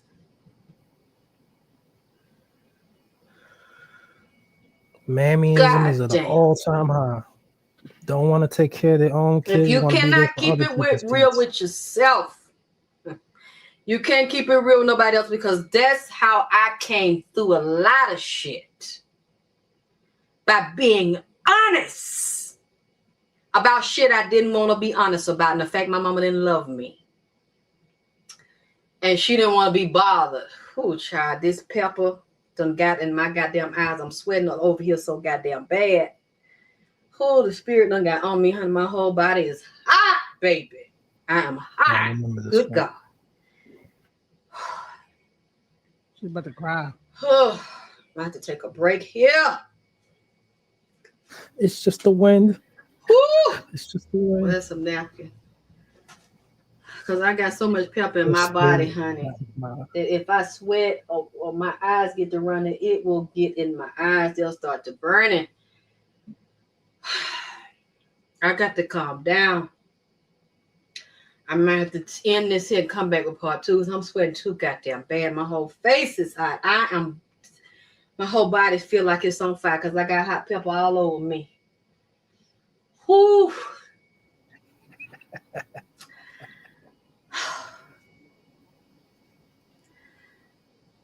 Those were things in life that I had to accept. And I remember my baby's daddy told me one day, come on, help us stop burning my eyes so I can talk. He said, it's one thing about you. He said, no matter how I wouldn't help you, and nobody helped you, and your mama, the way everybody did you. He said, and you didn't have nobody and nothing. He said, you was always determined. You just kept going. You wouldn't give up. You kept on fighting. And you didn't have no babies by no different means. God damn, I'm on fire. Whew, I was just getting in it. Jesus, I'm going to have to come back, y'all. I'm sorry. I can't half see. I'm going to have to take a break and come back in a few goddamn minutes. Let me get it together, baby. Ooh, honey, because it's These fire bad girls on aren't me. that tough at all. Oh, Everybody, have mercy. never that tough. They're vulnerable to this very day. They smell like damn cookies. Trying Never to be finish. intimidated. Got to finish this here. Fellas, never be intimidated by no boss or bad girl. They smell like cookies. Oof. Sugar cookies. I'm sick At of the end of the day. Child, I'm such a pepper addict that I put this stuff everywhere. It's like my eyes. I don't know if you can see them, but my skin is hot pink, bright red right now. Woo! My neck is burning for the fire. That fire, honey. That golly, ma. Ooh, that segment energy, honey, is rising up, and I got on red. But like I was saying, you women, after all this baby daddy shit done happened to you, now you got to decide what the fuck you gonna do about it. What is your game plan? Because it's obvious you didn't have a game plan before. Because the nigga fucked you over and you let him back in for some more. You went back for some more goddamn abuse. And you won't take action against the nigga. And you in the corner crying like a goddamn punk ass bitch. And he don't give a fuck about it because he sees you as no threat. A weak bitch that ain't got no shame in it mean you a weak ass bitch. You just a bitch with a baby. A black bitch with a baby on top of that. See, a lot of these black men don't like themselves. They don't trust themselves, don't respect themselves. And you picking the worst of the worst. You picking the ones that feel about themselves the same way you feel about your motherfucking self. Because it's clear you don't like yourself and you don't respect your cock much. You don't respect your butthole because anybody can dig in it. And they ain't even got to know you five motherfucking men. Ain't your asshole supposed to be something sacred? That's your first chakra. Nigga ain't even got to buy you no goddamn grits and egg. But they can bust you all in your ass. Bust it wide open enough that you can squat down and lay eggs at your motherfucking ass like a damn chicken. Cause that's how big the motherfucker is. And you ain't even got to have no justification or reason to justify letting a nigga go up in your ass. There's no deep spiritual, emotional reasoning behind it. Only that you know that you like to let niggas play poking bean in your ass. You know what's so crazy? It's like, even when I was hearing this back then, I'm like, so people are doing it in the ass like this? Hell yeah, for the But longest. then maybe that was a big thing back then. I don't know. But then I met this guy. He was talking about how in England, how like they purposely focus on doing it in the behind so that the woman does not get pregnant or lose her virginity. Like they, and I'm like, what? Like, oh. On the East Coast, at one point, the Italians made the best pizza, then the Greeks, now the Albanians. But the Greeks, they will tell you, when you know who they are, they will tell you that yes, the mothers teach their daughters to save the coochie, spare the asshole. This is facts, and this is an ancient custom with them. Yeah, someone told me like that white people, like they don't like allow someone to, they keep their virginity by like doing anal. And I'm like, what? Like, right, yeah. Or oral. And I'm like, oh my god, like really? That's why the low birth rates be happening. That and their race mixing. And so I guess now that began to transfer into the black community at some point. And I was like, really? When she was talking about this, it didn't resonate. Like, you're letting people go up in your ass. What? Mm-hmm. So maybe back 10 years ago, this was a thing. I don't know. That preacher's wine. Preacher love touching them boys. Yeah, to me, there's no difference between an ass of a man and an ass of a woman. So if a man is really fixated on the ass, that to me is like a kind of like a homosexual thing, ideation. So especially if the man wants his booty hole again, you know he's gay. Yep. Yeah, to me Yeah. that's gay. Right. Yeah. I'm saying that if a dude asking for his booty hole to get eaten, he gay. In your damn can. Yeah, he is. Fucks you all in your motherfucking ass. And leave you where he found you. Oh, he's my friend. He's my friend. Bitch, he don't even know you other than coming over there to show you his butt and his set of nuts. That's the only time that he see you, when his dick is talking to your mouth or his dick is talking to your butt. When y'all ain't having no dick talk and booty and dick intersection and traffic jams in your ass, he don't fucking know you, but he's your friend. He ain't committed to you. He don't take care of you. He don't have your back. He only bend you over and see the back of you when he fucking you in your butthole. But that's your friend. A lot of these men don't have no value for you, dumb bitch. Because you don't have no value for yourself. I mean, why? He didn't have to earn it. He didn't have to fucking work for it. It was too easy to motherfucking have. It's just, see, it's just like this is what I heard recently. How a lot of these women, a lot of these black women, they have good men at home and they cheat on the men. They really not in love with them. They use them and they want to keep them. They want nobody to have them. Welcome back, everybody, to more of the Alexis K. Tyler Vagina Power Show. I appreciate everybody that was able to come back. I know y'all got busy schedules. Man, that's crazy. I had no idea all that was going on, you know. But the last like what? Golden showers today. Plenty of them. Yep. Yeah, I did not know that it was all that booty thing going on, bootyology happening. You know, I was like, what? No. But let me I'm gonna play this one last thing where, all right, so you have what she said, but what did the men say? Okay, let's go. These males, these beta males. Yeah, I've got a girl right now, but it's not that's my girl in it, but that's not the love of my life. You get? Oh. You know what?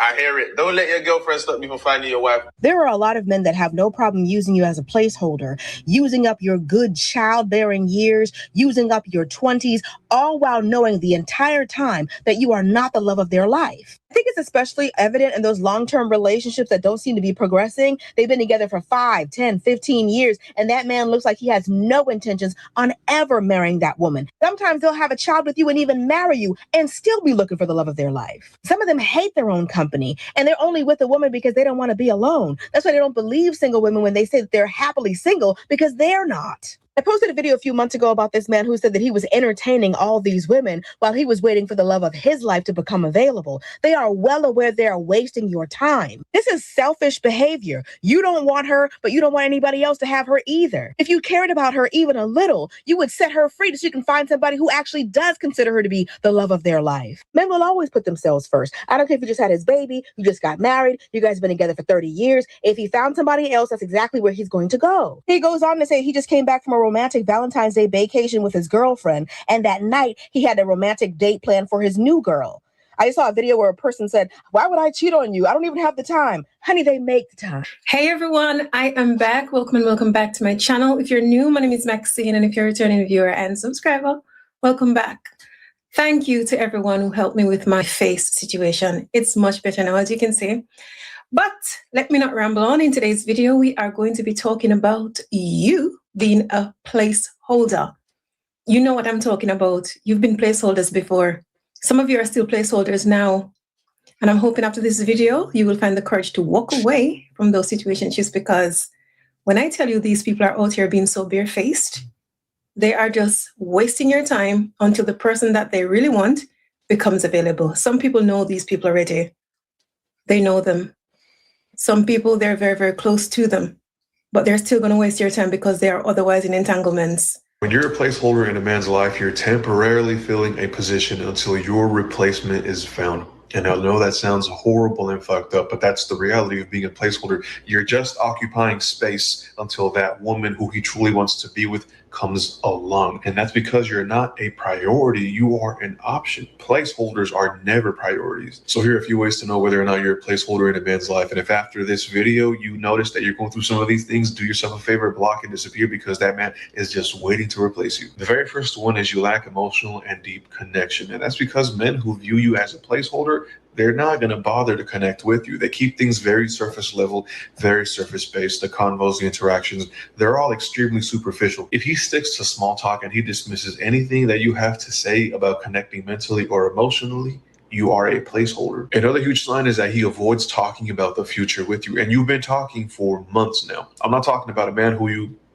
barely met, it's been a week, and he's talking about making future plans with you. That's love bombing, that's future faking. I'm talking about a man who you've been talking to for a while and discussions about the future never come up. Which brings me to my third point. A lack of progression is also another sign that you're a placeholder. If you don't see any growth and you notice that it's really stagnant and it's not evolving or going anywhere, oh yeah, you're a placeholder. Get out of there immediately. If you feel like an afterthought in his life, you're a placeholder. If he's never made you feel like a priority and he always has you at the bottom of his to-do list, puts literally everyone before you, social events, co-workers, friends, family, all that stuff. If he puts all that before you, that's because you're a placeholder. You're not a priority, you're an option. And the most fucked up part is you're just an option who's occupying space until your replacement is found.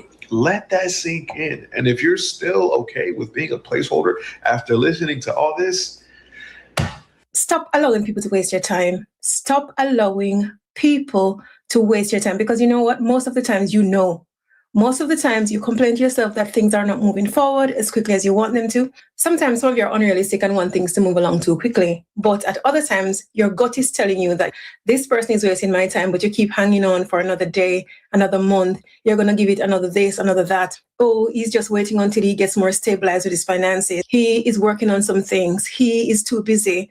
All these excuses that you tell yourself, you are the only person who's going to hurt in this situation, because I can tell you that if somebody's wasting your time, they know for sure that they're wasting your time. They are just looking after their own needs. You are there for their convenience.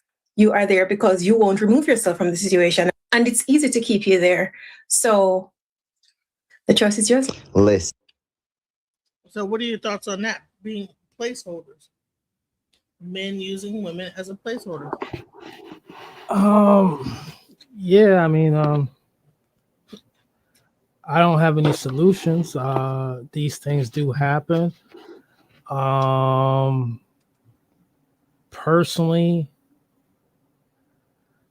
I've been active since 1996. When people have a circle of friends as men, powwow sessions, and they want to bang their chest and be like how many women they got or how many women they had, I hear the numbers and then their jaws drop when I say I have 11 versions. They make 11 versions? No way. So this is what we're talking about. Some people are instinctually killers. I had to have my heart broken, and I'm on general principle, to become a killer, to become someone who's intuitive and knows what they want. And I've met people who are married. I've met people who are full-blown gigolos, and now they're married. And the one thing they'll say to me, I never got to do what you got to do, though. But I never got to do what you got to do. I never got married. You're married, but no, I never got to do what you got to do. What you got to do. And what's that? You got to live as a bachelor. You got to have your own place.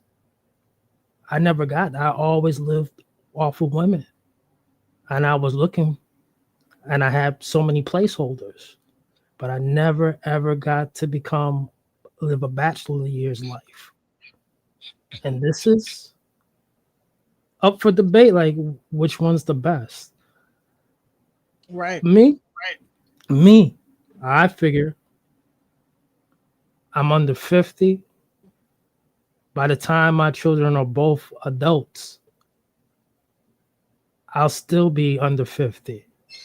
And I can start that path of my life where I will be a married man. That's how I look at it. But yes, placeholders are super necessary. Welcome to the panel, James Harlem. What are your thoughts? Thank you. Well, I wanted to hear the part when the young lady was going to speak about how women have good, decent dudes at home and they're still cheated. I don't know if you played her comments on that, but her experience and the way she expressed it, I mean, she seemed genuine and it was captivating. Which one? I forget. That was really earlier, way earlier in the conversation. Yeah, the light-skinned young lady who had issues with her family, and she still persevered. Also, Alexis K. Tyler, or not somebody sure. else. The light-skinned, she was rather beautiful young lady whose mother didn't support her and had several men. Alexis K. Yeah. You know, it's interesting because her stuff, you know, that stuff was like from like 15 years ago.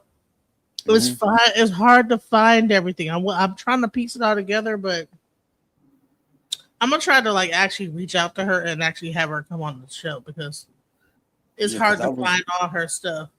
He wants your perspective, though. Yeah, I was particularly interested when she was about to give her honest thoughts about women who had men but still decided to go cheat on them. I wanted to hear basically what she was going to say about that because she seemed very insightful. Well, I have to like get back in touch with her because, like I said, a lot of her shows are gone now. Oh, you don't have that part of the clip? Okay, I understand. No, I just have that one. You know what I've been able to show, like because a lot of the stuff is like almost 15 years old. The stuff with her is like 15 years old, so it's still pertinent, though, at least to me. Right, it was a very good, very, very pertinent. You know what I'm So, saying? do you have your own like a set of like intuition, DJ Genesis, to like what he just asked? Like, why do you think that when a woman has, or some women have a good man at home, they want to be like that woman from the movie Temptations, the Tyler Perry movie? And they want to never seen that movie. Or they want to be like that woman in the Tyler Perry movie, the Family That Prays. She had a good man at home, and she still wanted to fuck around with Mr. Cartwright. Why do you think that is?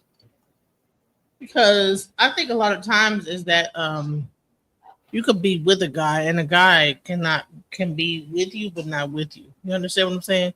So that means that you might be cooking dinner every day, doing everything you need to do as a woman, but then the guy is not emotionally invested anymore, and it becomes very dry.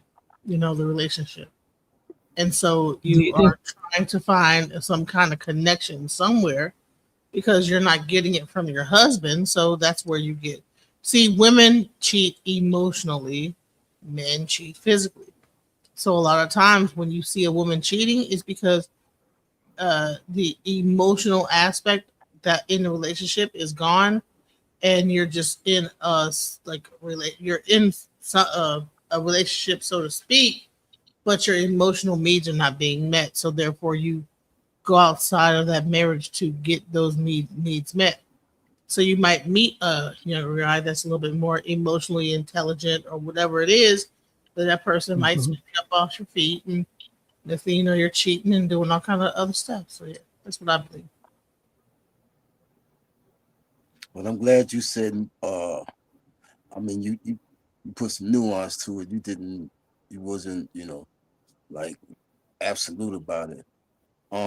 There's also, from my experience, some people are just selfish. That They, too.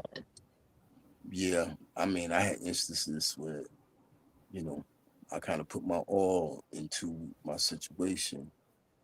And we also have to like think about the archetypes of women too. You do have like a woman that's kind of whorish, just period. Yep. Not all, but then you might have that other woman that's a ride or die. So a lot of times, but here's the thing: because of male nature, they're more attracted to the woman that might be more whorish. But after time goes on, that sexual thing wears off, and what are you left with? You're just left with another person that whatever that sex aspect was goes away, and then you're left to deal with just the shell of her, and then that's when you go out because you're not getting fulfilled, whatever. So I think a lot of times it's like really a matter of the archetype of the woman. Like a certain type of woman is not going to ever cheat on her. There's another type that will cheat on you. There's another type that is in the middle. So that's really what it boils down to. I'd like to add on this last part. The Femosphere, its EBITDA, its annual equity is about to skyrocket by end of year 2027.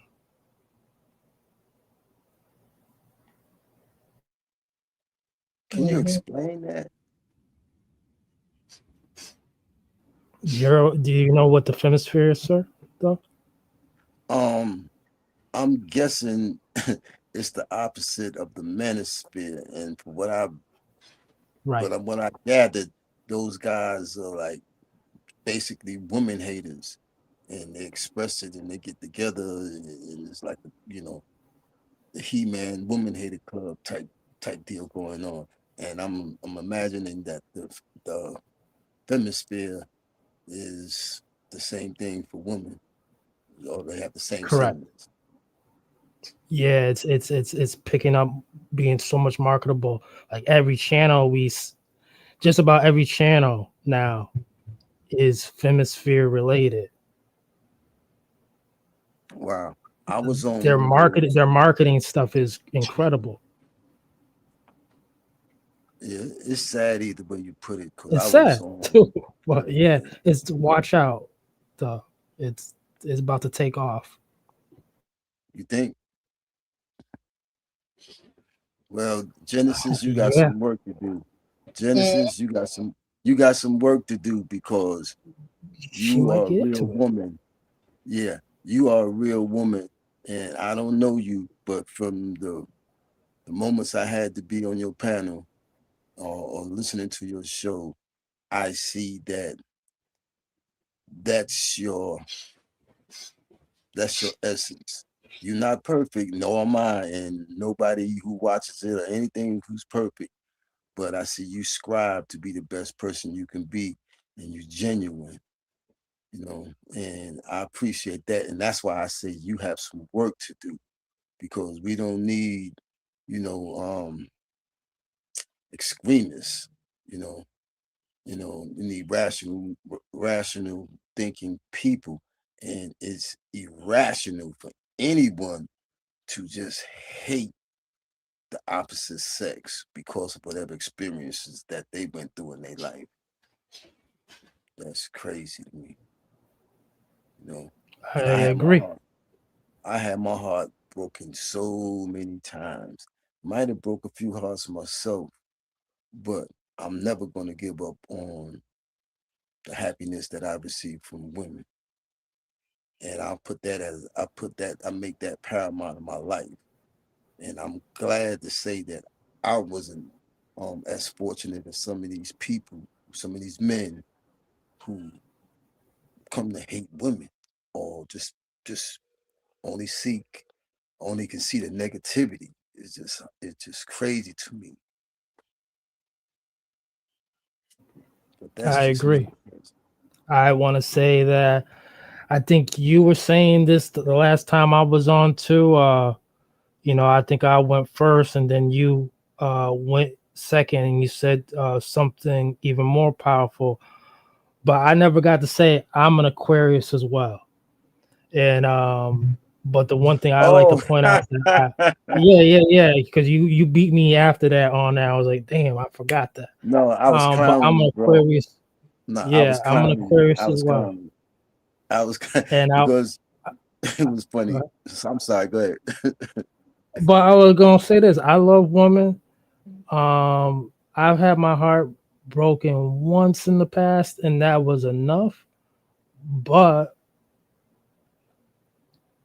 I know for certain the the headaches, the migraines that I have caused out here in my old age, when I get older, it's either I'm gonna die alone, be thrown in my kids one of them gonna take care of me, or if I'm lucky, or I'm gonna be thrown into a convalescent home. And but at the same time, so I'll be wondering, like, I have to have my game right in the next few coming years. Like, where do I go from here? But love has always been the answer to me. Like, there's nothing like that. And there's nothing like I guess there's nothing like monogamy, in the sense of that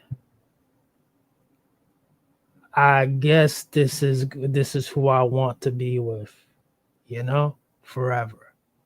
Yeah. I was thinking about that That's song. Gregory Hines, and was it Luther?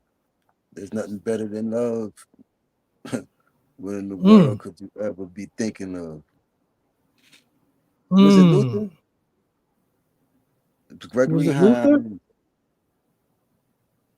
But that song, yeah, that's the perfect sentiment when it comes down to it. And I agree with you, bro.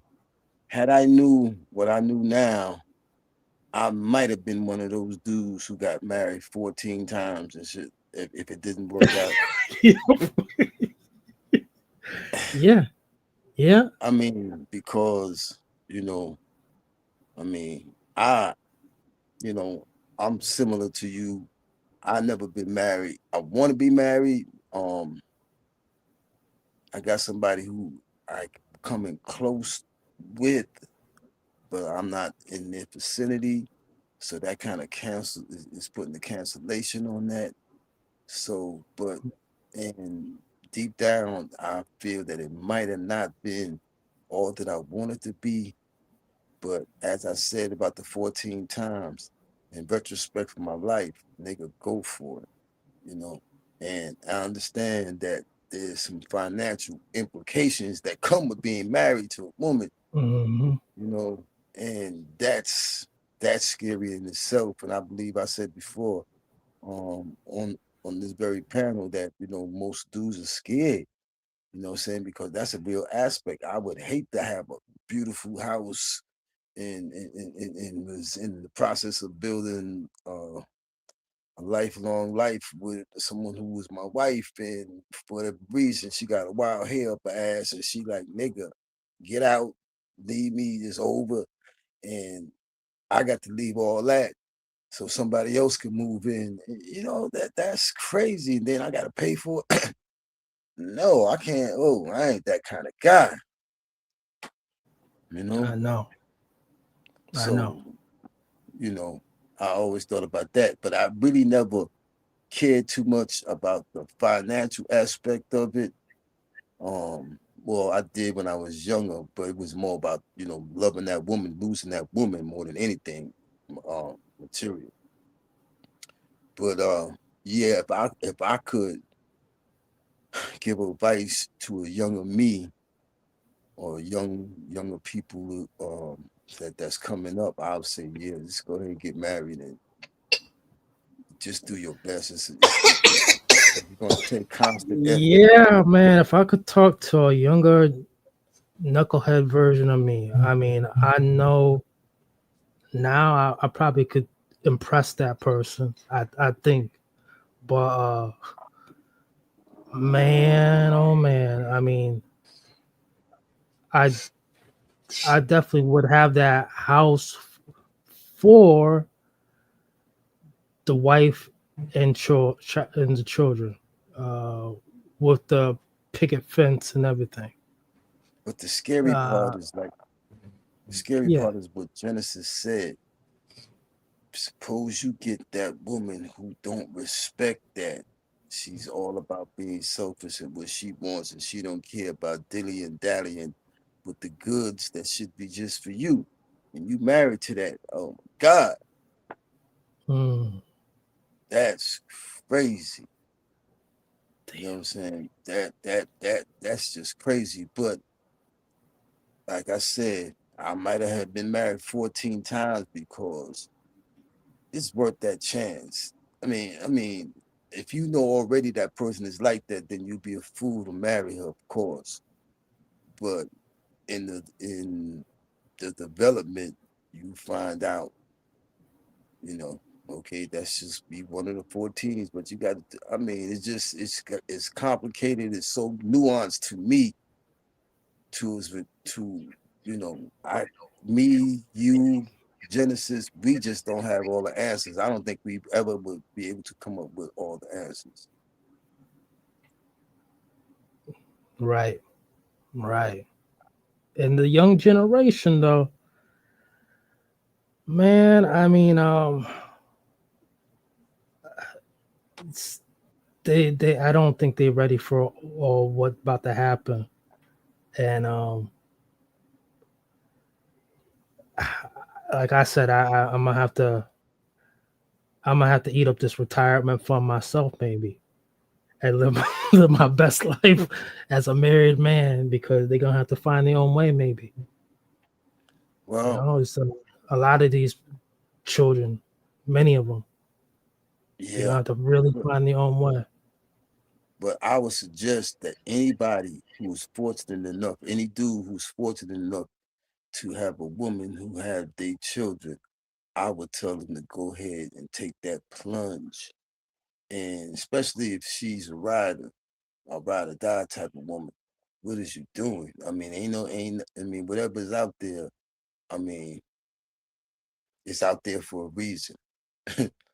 What you have inside, I mean, that's what you should nurture. I would advise anybody who have children with a woman, if they can live together, or they don't think that they would harm each other, that they go ahead and try to work for it. It's something that you have to work for. I found that any relationship is not easy. It's nothing easy. You know what I'm saying? There's got to be some give. There got to be some take. It's just how life is. You know what I'm saying? But there's just something that just has to be done. I'd rather be consistently happy, or have a woman consistently in my life than the inconsistencies or years or the periods without them. Because I know me as a man, you know what I'm saying, I ain't got no blow up dolls, and I don't be jacking and all that crazy shit. I like to be pleased by a woman. So I mean, what I'm saying is I don't have that kind of perversion going on. So I gotta be with a woman, in order for me to be, sexually released. I don't like kicking it like that. But yeah, so It's the difficult. only way. You're not saying nothing that's criminal. I gotta back you up on that. You're not saying nothing that's criminal. Right. And I think that'll erase a lot of the perversion going on, because I can't imagine being the kind of guy who is not attractive to women, and that yearning. I mean, I'm fortunate that I didn't have that problem. If anything, the problem would be finding the correct person to say, yeah, I can definitely marry you and deal with whatever ups and downs. When I was younger, there was no ups and downs. I was like, nah, we're gonna do this right, or it ain't gonna be done. It was like I was a little bit too strict in my spirit. I will say, in fear of what I can sense that's going on, is that I'm hearing that a lot of fellas could be not approaching women. I'm hearing that from women. And then I'm also hearing that from men that, they're sick and tired of what's going on with the women and their expectation. Well, my fear is that a lot of these women don't realize that the transgender is co-opting them. And a lot of these fellas who are younger, the young ones, they're so drugged up and everything like that, and so open-minded that they may be pursuing a whole alternative life that is not procreative at all. Yeah, I'm thinking that's a minimal. I mean, a minimum. minute number. I'm thinking that's a minute number as far as the fellas.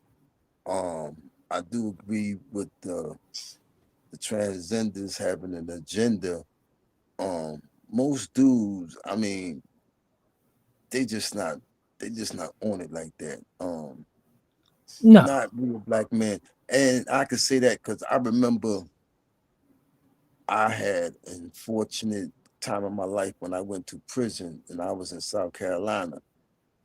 Yo, niggas ain't having that. All that stuff people see on TVs about niggas is doing this to each other. No, real niggas is real niggas. We don't want that. Now you got people there that does that, and you got dudes who had that in their nature, and they may engage in that even though they're more on the straight side outwardly. But the average black person is not. Black man ain't trying to feel that. We don't want none of that. But then again, as you said, and I understand that it's nuance, I don't understand the mind of our young men today, and particularly with all these drugs. I don't know what they putting in the weed. I really don't know. So There's this new video by this girl, this rapper named Mona Leo. And people, if it ever gets real trendy, it's very interesting. She has this transgender openly rapping with her and talking about the same stuff that she wants. Wow. And it's already here. It's here for the younger generation. But yeah, the more these makeups are, and these the fake eyelashes, and I'm talking even the white ones, this is what's going on. These trans are competing against the women at this moment. Yeah. I remember the last broadcast I was on with Genesis, and she don't realize it. Yep. Yeah, she was getting a lot of that. She was favoring a lot of the information that those dudes were spreading. And I was catching it. I'm like, yo, this is game. You know what I'm saying? Mm-hmm. This is Getting them out the game. paint. Yeah. That's it. That's it. They try to get them out the paint. That's They it. don't see it. Yeah. Come on. Yeah. Treat them like dogs. Holiday try and get you out the paint, sis. Yeah. You don't even know. That's it. I mean, like you said, brothers like me and you ain't having it. But like you said, the minds of these young ones, is different. It's the young ones. And the food and oh man. The foods. You know, the male child is a dwarfing in size compared to the female child. Yeah. I mean, it's crazy, but it's already bad that we are not populating the way that we used to. No, I rarely see a black sister. I rarely see a black sister walk down the street pregnant. And when I was coming up, that was everywhere. You know the stroller, the stroller, and with the broken sidewalks and shit. Yeah, right. Yeah. But it's like I haven't seen that in a while. Yeah, you're right. And you know, they made it almost a crime. You know what I'm saying, in the hearts of people in general to see a black woman walk down the street with a baby. It's like, oh, I mean, it was I seen it and I felt it. It was a negative connotation put on them for having a child.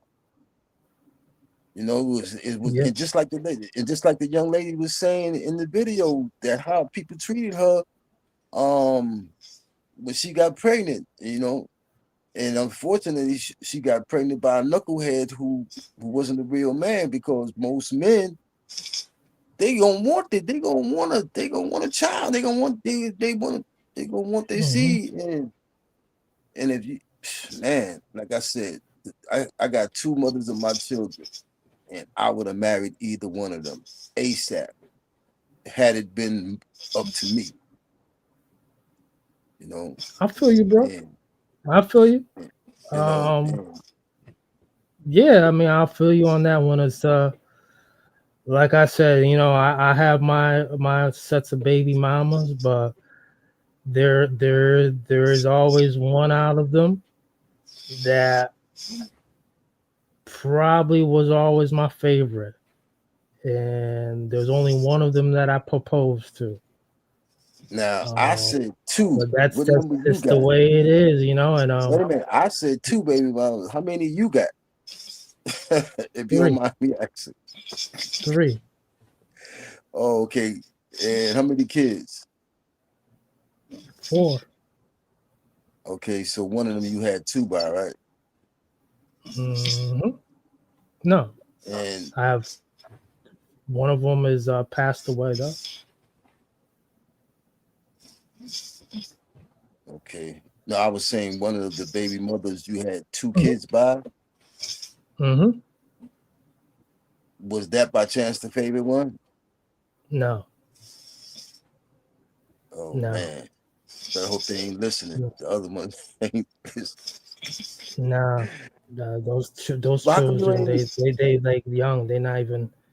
They haven't even entered school yet. Your kids? Wow.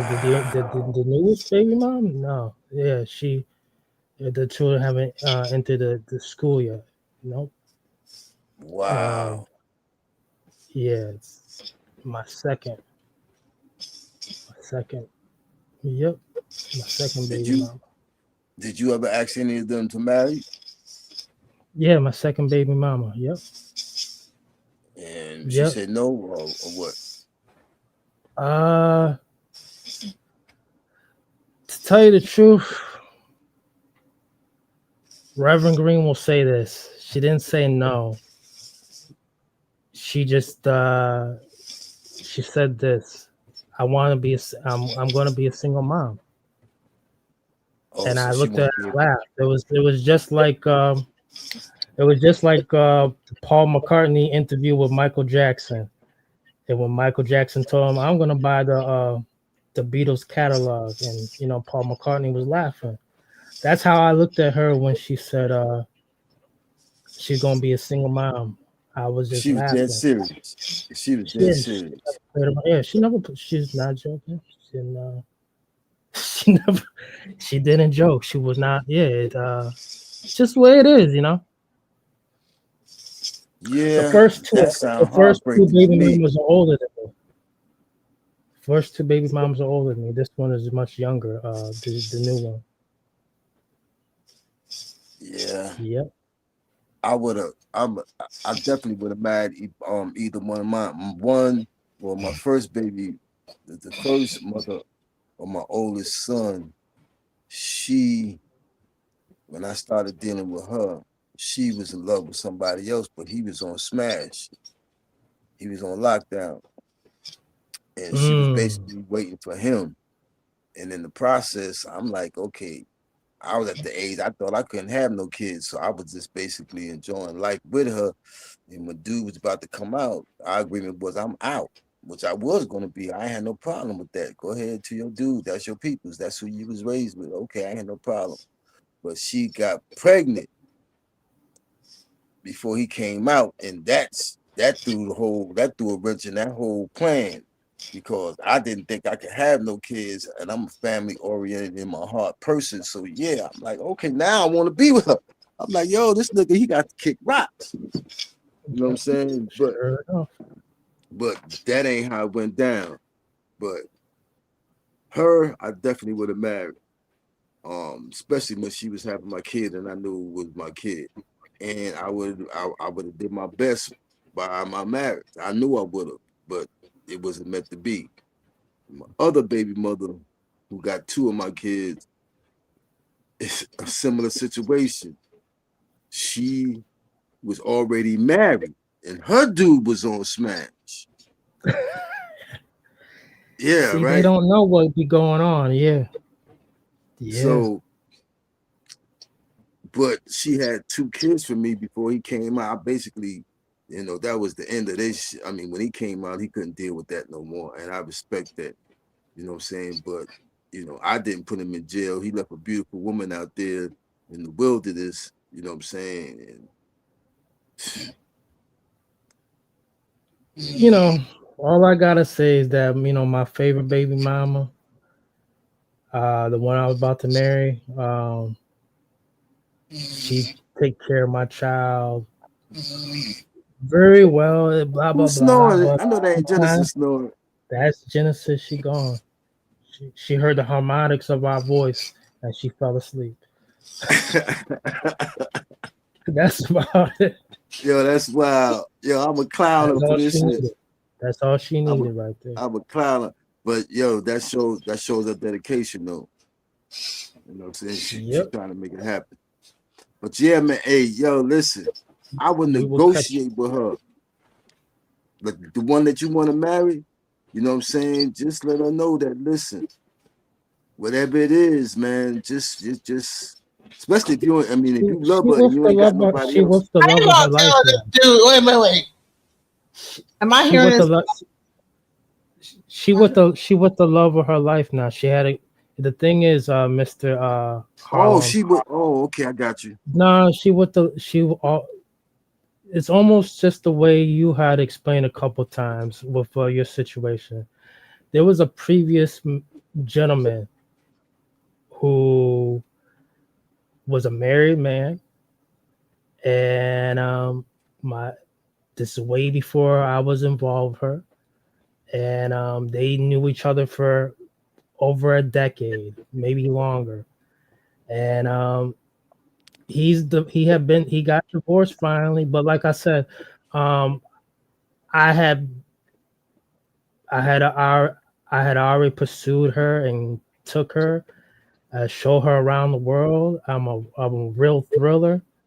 By the time she understood what was what with me, and between her, our daughter is doing so well. But yeah, she's with the previous love of her life that was married before, and she's with him. She had a backtrack. She had to go backwards.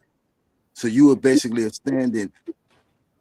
I wouldn't say it's a stand-in. It's just that I was doing something that he was never able to do. bring a healthy child into the world. Oh, okay. But she knew him before you.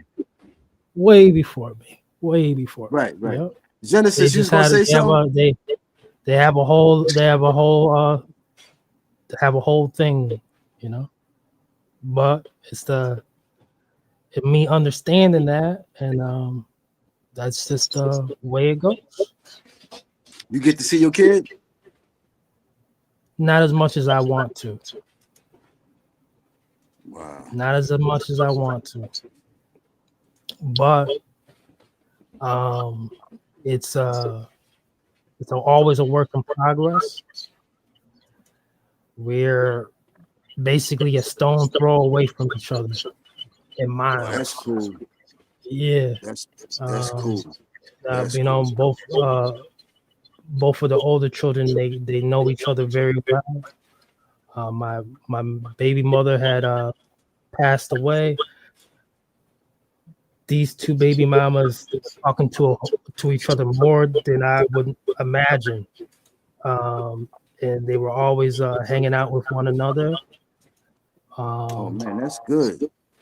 You know, my baby mama that I'm speaking of now, she knew I already had a child on the way with another woman. You know, and she still wanted to be with me. But yeah, it's just the way it is. So I wanted to play a little bit more of the man that don't want you from Alexis K. Tyler, because I think that a lot of women are suffering from this. Like, how do you know when a man doesn't want you, right? Mm-hmm. So you're awake, sis? Okay. I fell asleep and I came back. I woke up. Okay. Was I snoring? Yep. Oh, I'm sorry, guys. You got a cute snore. Trying to do the best I could, take care of my child. Niggas want to ride up in the ghetto with a fucking Cadillac and a goddamn Mercedes, and I'm supposed to fuck you for nothing? Now, I'm not encouraging prostitution here. I'm not saying that we should all get on Craigslist now and whore and suck dicks for money. But if a man really cares about you, and he is your man, and he's going to be with you, he's not going to have everything skeet off in your mouth and leave you with nothing like he found you. Yeah. And he's not just going to come play with your ass and disappear until he wants to show up. A man will respect you. He will look at and survey the position he found you in. And even if you have money, he will still do things for you. He will see you. You don't have to tell him you're hungry. If he know you by yourself and you got 3 children, you're not going to have to tell him that they need food and shoes and clothes, because he knows you have 4 mouths to feed, the 3 plus your own. So that means you need a reserve of money, you need a reserve of food, you need 2 freezers. Because my grandmother raised me and my half-sister when we were little. My grandmother had a regular refrigerator with food. My grandmother had a big, deep freezer. She always had a reserve. She had a reserve pantry with canned goods and enough. She had at least 5 years supply of canned goods in there. You could hardly walk through her pantry, even though we lived in the ghetto. And then she had a garden that was a reserve on the side of the building. And then she got welfare checks and food stamps, and she worked a little side job that the welfare folks didn't know about, got a little cash on the side. She was always building a reserve. And even my granddaddy and other men that came by, I saw this. They knew they had to put money in my grandmama's hand. They had to pay her bills because she always kept, they didn't know she had a welfare check and food stamps. I would see my grandma was slick as hell. She had to hustle. She'd get her little side money. Her men gave her a little side money. She didn't fuck nobody in the house. They didn't spend the night in the house. So we knew if grandma fucking sucked. That went on when we wasn't even around. We didn't even see or hear about it. I didn't even know anything about it. And I would see her. She said, nigga, give me my money. They would have to drop her off at the curb market. You going to stay here? Because my granddaddy drove cabs. So he would have a certain amount of time on the meter. He would take her where she had to go. I would see he would buy all her stuff. He would give her money. She would put them, she said, oh, come and get the groceries. We get around the corner. My grandma put that money in her titty, take them food stamps. I go spend them food stamps, and she had that reserve. Because she had 2 children to feed. We weren't hers, but we were hers. You know what I'm saying? Because she was better to us than my mother. She knew she had to provide for us. She had to have a reserve. You've never said anything like that to me. So I don't consider that prostitution. But it's you're going to protect what you have, and you're going to provide for the children that suck off your breast. You're not going to let nobody come over there and milk their dick, and you pull all kind of sperm out of his dick with your puss in your fucking mouth, and then this motherfucker has no consideration for your children because you don't. You just give me your opinion here, because I don't give a fuck about how nobody take what I just goddamn said. Nobody finna make no fool out of me. Yeah. And when my son was little, that's how it went. When I got tired of being like you, I said, well, don't give me nowhere. When I was hungry, sitting there, I was by myself. I had to figure out how I was gonna buy my son shoes and how he was gonna eat, because them niggas was gone. Then you trying to ask them, you gonna let a nigga fuck you, come all in you and shit. He done did all hoop and holler, and while he slammed up in you, he doing handstand and clapping his hand in between running dick in you. Then he done gone, and now you want to ask him for some money? Why should he give it to you? Women want to get mad. I've been fucking him and sucking his dick all this time, and I asked that nigga, I told him I needed $500, and I know he got it because he got a big old house, this and that. He worked, told me he ain't have it. He would have gave it to him, but he just paid the bill. Yep, every time he get out of your ass, and then you want to ask him for something after his nuts done got them clapped together and been electrocuted, and they empty. They done emptied calm out in your ass. Now you want to ask him for some money, and you get upset because he always says no, because you're stupid. Now, if you want to be a hoe, you like to fuck, go ahead. But don't be stupid. You get him when his nut is nervous and they going through all kind of anxiety when he wants you to milk his dick and he want a goddamn bird. When he's standing there having all kind of seizures and shit because he wants some pussy and some head, he can't goddamn get none.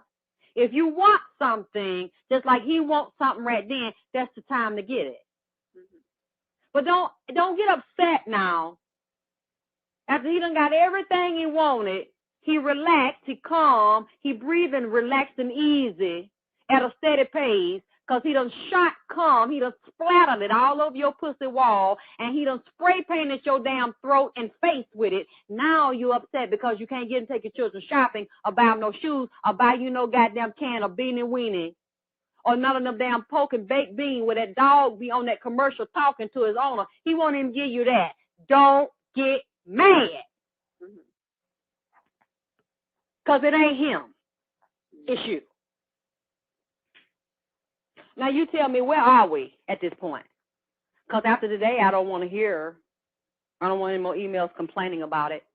Because if you stay and let him do all these kind of tricks up in you, and you're not getting anything, and getting what you want, don't blame nobody but yourself.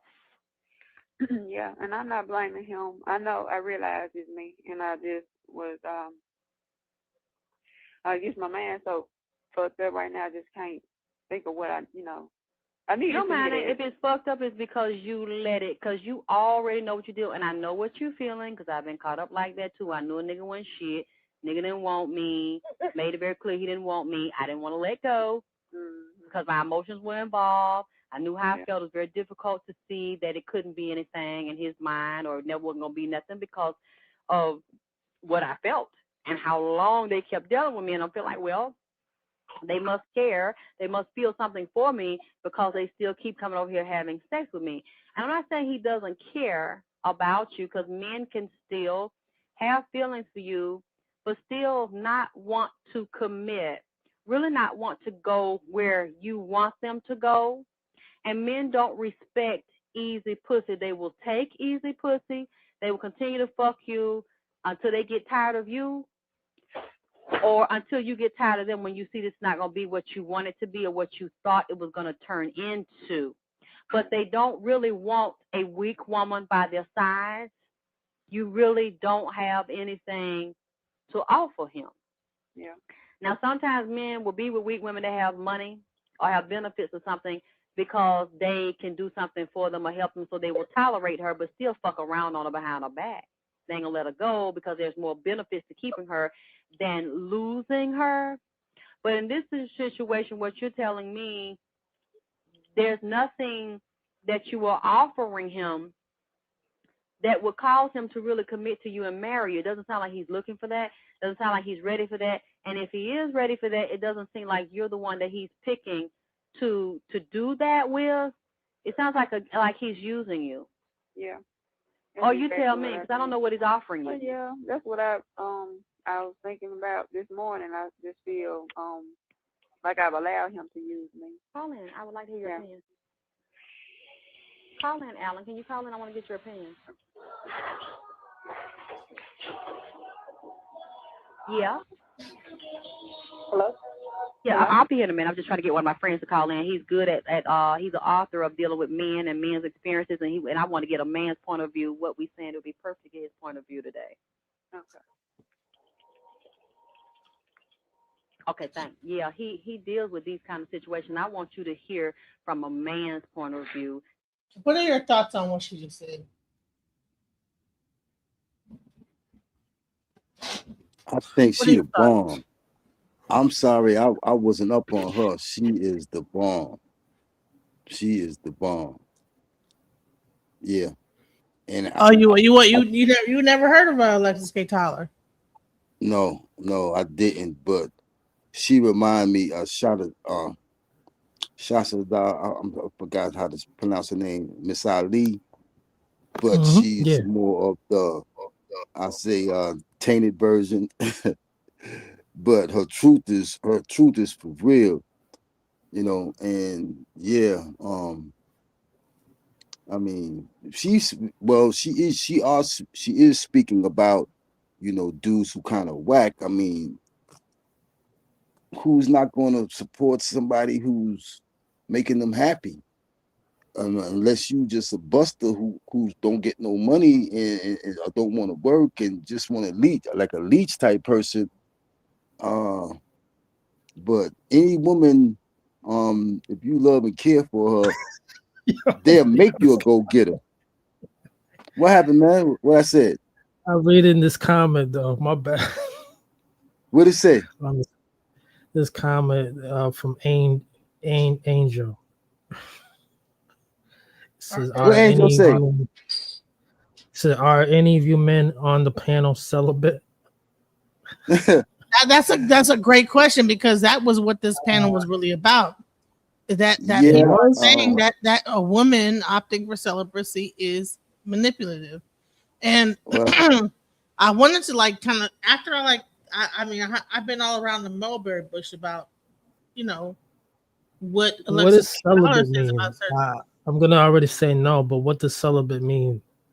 That means that I know what abstinence is, right? You have opted out of sex, even though you have had sex before. You've opted out of it. Oh, I thought it was I thought it was our celibate if you buy a bit.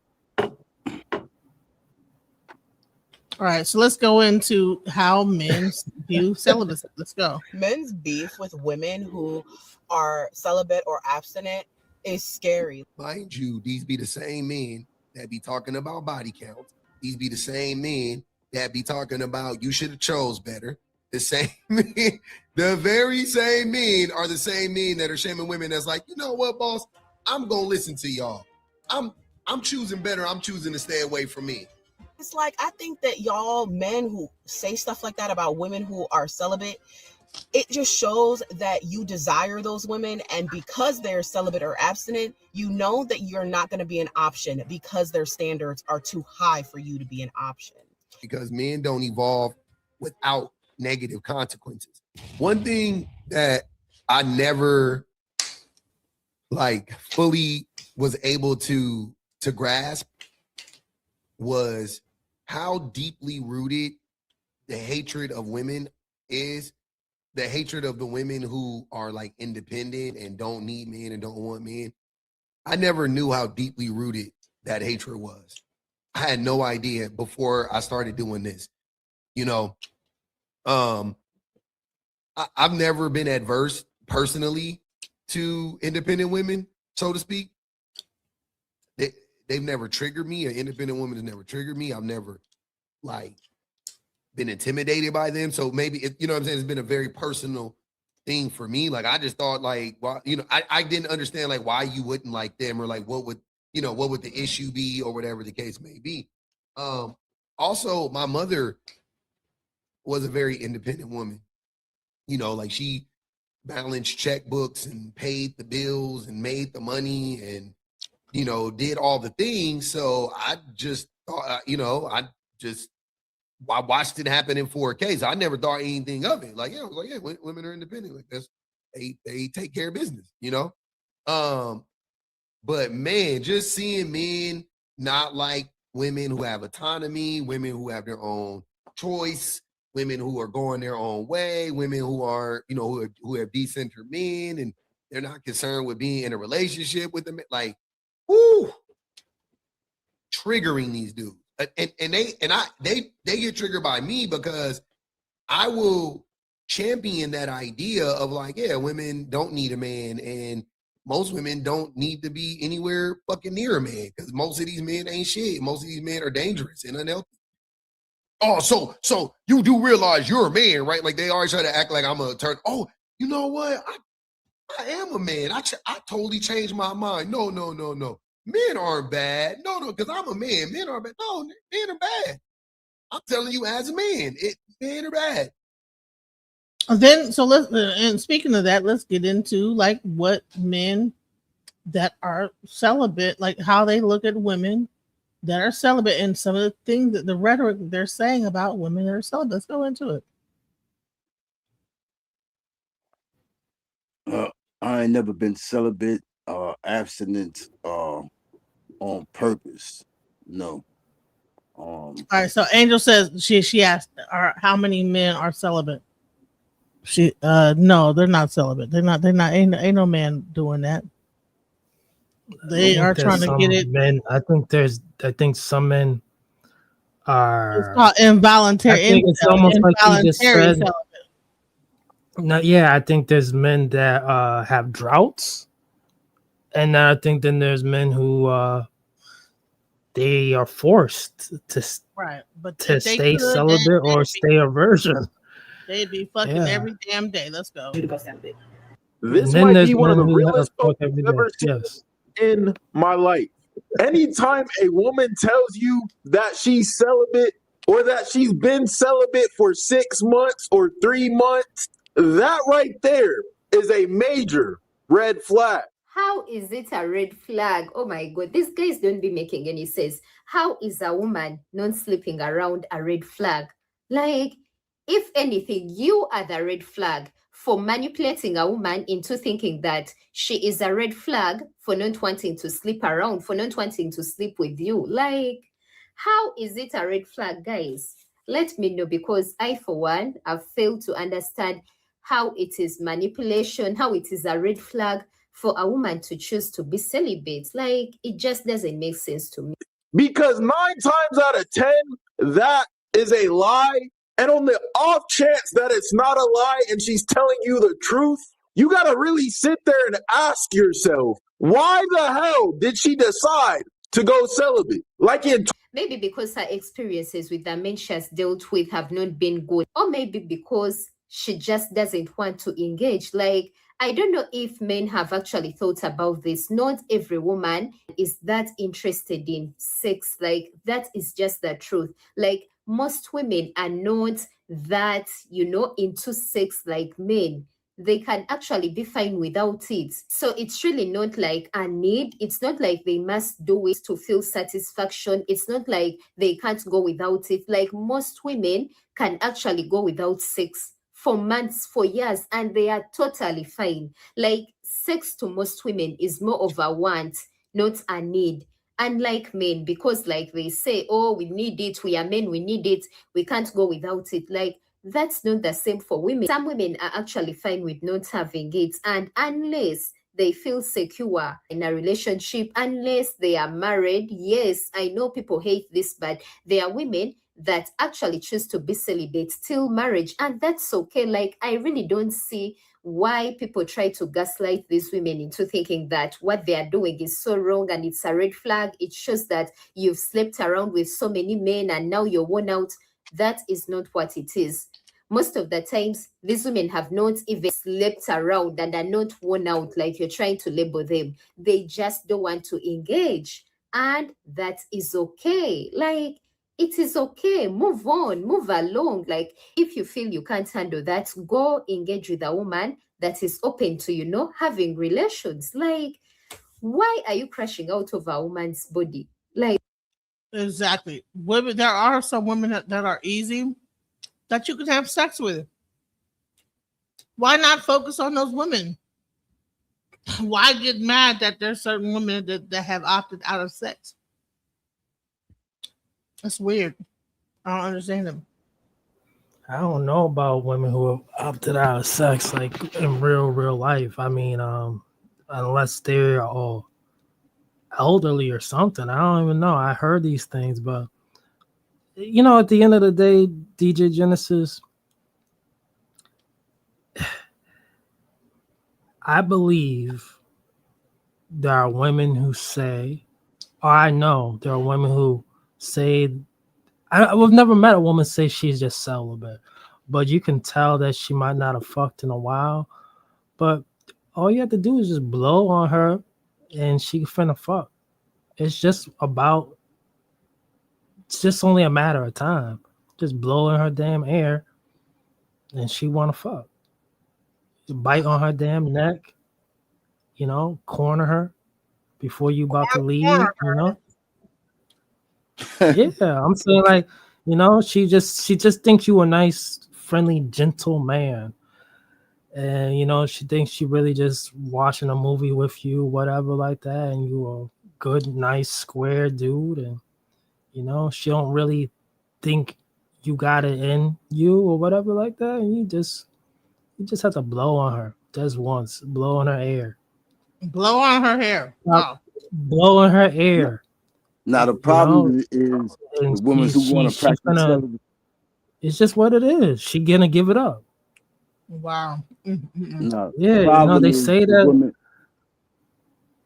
Go ahead. I was going to say the problem is the women who want to be celibate while they got dudes. That's a problem.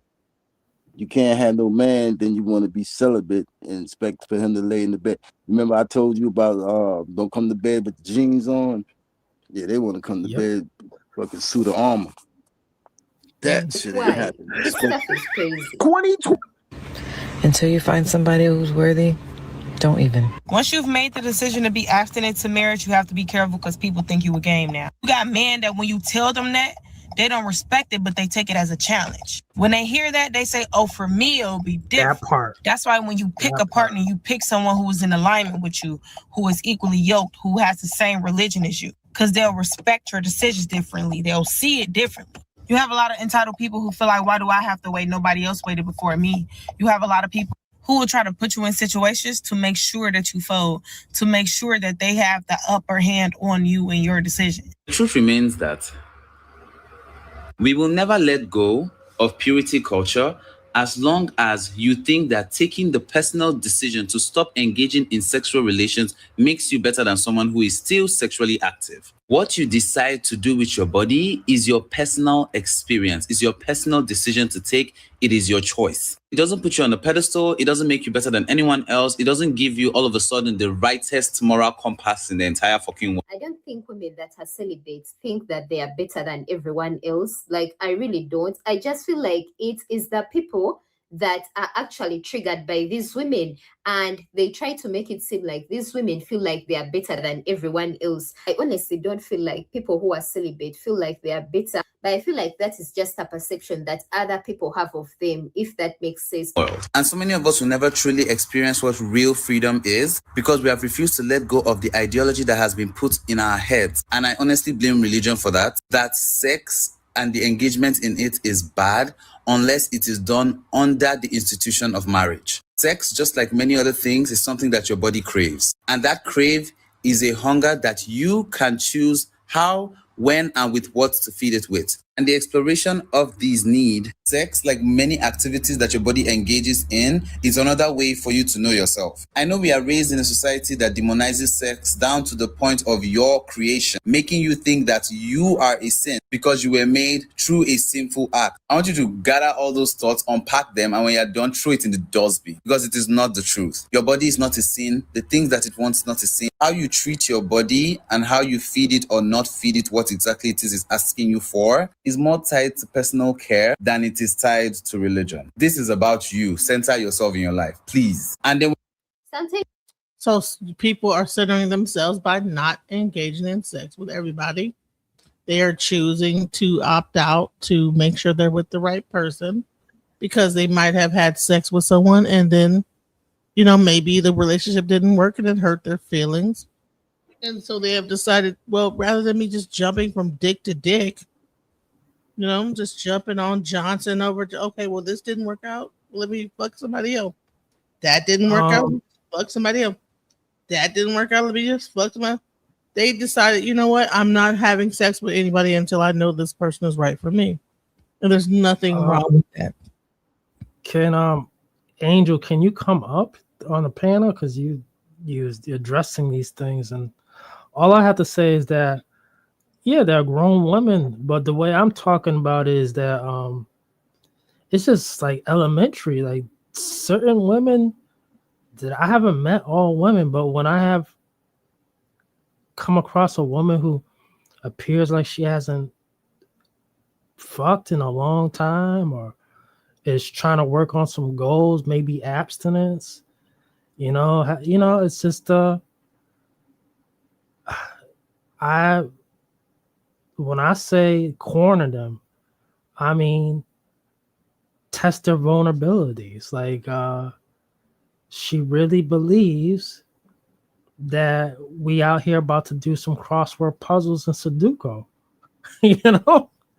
But in reality is that I find her desirable. And it's been such a while for her. And this is not all women, but I've seen situations, you know, next thing you know, you just pop that tongue in their ear and it's game over. It's night. That's all it takes. Huh? It's not about She's saying, she might say I can't, but she knows she will. Themselves, you know, they She just don't don't want to want feel to like a slut. engage in the activities anymore. You know, they just want to preserve themselves, their energy for them. Not everything is about being brainwashed by religion. Some things are personal, some choices are personal, and I feel like we should respect that. You know, just like you don't want the celibate people to feel like they are better than everyone else, don't also judge them for making their decisions, for taking that path. Like, to each their own. Like, I feel there must be respect on both sides. Like, if you feel like you want to be sexually liberated, then do that. But then let the people who choose to be celibate be comfortable in their decision as well. Like, when you realize it is more about you, you will stop trying to project all of that to other people. But long story short, you are not better than anyone simply because you are celibate. I really want that to get into your brain. It's a hard pill to swallow, but the reality is the person you are with 100% has to support your abstinence journey. They should want it for themselves too. You are not a big enough reason for somebody to be abstinent.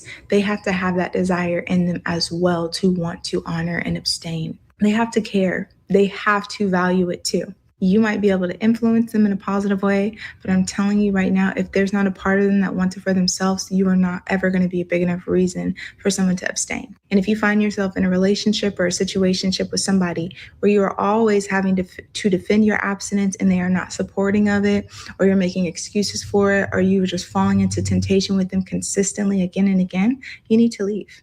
I'm sure you have feelings invested. I'm sure you love them. I'm sure you care about them and whatever else. But the reality is you have to be a good steward over your heart. Do not allow your feelings for somebody to cloud your judgment. You have discernment. You know it's wrong. And don't make excuses for this person just because you care about them.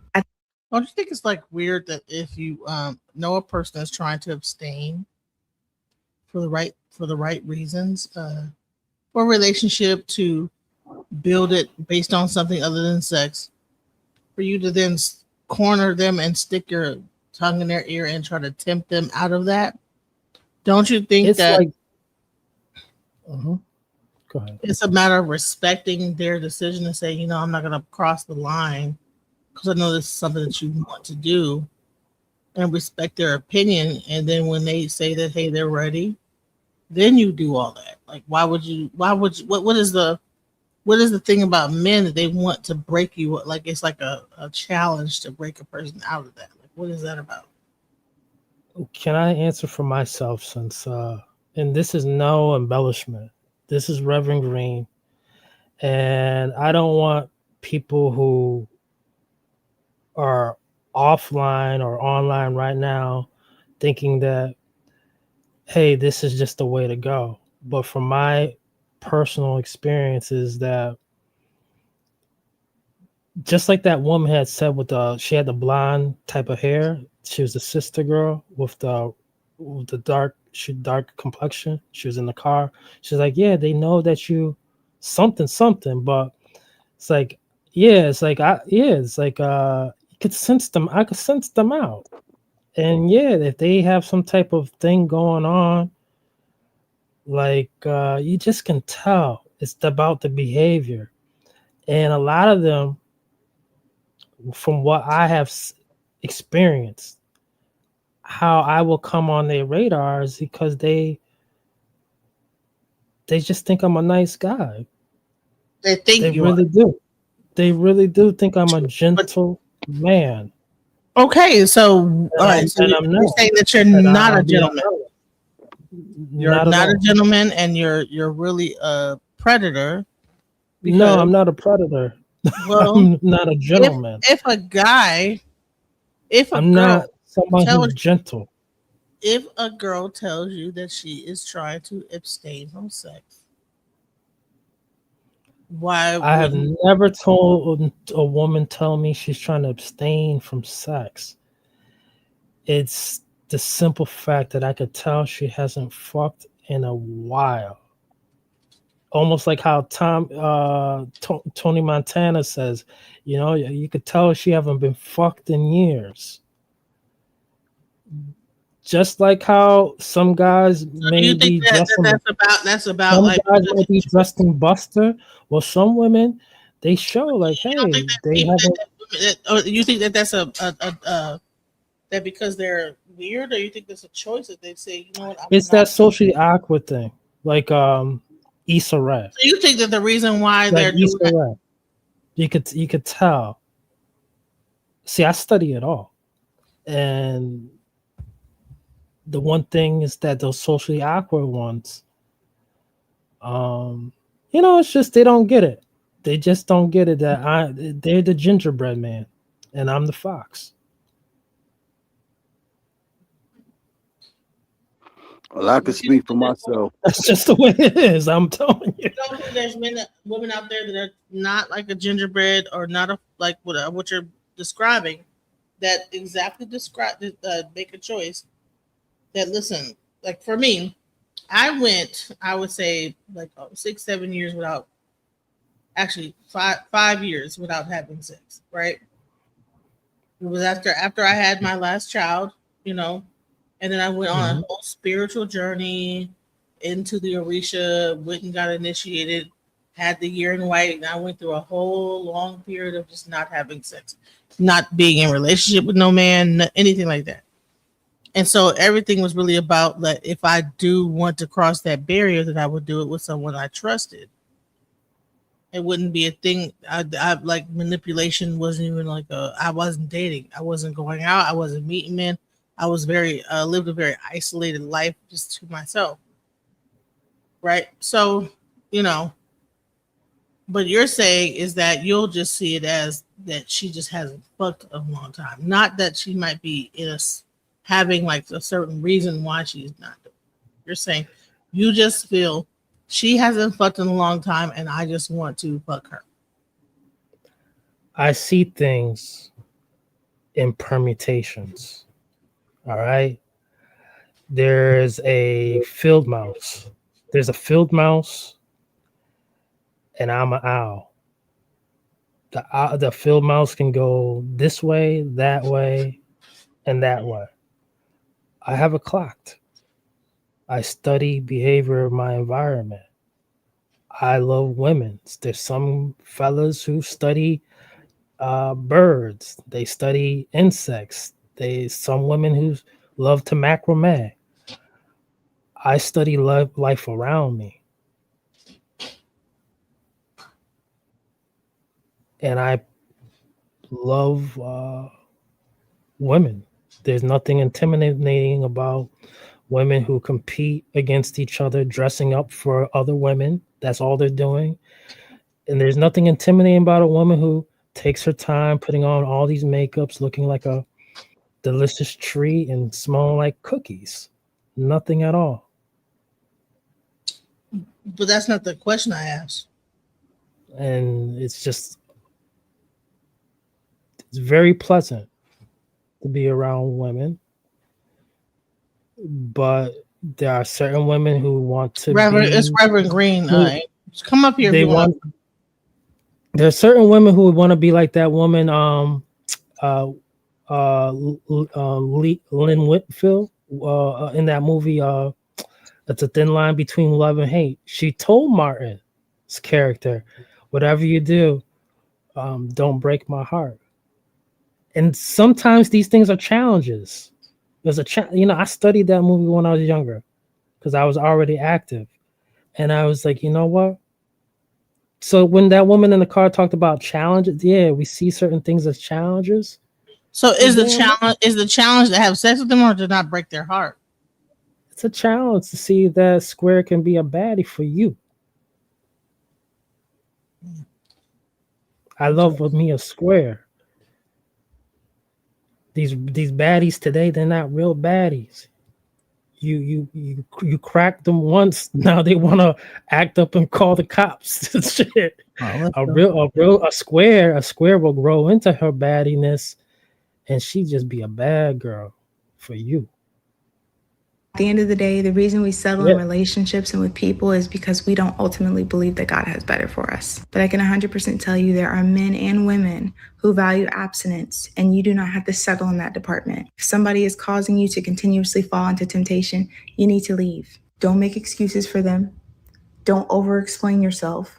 Just go, because I'm sure you've already had a conversation with them many, many times as to why this is important to you. If y'all don't listen to nothing else that I tell y'all on this app, don't give the pum-pum up to these men. If you really have to, if you're thinking about it, let that nigga wait months until the mask start peeling the fuck off. Every single time a man tries to make me feel bad for waiting till marriage and making it seem like it's a deal breaker, all I could think to myself is, oh, a woman with sexual discipline is a deal breaker? Oh, okay. Oh, a woman who's practicing purity and you'll never have to worry about her cheating on you because she has that sexual discipline, that's a deal breaker? Oh, okay. Oh, a woman who loves God so much that she's willing to follow his word, that's a deal breaker? Oh, okay. Oh, a woman who fears God so much, shut up, like you're dumb. Now, I don't recommend going around telling people you're celibate. Okay, because that's going to take the whole thing into a whole nother direction. You don't want that. Don't tell people you're celibate. Don't even tell. In fact, you can't wait. Okay? The anticipation is what you need. Don't ever, if you're a virgin, don't tell them either. Unless you're trying to sell it for $1 million, don't tell nobody. I love Shura, guys. I love Shura. Like, she's just a vibe. She's a vibe. How can you not love this woman, really? I didn't tell the first dude I was with that I was a virgin. If I had known what I did now, I would have saved it and, Anyway. But still didn't tell him.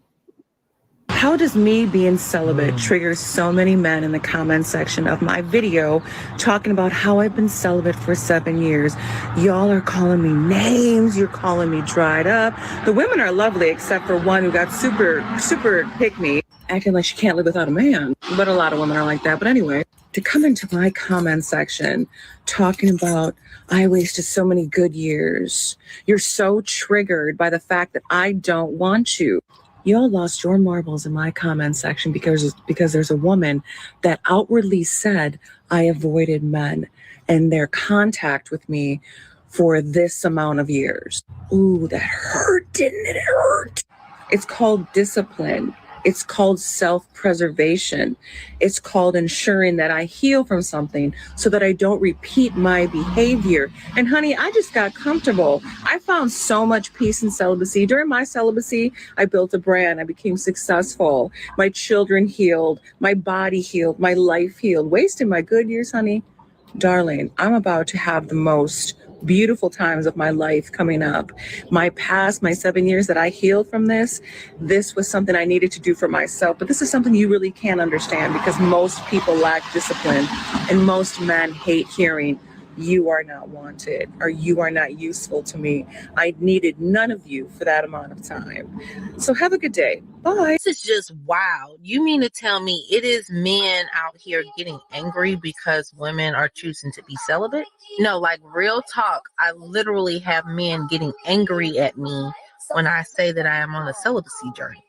And they'll say that it is a form of manipulation. It's a red flag. What is that about?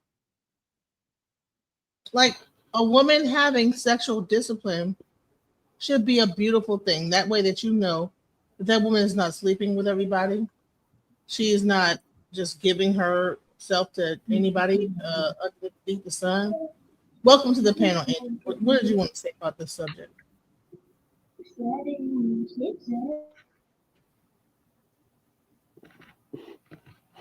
Hello? Angel, you there? Yeah, I'm here. Go ahead. What's your on the subject? Celibacy.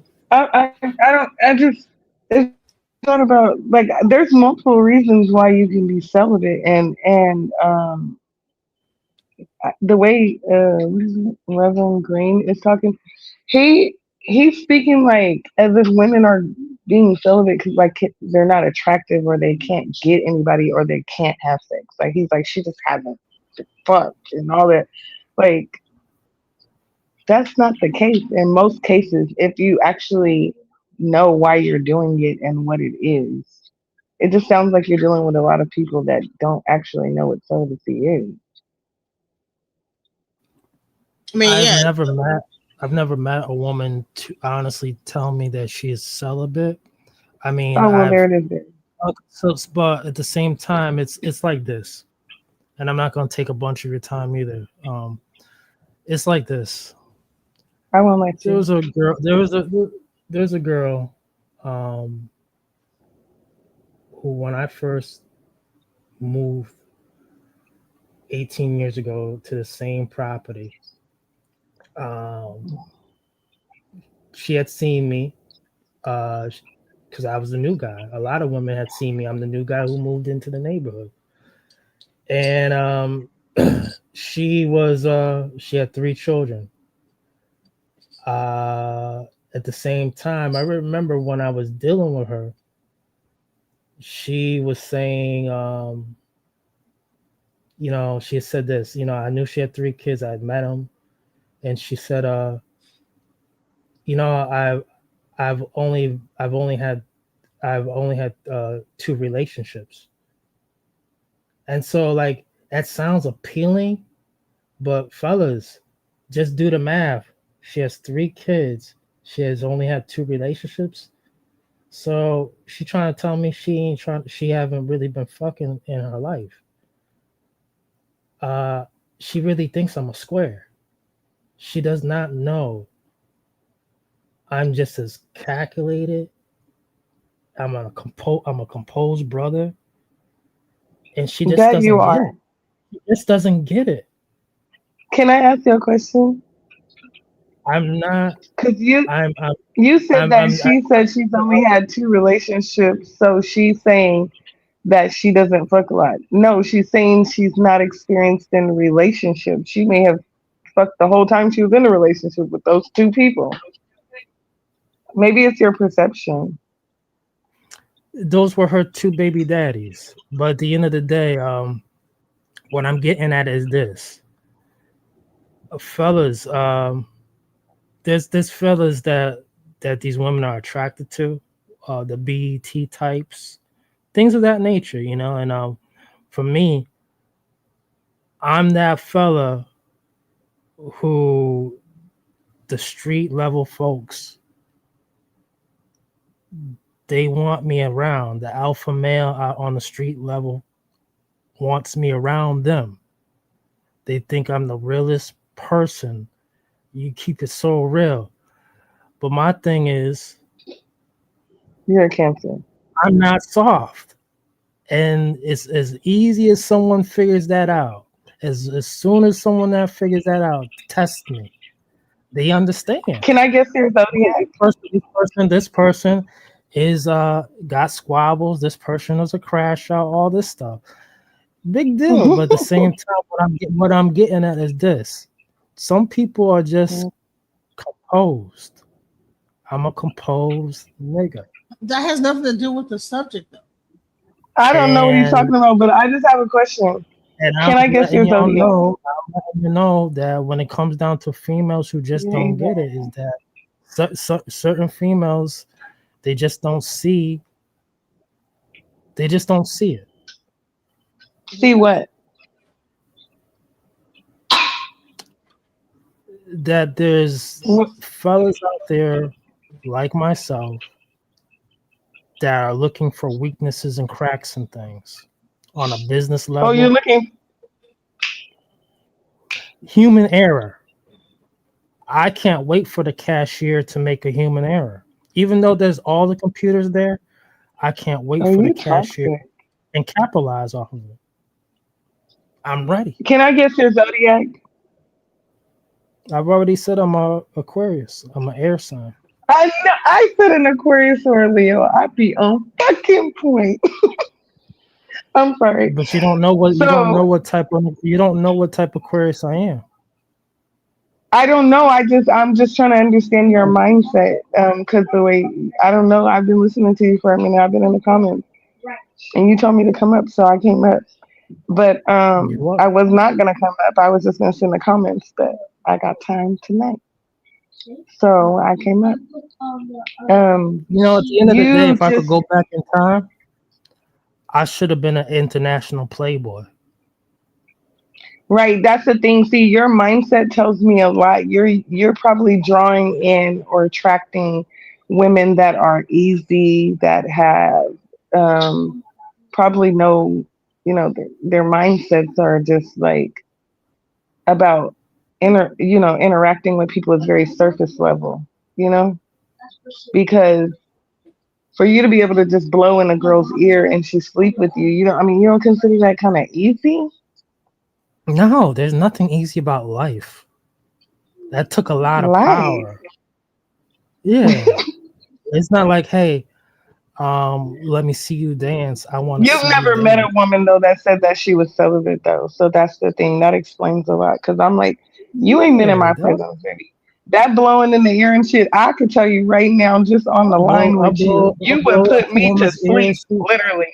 I would be snoring, baby. I would be over somewhere with a pillow and a blanket, sleep. And that's respectfully, your voice alone would literally have me snoring. And you blew in my ear. Shut up, DJ. No, I'm being completely honest. When I was in the comments, you were saying like, "Oh, I'm that dude," and I was just like, "Baby, I would be asleep." I mean, you didn't say those exact words. You didn't say those exact words, but the way you were talking, I was just like, "You think highly of yourself," which is a good thing. Don't get me wrong. But I'm just like, baby, you blew in my ear, we would be boxing, baby, because I would be like, I'm going home. I probably went home like 10 minutes before I even got to that point. If I blow in your ear in the right setting. I hear you. For anybody. And you know what? It's crazy because I practice celibacy. Can I just say something real quick though? Are we in elementary school blowing in the ear? No, that's what I was going to say. Like, I'm a woman that practices celibacy and I'm intentional about it. And the reason I did it has nothing to do with a man. It has nothing to do with a man. It has nothing to do with anything that you've spoken on so far. And the thing is, if I came across a man and I expressed to him that I was celibate and he blew in my ear, that literally we would be going round one, because that's a lack of respect for what I'm moving for. Like you're not even though I can tell that your mindset, you're set on what you think. So it would be hard for me to make it clear. It would make it it would be hard for me to make it clear to you of why I'm even celibate. So if you blew in my ear, then I would take that as disrespectful and that you have no respect for what I just explained to you. And I would literally be going round two.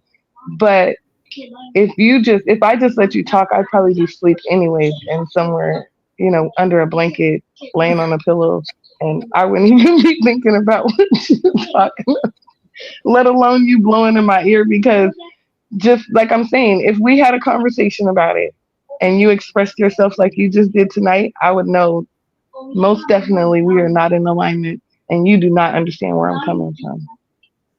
We probably would. Because you are like, you seem like we definitely wouldn't, but I'm just saying, a woman with my mindset, how about that? And a man with your mindset. It doesn't even have to just be me and you. It's just, period, your understanding of celibacy and my intentions behind my celibacy, they don't align. There's no such thing as celibacy. Okay, sir. Well, I just wanted to come up and explain that to you. You called me. You may be going through a drought. See, in his mind, he thinks that there's no drought. There's no fucking drought. Like literally right now, the man that is at the store where I go get my coffee every day is trying to take me on a date. I am not interested. And he doesn't even get that. And he's probably, well, no, he's not. He's an Aries, but you guys, I don't know. It's just like some people get it. Like you said, some people get you. Some people get it and some people just don't. Y'all think a person is trying to rob you or withhold something from. It's not even about you. That tells me so much that you're making it so much about you and it's not about you at all. It's not about you or anybody that looks like you. Let me tell you something that's really deep. Like I was so deep into celibacy, I wasn't even aware that men were even attracted to me, right? No, seriously, I don't even see you guys. I was not even aware. And then once I came out of celibacy and then a man made me aware of it, because I was like, what? People are looking at me like that. God, they put you on your higher self. I became aware of it, I was like, damn. Then I began to get men approaching me. Rising sign, Tony. Yo, peace, fam. Peace. Very forward, like, hey. And I'm like, what the hell? You know what I'm saying? But before that, I was not even focused on that enough to even but I wasn't even trying to get anybody's attention anyway. So, but the moment he says to me, hey, these guys want to, you think that they're just trying to fix your car or fix your this? Exactly. And he was really all trying to fuck you. Then I actually, because I was just so focused on me and what I'm doing myself, that all this fixing this and helping that, I never looked at it like they were trying to fuck me. I looked at it like they're just trying to help out and be cool people. But then I looked up and said, wait. And then I saw that when they do it, it's like some old sexual shit. Like, oh yeah, so and so, I'll help you with. I was like, oh shit, he's right. I was like, oh my god. What the fuck is going on? The whole time you're thinking men are just being gentlemen, and they're not. Yeah, I thought they were being very nice men. I was like, oh, these people are so nice. They just want to help me with my this and help me with my that. Honey, hell no. Hell no. I had one person actually take a picture. Listen, I had a person. I was standing in the doorway. They were coming. They came over my house, and he's like, "You look really nice." And I was like, "What? I look really nice? Like what? You know what I'm saying?" Because I'm not even thinking in this way. He said, "Give me your camera. Give me your phone." No. Actually, no. He didn't give me a phone. He took his phone. Took a picture. He's a tall guy, and I guess my cleavage was showing, and I wasn't even real. I was just unassuming about anything. I'm just Yeah, living you my don't life. want. Yeah, I'm not you focused don't on want how I'm looking to people, whatever. He took a picture of my breasts. And I guess You I don't want to know what. was wearing a certain type of a dress, whatever. He said, listen, I'm 6 foot something. This is what I see when I look at you. Took a picture of it. It was just like the bottom of my face and titties. And I was like, oh my God. Like, what? You know what I'm saying? I was like, damn. So especially if you're a short woman and then the guy's taller, they're looking at you from above and all they see is like the top of your head and your boobs. I didn't even know this. I was like, what? So like, what the fuck? That's just his target. Who phone he took the picture with? Yours or With his? His phone. I said, well, that was real slick way to get a picture of my titties. But okay, shouts out. Right. Let You don't want to know, and you don't, and you don't. Let me show you what I see. And he took a picture. You don't want to know what he was doing. What he was doing with that picture either. Yes, that's what he's doing. That's what's going on. Yeah. And that was so slick how he did it. I was like, oh shit! I just realized you just took a picture of my boobs of me like in this way, like just like from top, like just top down. What the Yo, fuck is son that got his shit? And I was like, oh, that was a very slick That way for shit you to get a crazy. picture of my boobs. But I'm like, that type of shit. Yeah. See, and that is the type of thing. So even when I went to I was getting my car fixed. It was like, oh yeah, the guy. Let me tell you what he did. He said today, he was like, oh yeah, you know what I'm saying. So, is your husband coming? This, that, the other, and I was like, no, I don't have a husband, whatever. Like, and he was like, oh okay, oh yeah. So I like that's a nice dress you have on. See, but before that, I would never two questions on shit like I have that. one for you, DJ. On myself, I was not. I have a question for you, DJ, about your celibacy. When you were practicing your celibacy or abstinence, whichever one it was, did it not kind of like show you, like you learned a lot, right? It showed you kind of what people's intentions truly are. You know, made things much clearer for you, correct? When it comes to men and interacting with men. I'm gonna say it's safe this. to say because that's kind of what you just said. Actually, yes, I would say like not in my celibacy, but once I broke out of it, and this guy actually said, like, girl, wait, you don't even see yourself. Like, yeah, I don't see myself. You don't see yourself. What do you mean by that? He said, then he had a picture. This is crazy. Everybody will take a picture, show me the picture. Right. So now everybody genuine. They're taking pictures and jacking off to it, and like, let me show you what I'm jacking off to. I don't know, but they'll show me a picture. Like, hey, this is what I'm looking at. I'm like, what the fuck? You know, it's weird. So the two different dudes took pictures of me a certain way that was like some sexual way, and I did not like even realize that this was that I was looking sexy at all, because I was like just so celibacy made me so like self-absorbed that I was oblivious to the world around me. And then it took him saying, hey, look, this is what I see when I look at you. And they showed me the picture, and I was like, what the fuck? Celibacy is a problem with dudes. I know. No. Celibacy is a good thing because for it dudes. does make you focus on yourself. Nah, Genesee. He's saying for the dude, like, you know what I mean? The creepy crawler.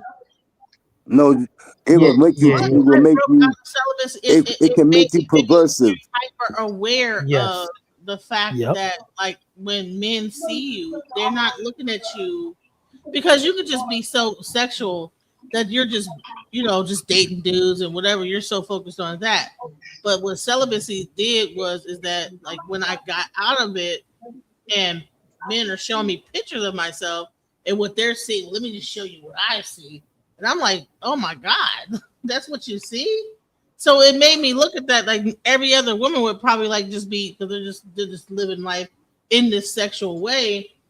and men are approaching them sexually, they don't even see that there's a very objective way to look at a woman. Like that when you're like standing over the top of a woman that might be a 5'3" woman and you're like 6'1", all you see is their titties. You know what I'm saying? Like all you see is face, like from the top down. Like you see the top of their head, their nose, and boobs. You know what I'm saying? How did you get out of it, Genesis? You keep saying when I got out of it. What was the process? Well, I was of getting talking out? to a guy for like years and years, and then like I decided that I didn't want to be celibate anymore because I wanted to have sex. So Right. You know, So it when wasn't. I made a decision. It wasn't because somebody blew in my ear or whatever the fuck it was. So if a man, what Brother Harlem I think was trying to say is that when a man tries to take an oath of celibacy, right? It can make it could become perverse for him. It could send him into a dark place. A man can't just be going into buildings with a loaded phallus, a loaded weapon. You just can't be doing that all day long, every day. That's not true. You know, there's a whole art of semen retention that happens in martial arts that goes on. So that's not true. What we're getting at is this: is that it makes them crazy if they you could be so hard up. I imagine that it makes them nuts. This is why you see a lot of these crazy cases. That's not true. That's not true. I dated a boxer. Because they're celibate. No, I dated a boxer, and he had enough discipline to refrain from having sex for a very long time before his fights, and he was undefeated, and he never had sex before his fights, at least 6 months. That's at least 6 weeks. And he had discipline to do. No, he did 6 months, and he did do it. We were dating, and we would not do anything. He was not doing anything. He was very serious about what he was doing. There are people that can show if it's something you're trying to do, you cannot. Yeah, you can't, because that sex shit. Listen, you need your energy for real. And he was undefeated. He did well. But that was my second question. My second question is, when you guys are actively interacting with sex with a person, when you guys stop, let's say something happens between you and that person and you part ways, are you just on to another female? Do you make a phone call and you're just doing it with another female until you find someone you're being serious with, or whatever the case may be? Because I mean, is that not borderline hoish? No, it may be, but for men, I can only speak for myself. Actually, if we don't have to, we're not. Now, if I loved you, it's going to be an issue. I'm not going to probably not just jump on the first thing because I'm still emotionally attached to you. But I would say in general, as soon as I can, I will. And back to being with someone who's abstinent or celibate, someone who's abstinent or celibate, I'm going to respect you, but I'm not going to put myself in a position where I'm going to try to compromise you because of my needs. Because if I know that you're not going to meet my needs, there's no need me playing with you. Because especially if you're attractive, that's asking too much. Yeah, so basically, you guys don't you're not intentional about cleansing, are you aware of soul ties? Like you don't take a break in between. You just active. Nah, but that's why you only supposed to mess with have sex with girls that's your girlfriends. You ain't supposed to be out here messing with people that's not. You know what I mean? Right. I know that just go for me. I mean, but if you don't have a girlfriend, you're just sleeping around with women. No, I'm saying for me, I only had sex with girls that's my girlfriend. I never did nothing with nobody that wasn't my choice. You know, so then it's fair to say if you split with so it's fair to say that if you split with your girlfriend, in between those girlfriends, you were abstinent. No. I'm saying I guess that's abstinence. I guess. Sometimes, Well, yeah. I mean, celibacy. I mean, you know the difference between celibacy and abstinence. I don't subscribe to celibacy or abstinence. I don't even know what that means. I'm on my Lil Wayne shit. I don't even know what that means. Black Lives Matter. You don't know what celibacy and abstinence mean? Right. I really don't. Yeah, because I don't subscribe to it. I mean, do you have to know what it means to know if you don't even prescribe to it? Like, He's I saying he ain't trying to don't feel subscribe that. to it. Yeah, it's like, yeah. So if you're dating a woman and you're sleeping with that woman and you guys break up, you decide to go part ways, because I know you guys have had multiple girlfriends. You've had more than one girlfriend. You have. Like, I know this, right? So in between the one that you broke up with and before you started a new relationship, you were not sleeping with anyone, correct? Most men are going to try to get their girl yes, back. that can happen. Yeah, that can happen. No, we're not talking about fictitious. I'm asking you guys directly. Were you sleeping with people in between the last relationship and the next one? Oh, you talking about after your relationship, just sleeping with random people before the next one? That's what you're saying. Before you get another girlfriend, right? I mean, are you sleeping with people, or are you not sleeping with people? For me, He's trying to get another girlfriend, but can't for get me. you back. I only sex with girls that was Well, my while girlfriend, you're so trying I to get a can't- girlfriend, are you sleeping with people? Yes, yes. Sometimes it's practice. You know, it's like just I look at them as practice, just like the Drake And song. you, Tony? Nah, the reason why I didn't, because practice. I only slept with girls that was my girlfriend, so I can't do that. And what is the longest you went in between from the last girlfriend to the next girlfriend? What is that the longest amount of time you went before you got another girlfriend? Probably like only like a couple months, few months. Oh, so you're a serial dater? No, I'm just joking. No. That's when I was I ain't have like a real relationship in years. I'm talking about that's when I was like younger. So you haven't had sex in years? I ain't have years. So you haven't had sex in years. So you years, probably like years, meaning 3, 4. So then, right now, you are practicing abstinence. Are you pleasuring yourself? Nah. Well, so you're abstinent, sir. Well, really, you're celibate. If you're not having no. Okay. I was saying I pleasure myself by like hustle. my entertainment, like writing rhymes and shit. Like that's my entertainment. But other than that, I don't do nothing sexual or nothing. So if you're not having any intimacy with, no, that's don't let him tell you, because he ain't even practiced it. Don't even let him advise you. At the end of the day, you are practicing celibacy. If you're not having any, I bet you it's greater than yours. Look, if you haven't had any intimacy. No criminal. If you haven't had any intimacy with a woman or with whatever your preference is, then you are celibate. If abstinence, right? If you are pleasing yourself and stuff like that, but you're just not you're not having sex with your preference, right? But you are interacting, going on dates and so on and so on, kissing maybe, but just not going all the way, then you're abstinent. So right now you're actually celibate, right? But you don't subscribe. Yeah, because I haven't. Yeah, because I haven't had no relationship. I haven't had a relationship in a long time.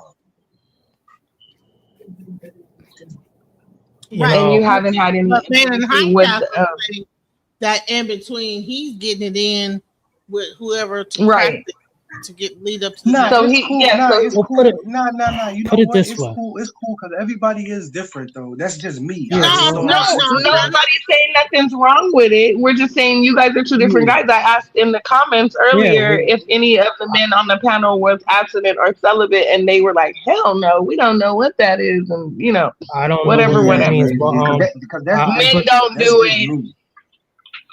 They said men But don't what I do can it, say is right? this. You said that's not a man's thing, correct, Reverend Green? All I know is that, say for instance, this. If I see a woman, and I use this method, I see a woman that I like. I think I'm in love with her already, and yeah, I could tell that I'm in love with her. I know And are that. you married? No, and then I see that she has a friend. He Aquarius. Her friend is more like the runt. Her friend is more like the runt. So I will pursue the runt just to get to Oh, her. baby, you are the one. You are toxic. You, Reverend Green, are toxic as hell. Right. So he Yeah, likes the you girl, but he's gonna pursue her friend to get with the main. he feels like he loves the woman, so he'll pursue her friend because she's the runt. You are. If the person missing their blessings was a human, it's your ass. You don't even know. You're not even confident enough to pursue the one that you want. You're gonna pursue her friend. That's crazy. That is crazy work. No, I'm because she may be with him. She may be with she's with a fella. But I already You're love speaking her. of something that happened. Absolutely. I don't. Yeah, I'm not going off of guessing games. Yes, that's this already crazy. happened.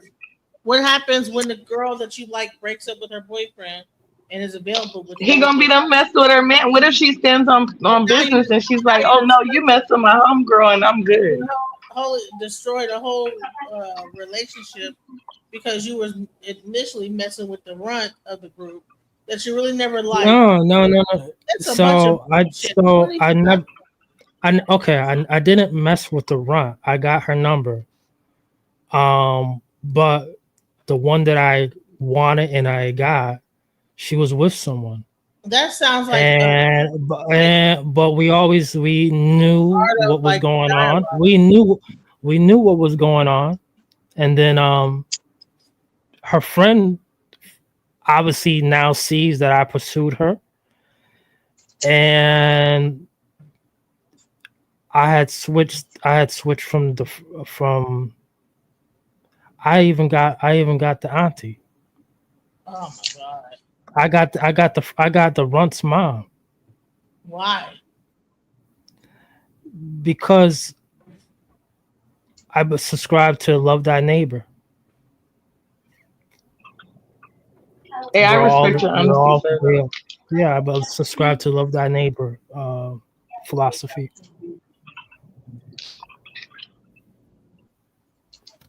I subscribe at Love at First Sight and Love Thy Neighbor as well. Sometimes it's better that we all know each other. But it's unfortunate that the Reverend Green hasn't always been able to keep it totally professional and maintain those situations as professional as possible. But these things happen, and they'll may occur again. It's just the way it is. Love is love for me between a man and a woman, and you see it, I see it, I like it, I want it, I got it. It's just the way it is. I'm hardwired that way. I see. I've always been the complete opposite. Like if I dated someone, if I met a guy and he introduced me to his friends, his group of friends, depending on where we are in our relationship, I like they are automatically blinders. I like even after we split, if I run into one years down the line, I'm not, hey, how you doing? And I'm gone. Like I don't want nobody in the circle. I've already had one. I may not even pursue you the first time around as I be acquainted with you. I just have to get more familiar. If I date your friend, I don't care for how long, and we run into each other later, you don't even have me as an option at all. Even That's if you did nice. holler at me, I would You're say not a soft target. That's all. You're a hard That's why target. I'm like this You're more blowing of in a the air. challenge. Like, what kind of money You're more of a doing? challenge. Okay. Nah, because I done I'm kicked not a shorties to the curb challenge. that even talk to somebody I knew. As soon as you even talk to Yeah, somebody who I does knew, that's that? it. I mean, See, but that's you know, why. I'm not gonna That's say who why does that because everybody eats his That's own. But why. I personally, nah, I'm good. I don't want That's nobody in why the circle if I I'm happy pray with it. every day and every night that you and Tony Who and Tony? gain more insight with one another. Who are you talking about? You and Tony. Oh, don't waste your prayers on me. Thank you. But no, thank Because you. I believe in compatibility. Even though I haven't seen you two What? personally, Not you I trying to be a believe matchmaker, Reverend Green. You done went I down the believe in wrong tunnel. compatibility. Turn back and go That's back. Abort plan, okay? And go back to the beginning where you can mind your business. That is a no-go. Thank you. You don't need to matchmake nobody. That's crazy. We both grown. It's okay. But and you like I said, definitely is don't need that to be you can praying at night for sometimes you can me or sense. Tony. I'm pretty sure our prayers go up, and mine, I definitely they reach where they need to reach. So I appreciate that, but I definitely think you should be praying for you, if anybody. No, I know where I'm gonna go. My life is already fixed. Okay, well, you know, pray for your grandkids, your kids, your nieces, nephews, aunties, uncles, grandmas, you know, whatever. But I appreciate it, but yeah, I definitely. I pray That's for the funny. day I had my heart broken one more time. What made you just like go throw the monkey wrench out there like that? That's funny. Because I wanna feel Are what you people. I jealous? wanna really feel like the I can't get up in the morning type of shit. What are you talking about? Not answer my phone and what's wrong with you? Then have a knock at the door from a family member like you're not answering your phone. I really want to go through that. Yes. Do you drink? No, not enough. No. Not enough. No. I drink for aphrodisiac. Yes. Do you mind if I ask how old you are? Huh? Do you mind if I ask your age? I'm in my 40s. Your 20s? In my 40s. 40s. 40. Okay. Yeah. And you're an Aquarius man. Absolutely. I've never had the pleasure of interacting with you are in your 30s, correct? I am not. I'm in my 40s also. Okay. And you are a Cancer, correct? And I am a Cancer woman, yep. And your birthday's coming up, what, tomorrow? I mean, are you gonna send me a gift? I mean, I'm a Cancer. That's all. I'm a July Cancer. Gift That's what that's I'm trying to worth figure out. giving is money, and I don't know you like that. But that's Okay, well, I'm a July Cancer. Oh, that's all. I'm not a June Cancer. I'm a July Cancer. If that's what you're trying to find out. Yeah, I think gift card with money on it, like a Visa gift card, is the best gift card. Is that what you're planning on giving me for my birthday? That's what I would give I would give my children that. I give my mom that. So Something is that that a she yes? can buy. Yeah, money is the best gift card. It's the best Christmas Christmas present. Do you have a mean streak? I'm not Teddy Outside of Ruxpin. your toxic traits. Yeah, I'm not Teddy Ruxpin. Okay. I don't know, you seem a little spicy. I'm not Teddy Ruxpin, no. But you have to be like that. No, you don't. Unless you're influenced. I haven't been influenced to be soft all day long. Are you an only child? I grew up as an only child. Mm-hmm. Okay. So yes, I'm self-absorbed. You honest with it though. I love the honesty. Definitely.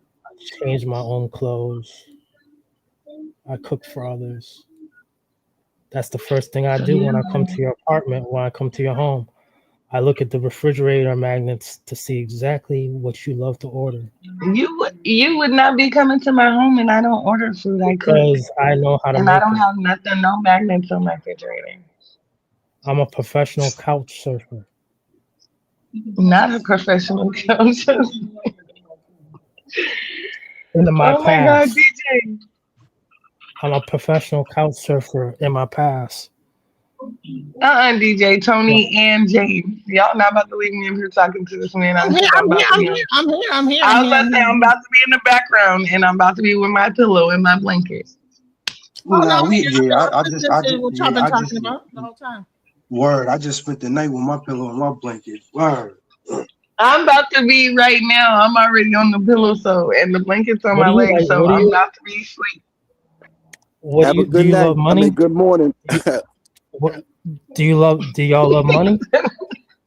Do you love to earn money? Yeah, I like earning money. I don't love it. Like I think that. See, I don't like That's a trick question, y'all. That's a trick question. So she loved poverty. She loved being broke at times. Like, okay. So do you believe in a hard day's? You believe in a hard day's work to earn your money? Say it again. Do you believe in a hard day's work to earn money?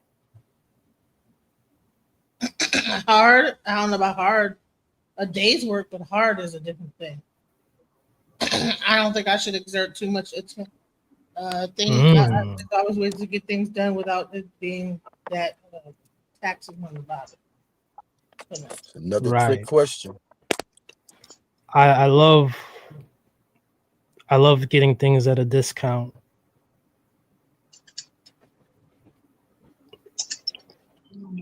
Yo, shout out to James Harlem, man. I left my car on 125th in front of Jimmy Jazz all day and get no ticket.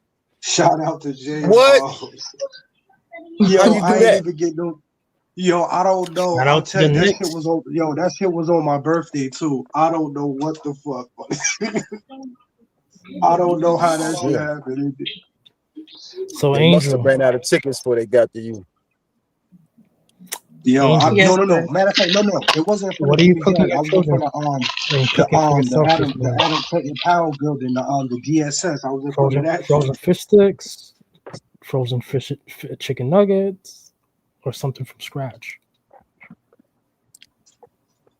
Bowl of cereal. That's what's up. I'm sorry, what'd you say? Hey, man, you interrupted homeboy getting his Mac on, getting his trick on or something. That shit was funny. Yo, Rev, do you got a church, yo? Do you got a church? I do, sir. Yes, I do, sir. Was that the Church of Sex and Christ or some shit? No, the Church of Let's Abolish Poverty. Oh, I like that part. We finna get rich. We finna earn money. You got the right idea. My church is my church denomination is the $20 bill, the $50 bill, the $100 bill, the $5 bill, the $2 bill, the $1 bill. Those are all my church denominations in my favorite. DJ. Yep. Where did you and Reverend Green meet? Say it again. Where did you meet Reverend Green at? Online on a panel. She believes that I sought her out when I was given a referral for this channel. She doesn't believe me. What? This channel was only doing 80 views at one point. Oh, and you helped her boost it up? At one point together with other people, yes. She didn't believe it could happen, but she got irritated by it. You really, come on now. It's the truth. I was And it can happen again. This is a 700K. This is a 700K channel, but she treats it with the poverty content. What's the poverty content? The poverty content is what everyone else is doing. Let's talk about spiritual pseudoscience and make miracles. We gotta all love each other, and we gotta find peace on earth. How are you loving people? I'm sorry, let me not.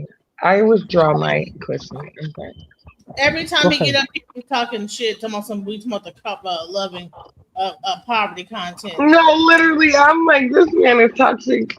I'm not even in character right now, you know. So everybody his wants to know. character is insane. He got snorted like he's a pig to like make fun of me. He has called me all type of names. Like, so come on now. That's what is that? That's to get the views up. I'm like a director, a video director. I'm like a movie director. Sometimes I have to say. Sometimes I have to say cut. Sometimes I have to say cut, and my actor, I have to approach the actress to be like, "Hey, I need this out of you. I really need this out of you. I don't care what's going on in your personal You know what? You're trying to play in my face. Well, you're trying to play in my homegirl's face because this is her channel. You know, she has she has all these subscribers. This is a 700K viewing channel. She was right there too. She was right there. What happened? In actual fact, she took off the training wheels.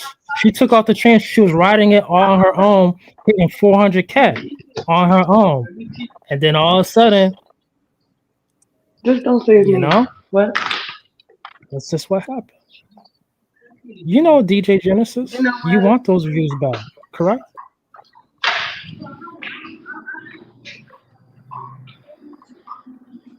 So I think everybody's asleep. Oh no! You have people who were jealous of you coming on. Just they were trying to use you. You have people who you ain't got no haters. You ain't popping. She can monetize other channels that are impoverished. Nah, but especially women that ain't having sex right now, yo. I got some serious powers with y'all, dog. They ain't using them, man. They celibate. She can alchemize energy, so that don't mean nothing to her. You can make money off of it. I mean, she can make content off of any of that. Like, that's if you hit the pop, look how many subscribers she got, and you're saying all that was happening. Anybody who's listening right now, hit the popular section. And you see see the most viewed videos in the popular section, and Reverend Green is always in that top 5, in that top 3. Are you? What kind of content do you bring? Huh? What kind of content do you bring? Like, what kind of content do you? What kind of content do you bring? My thing is just bringing controversial. I try to bring like dark humor. My thing is dark humor.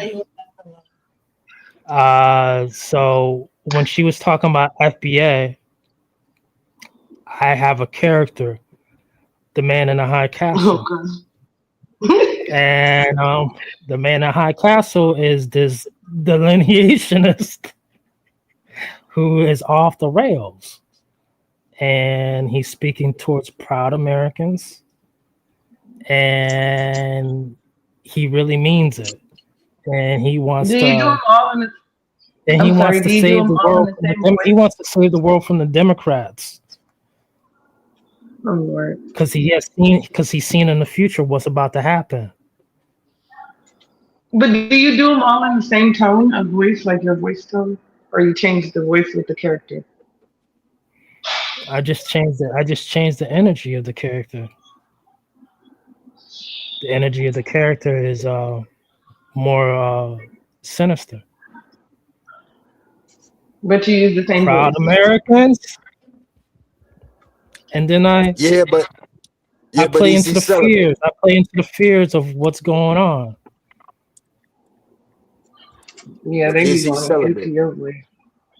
The fears of what's going on is for real. Children thinking about, hey, how am I gonna eat? Oh, at school I get some free lunch. That's why I get to eat. That's why I highlight this. I highlight what's going on here in America. About America first. And then I highlight what's going on with the current events. Okay. I highlight about getting this damn money. How you could get it easier. And you don't subscribe to celibacy. I don't have time for celibacy. You know what it was? I don't think you subscribe to it. I think it just be happening. That's what I be thinking. I mean, it probably could, like you probably could subscribe to it, but I think most of the time it just be happening like out of nowhere. Yeah, I think people can go through droughts, you know? I mean, I don't think it's a drought. I think that if you're intentional about things, do you take anything serious? You I said take you're in love character all the time. You switch characters. No, I take love. Oh, you're a lover guy, but you just Yeah, I don't love stop having love. sex. Love is the best thing in the damn world. It's like it's the ultimate. It's like I love But you're an watching drama. Aquarius, so you're logical. I love watching dramas. I love seeing how two characters like, oh, this is how she did it. This is how they did it. You know, don't people want to see a happy ending? People be in love. So love is the answer.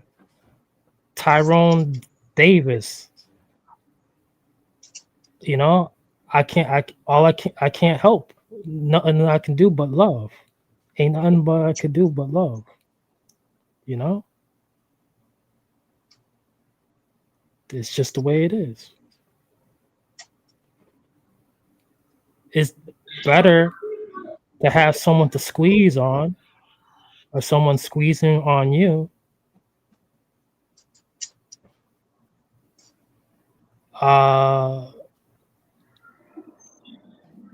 Just knowing, just to share your bed. It's almost like what Michael Jackson said, but with a grown adult. It's the ultimate thing to like share your bed with someone. I don't think that way. Yeah. So every now and then, I don't think that way. You know, I fight the urge to not stay selfish and be like, you know what? Selfish. I want to offer my heart to someone. I want to invest in someone. I want them to invest in me every now and then. But other than that, it's just like, you know, just sometimes you just got to kill again. Sometimes you have to put that frown, that smile on someone's life where they're grinning from ear to ear. And then you got to turn it into a frown where they're looking at you like, Daddy, why you do that to me? It's the power behind it. Yo, let me ask y'all a question. What y'all think about calling your girlfriend baby? I don't know. It sounds weird to me. I call them boo. I don't call them baby. I don't know. Yeah. I love that name Bay, but I don't know. I don't be like Bay. I don't be Yeah, I like think. that.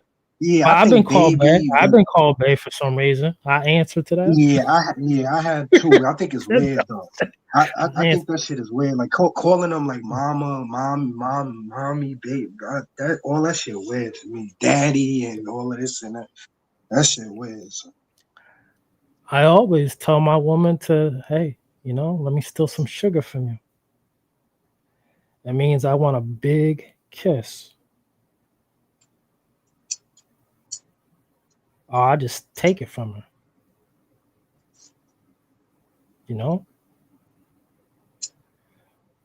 Grab her by her chin. I call them by their name. That's it. Mwah. Have a good day at work. We out. A lot of my shorties, a lot of my shorties had nicknames anyway, though. Yep. But these are I gotta be ruthless. I gotta be ruthless out here. There's too many people who I've think we're only bad. got nicknames from my family members. I don't know. I call my significant other by their name, and I think a few people nickname me, but I don't really think nothing of it. Yo, Angel, you Spanish? Who's asking me that? Me. Who the hell is me? Tony. Tony. No. You're not no Panamanian? Not a little bit. Yeah, that's what I was saying. Something like that. Either that or like, probably like. Why do you ask that? Because you looked at my picture? Nah, the way you spell your name. Oh no, it's Asian. Oh, okay. You Caribbean? Okay. No, I'm not. I mean, maybe, but no. I am an African American. Oh, I thought you said you hate. Oh, I thought you said you're Haitian. I mean, my parents are things, and then it made me, but I identify as a Black woman. Okay. Are you FBA? FBA? Foundational Black American. I'm Black. And whatever you want to remember. I mean, Black, whatever you want to call it. I'm here. Are you foundational Black American? I would say yes. I am that by just basic lineage. Now, do I agree with the movement at all through Tariq Nasheed? No. All right, don't spoil it. Don't spoil it. It's me and you, babe. I like your style. But I got what you're saying, though. I'm just joking. Yes, but I appreciate that. Please go in.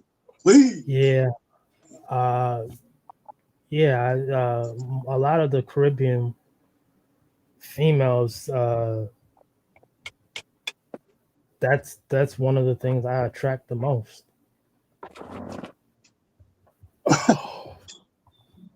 I am Black. I'm not Caribbean. Okay. Hey, Rev, you got a book too? Yep. Sure do. How did you know? I could tell, bro. Yeah, my book is it's called PIMP by Iceberg Slim. Okay, well, you open up the first page. That's my favorite page where it says, "A pimp, he gotta be God all the way. He gotta study his horse."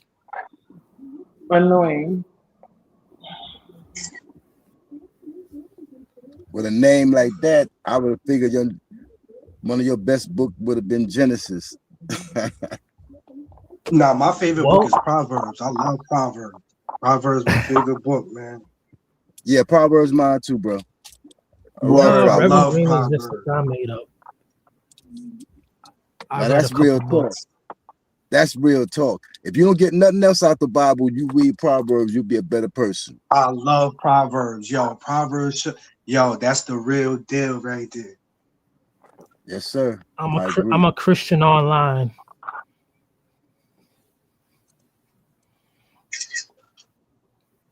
You sure it ain't the other way around? You a pimp online and a Christian in real life? I'm just pure entertainment online. What are you guys talking about? Like you guys doing way. I love me some Jesus online. So you guys trying to Amen. be funny. Hallelujah. And I would make time for it, but I don't have time for it right now. I'm sorry. My energy is low. At the end of the day, until the next time, Joe. I don't know if there'll be a next time because you guys be playing. I have to go there with y'all. I have to go all the way there. Well, I'm not take gonna it do there. it tonight. No, I'm not gonna do it tonight. Not tonight. I do when I feel like it, but you have your own channel? I want to, but I'm hesitant because I hope that people like you, Reverend Green, don't come up on my panel. Nah, Angel, don't look at it like that. Yo, don't let. Or in my comments, you know what I'm saying? Because I read the comments. But Angel, check it though.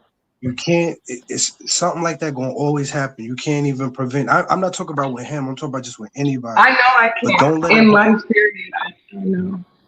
But I don't deal with people. Don't let it hold you back from what you gotta do. Though. I don't want to do that. That's not. I don't feel like it's for me. I don't want it. I don't like people. Period. To be honest, I don't fool with y'all. There's always somebody. I mean, I fool with y'all, but on my time, you know. On my time, I think you better hang around to get in. Wait, I'm sorry. Y'all talking at the same time. What did you say? I said I think you should hang with Genesis a little bit more. But Genesis done put I've been knowing Genesis for 20 years. I like y'all just don't know. I just don't have time for it. Like she does online, and I'll be like sometimes I sit in her office with her, and I'll listen to her while she's online or whatever. When I wasn't in the same state as her, but it ain't. That's how I know it's not for me. It's not for me because I done seen her from the beginning all the way to now. She got like 70K, subscribers, and I'm good. It ain't for everybody, and I don't want to do it. But she's always tried to make me.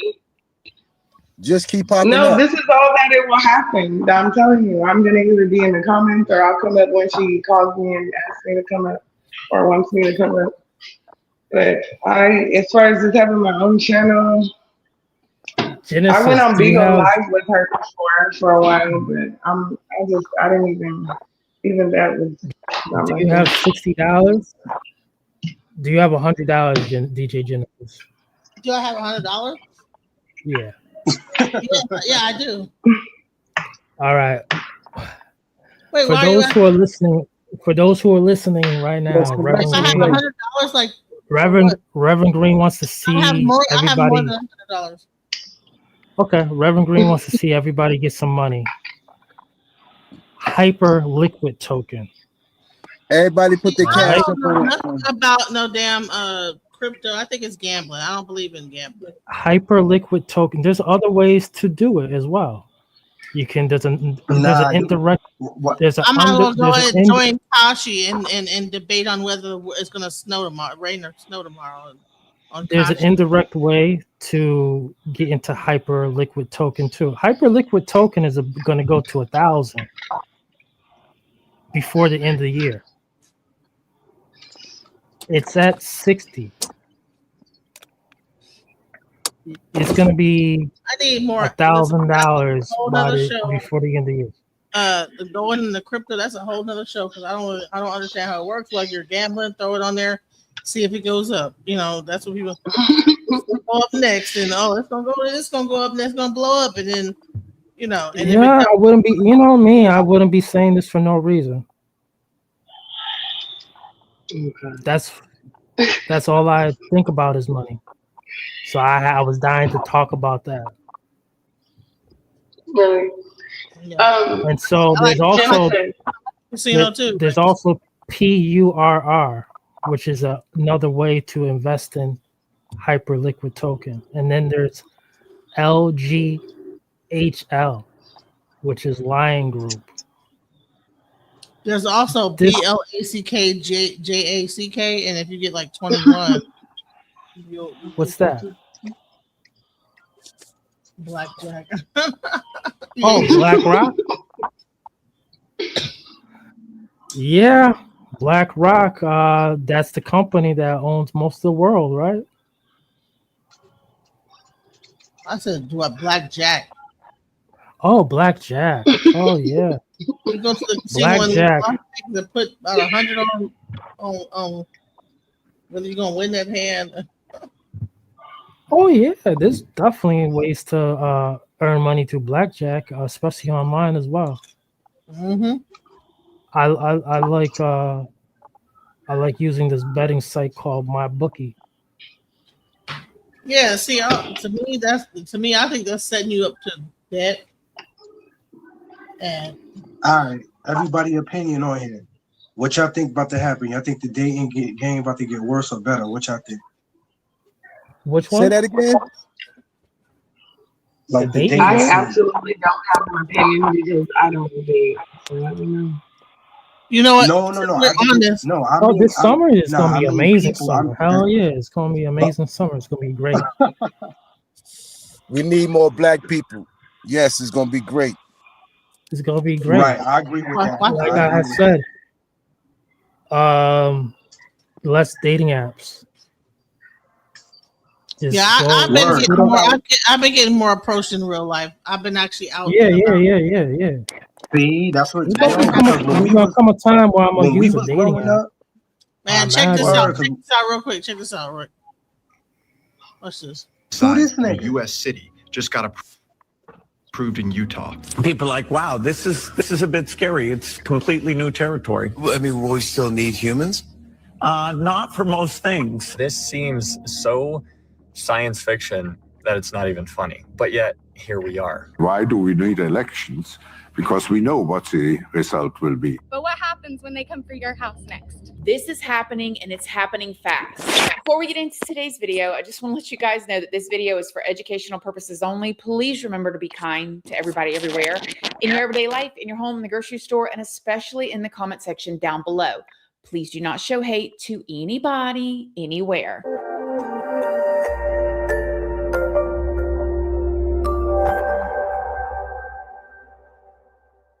So good morning. How is everybody doing today? I hope you all are having an amazing day. I hope you all are having a wonderful week. Hope everybody's feeling good. So let me ask you guys, have you ever noticed how all of a sudden all these data centers are popping up everywhere? I mean, these gigantic buildings, almost like compounds with no windows, thousands of servers, and private security. They're just popping up all over the place. We're being told that they're just boring, nothing to see here buildings that are necessary to support internet infrastructure. But what if there's something more going on? Why are billion-dollar companies at this point buying up a bunch of small towns? And why are governments suddenly obsessed with AI? And why, with all of this technology that we have and building all these new buildings and these new infrastructures, why are the power grids suddenly struggling? Well, some people believe that it is because these data centers have nothing to do with storing large amounts of data. They believe that the data center boom might actually be the very beginning of something much, much bigger. They believe that these buildings are preparing for an AI-controlled future, or that they are huge surveillance hubs used to spy on us, or even that they are underground bunkers for the digital elite. Before we go any further, I did want to stop and thank today's sponsor, HelloFresh. I don't know about y'all, but I definitely can get stuck in like this dinner rut. It's like where you know that you should cook at home. You know that it's probably a better option, but then come on now. First box, newer. Yeah, she dragging. Intelligence. She's dragging it. Artificial general down. intelligence means that AI can now do anything that a human can do at about the same level. So with AGI, it means that AI is going to be able to learn new skills from scratch. It will be able to problem solve. It will be able to reason. And so now that we have artificial general intelligence, the next step is artificial superintelligence. In this article from October 23rd of 2025, Elon Musk was quoted saying, "I don't feel comfortable building that robot army unless I have a strong influence." And so when we see pictures like this is what's going on over in China. They have this kind of stuff. I mean, and I'm sure we have stuff over here in America as well. But I think it's fascinating to see where we're going. We're in 2026 right now. We're talking about this kind of stuff. And this seems so science fiction that it's not even funny. But yet, here we are. And so my question that I am just pondering in my own mind is, now that we have artificial general intelligence, how long until we have artificial superintelligence? And then how long until we insert that intelligence into a body and then they just start walking around like it's just another day in the park? Now, this isn't just Chat GPT. This ain't just something you're using on your phone to piddle paddle around or ask about, your doctor's records. Like, what does this mean? AGI is supposedly capable of thinking and learning and potentially outperforming humans at almost everything. People are like, wow, this is a bit scary. It's completely new territory. I mean, will we still need humans? Not for most things. We'll decide.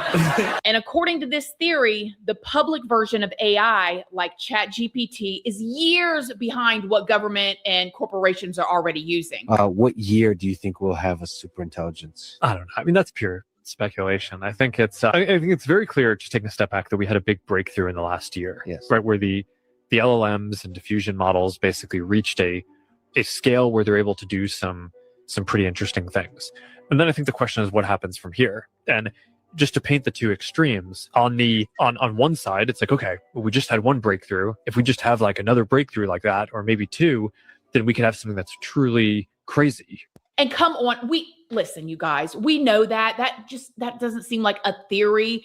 Anything that gets released to us to be used or to know about has been being used for a long, long, long time behind the scenes.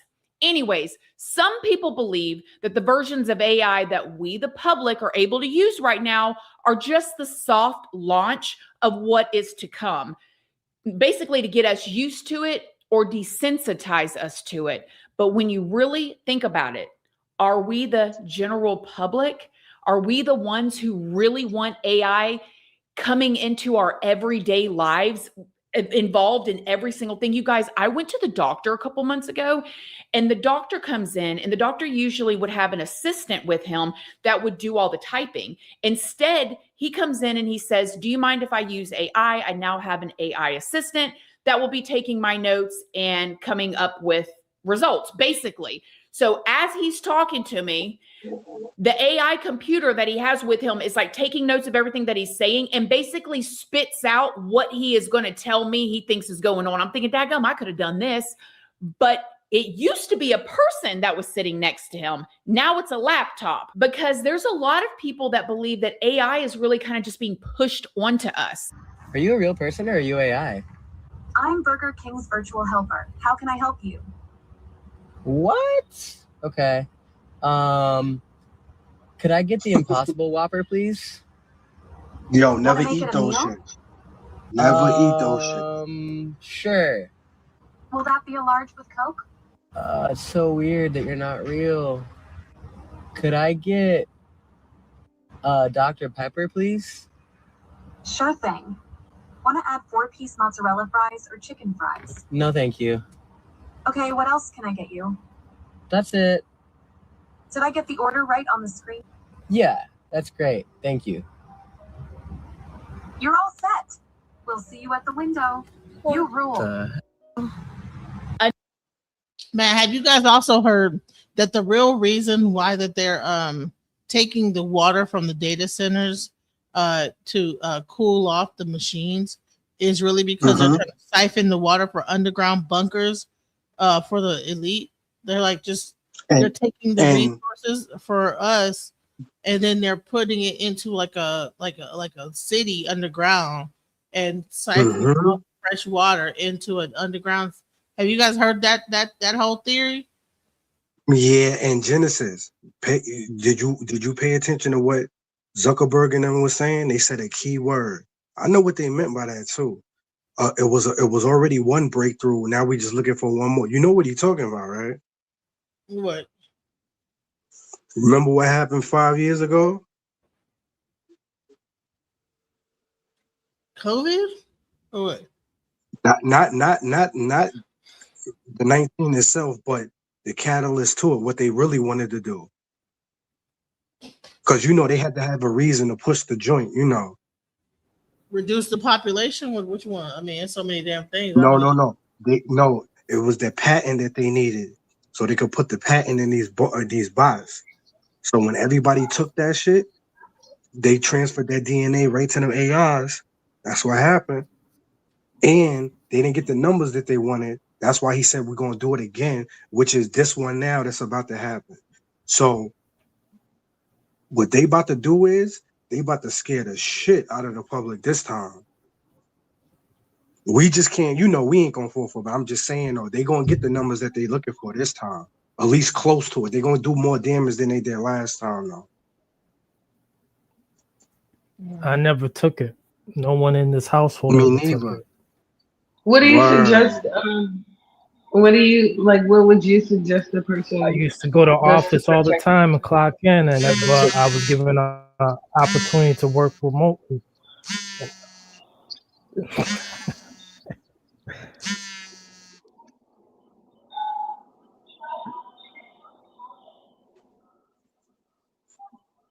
Hold on.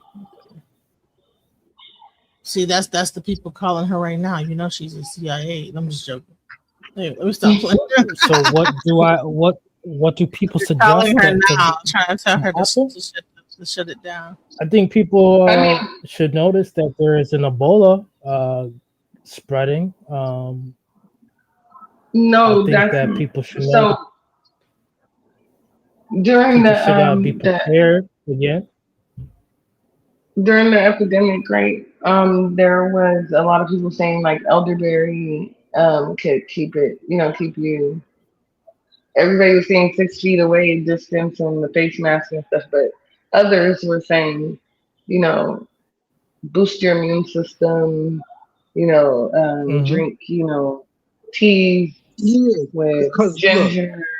Look, the thing with that was everything that we need to put in our body, like herbs.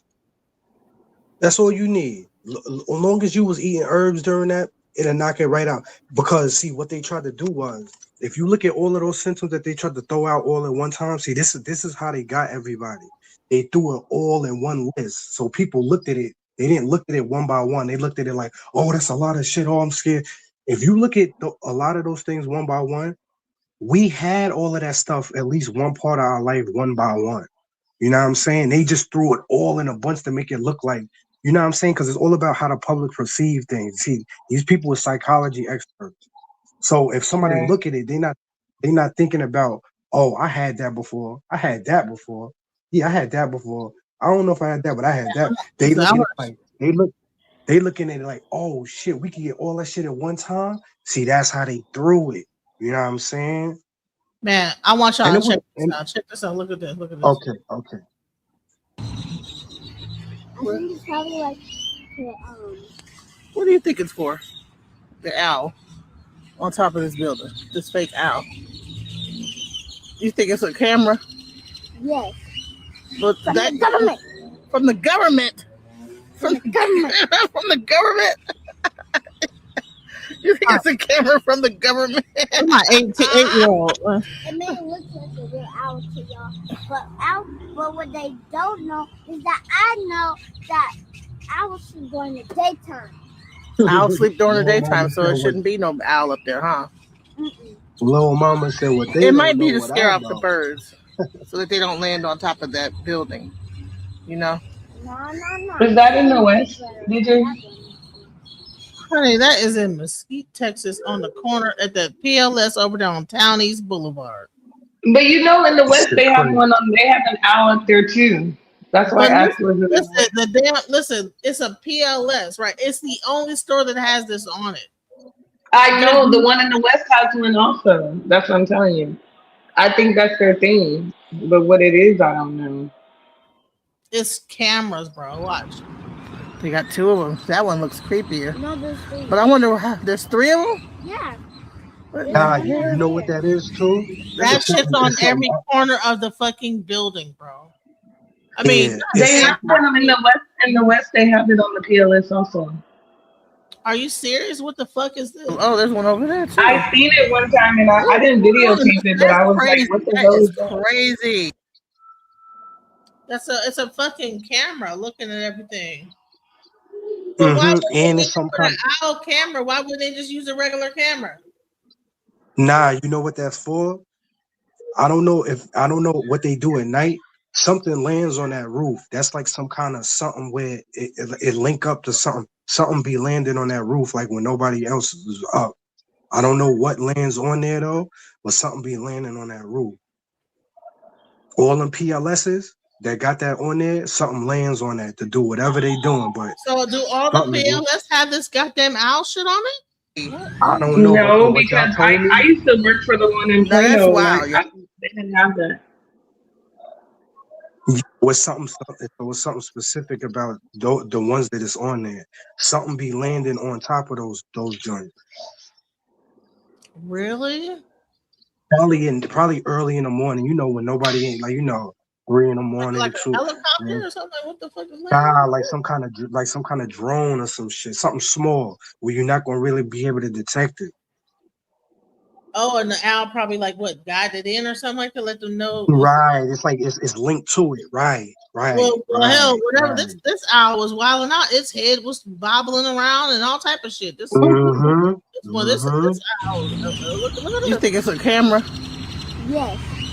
But why was it doing that? Like, what's going on? Why then?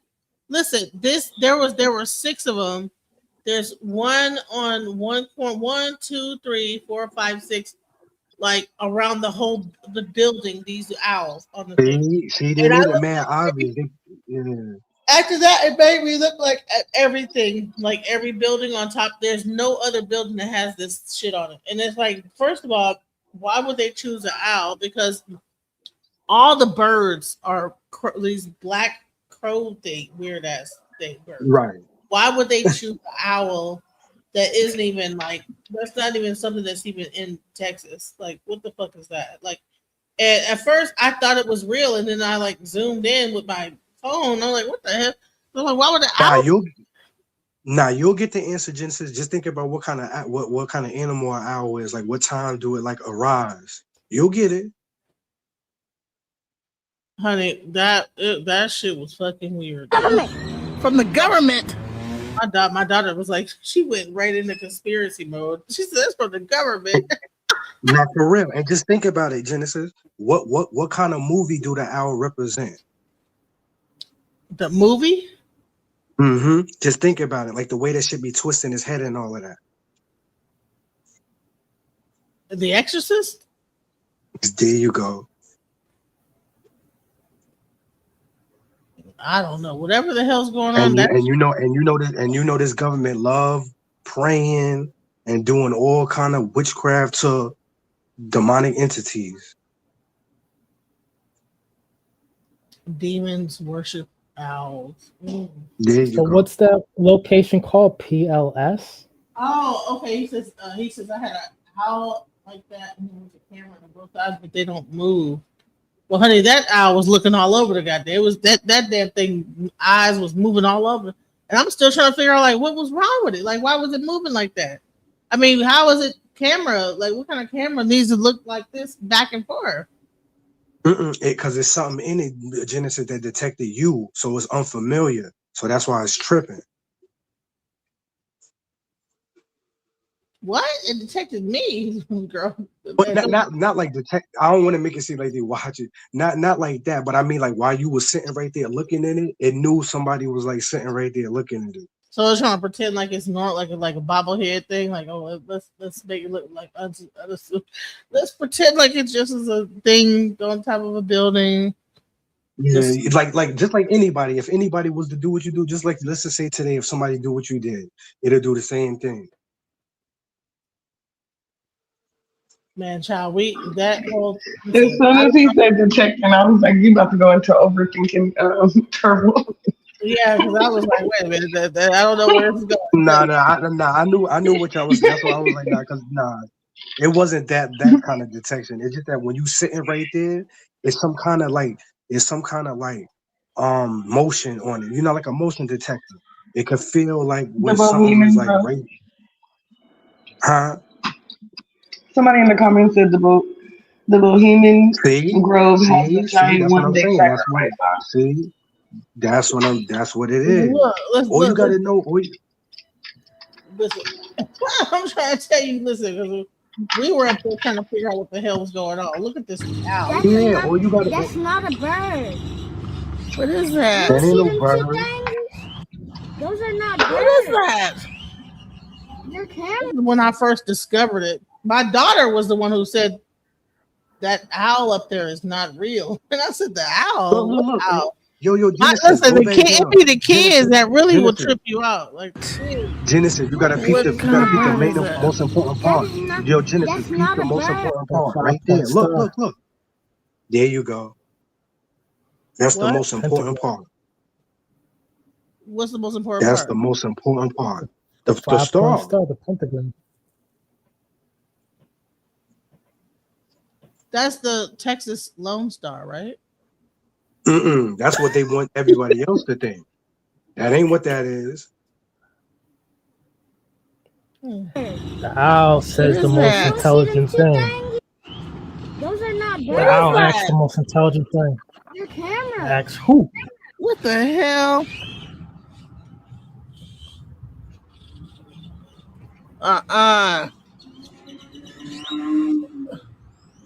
Look at how terrible that thing looks like a dragon. I thought this was an owl or a bird or something. No, He said it looked like a dragon. Listen, my daughter had to tell me what it was. What was it looking at though? Like, what was it pointing to when it said what's turning? Is there birds up there? See, Andrew. See, you on point. You see, it looked like. It's not looking at No.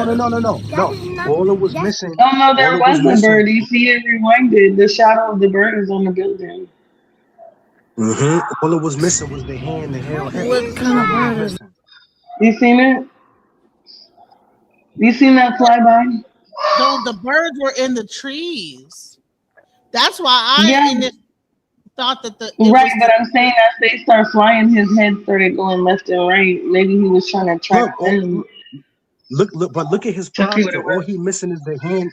All he missing is the hand to Hail Hitler. Look at his posture.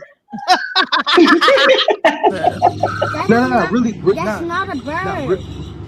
What is that? You don't see them two things? Look at them. What is that? Your cameras. What the hell? And he like built in like Roman 10. Like, you could hear this. I thought this was an owl or a bird or something. No, owls sleep during the daytime.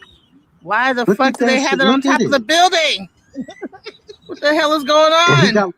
And he got like some kind of mask creepy. on. Look, just look at this shit. What the heck? What is happening? What is this? We're at the PLS in Mesquite, and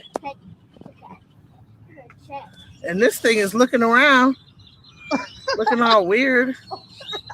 What is that? I'm sorry, y'all. The energy of that shit is making sounds. Hey, if keep your head on a swivel was an object, it'd be that. Nah, literally, because that owl got his head on the swivel. You know what I'm saying? He was looking back and forth like. That's funny. And then there's multiple. You said there's 6 up there. Maybe it's to scare birds. I can count them at the other one. It's the one. I worked at the one in Plano. They don't have and 3 on the other. It's 3 on one side and 3 on the other side of the building. Listen to the number. Listen, what number is that? It's 6, yeah. And they love worshiping that number. Y'all know that, right? But that my daughter was like, maybe it's some kind of like artistic expression or No. At PLS, the check cashing place. Or like right. She's like, maybe it's like a religious, like religious thing or something. They're not religious. It's not a camera because what camera is pointing up to the sky? One that is looking for non-human things. Looking for planes, like drones. What is that? You don't see them two things? See how it's like looking up Those are the not what is that? It's not cameras. looking down to like see what somebody's doing. It's looking up in the sky, bro, back and forth. Now I want y'all to do something. I want y'all. What? Hold on. I want y'all to do something. What is PLS? What is the initials backwards? I want to see if y'all know. This shit is crazy. SLP.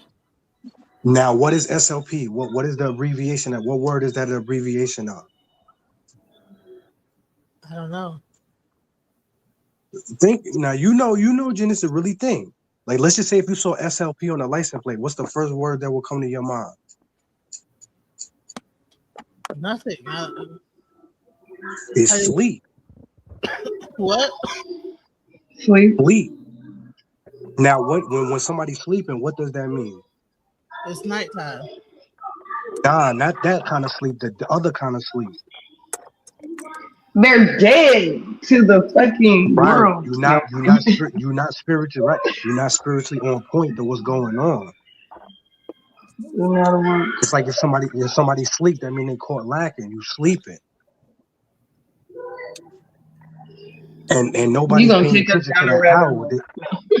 Nobody's paying attention to that. We done got too deep with the backward PLS, SLP backwards, 5-point star. No, why the fuck? Wait, why the hell? When he was saying this, I'm sitting here like, why the hell did this remind me of our conversations in your office? That's from the it's a lot. This is getting real deep right here. Going straight down the rabbit hole, like we oh no, we done solved the whole conspiracy. So we about to uncover these niggas right now. Well, we about to break it down. No, but you know what? Actually, are you scared of data centers?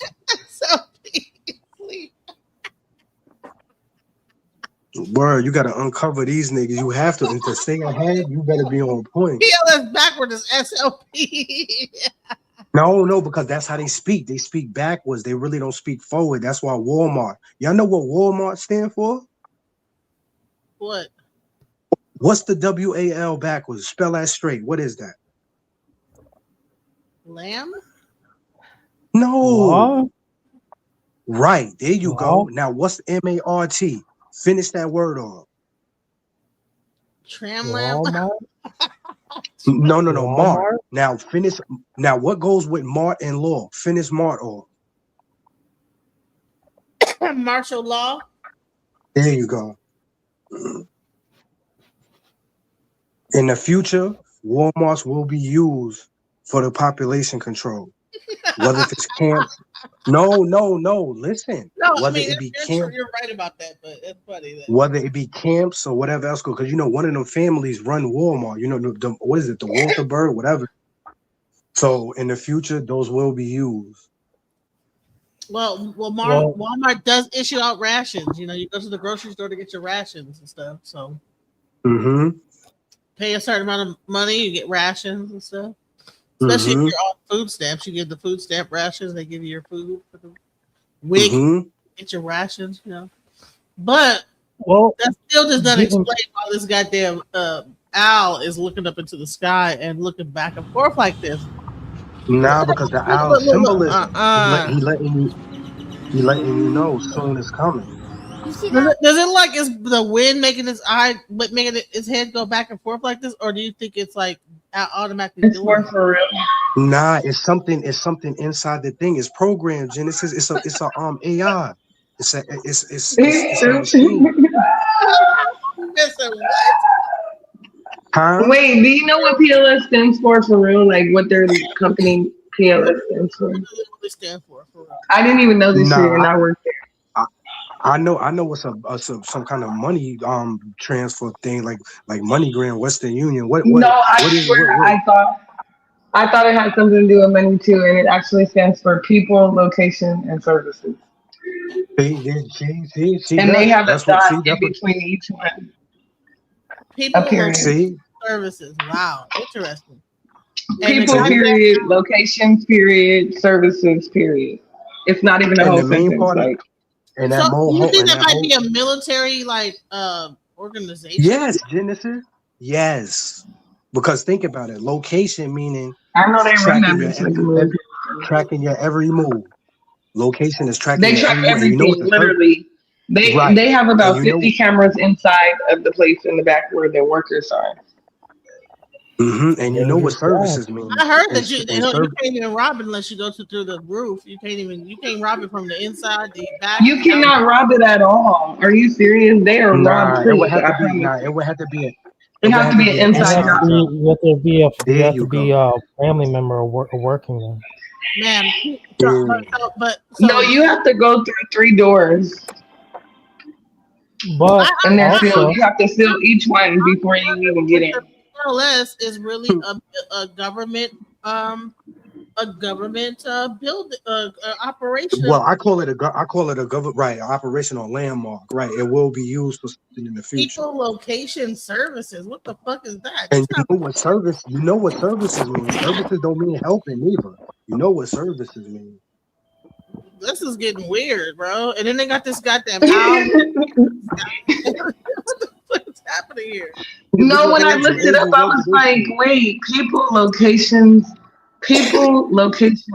services. And it's not a word like people, location, services. It's people, period, locations, period, services, period. Which means it's three different link ups, right? One plus and then one. they got owls looking at. Look, when I worked there, you have to go, like, you have to buzz the buzzer, and then they unlock that first door, but there's 2 doors that's still locked. Then you come in, you close that one and seal it, and then they're watching you on the camera, and then they buzz the second one. You come in, close it and seal it, and then they buzz you in from there. Honey, I'm surprised they don't shoot some goddamn anti-sanitizer and shit. You can't bring no personal items inside, and they don't allow you to sit down.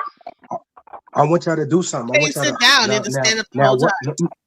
Now, what's owl? You have to stand up your whole night out. Yo, do those letters for owl. What's owl? Unscramble them.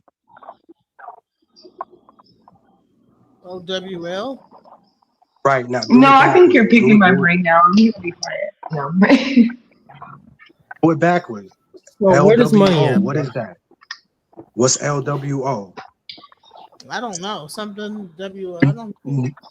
Yeah, because you know what NWO is. All you got to do is switch the N with the L.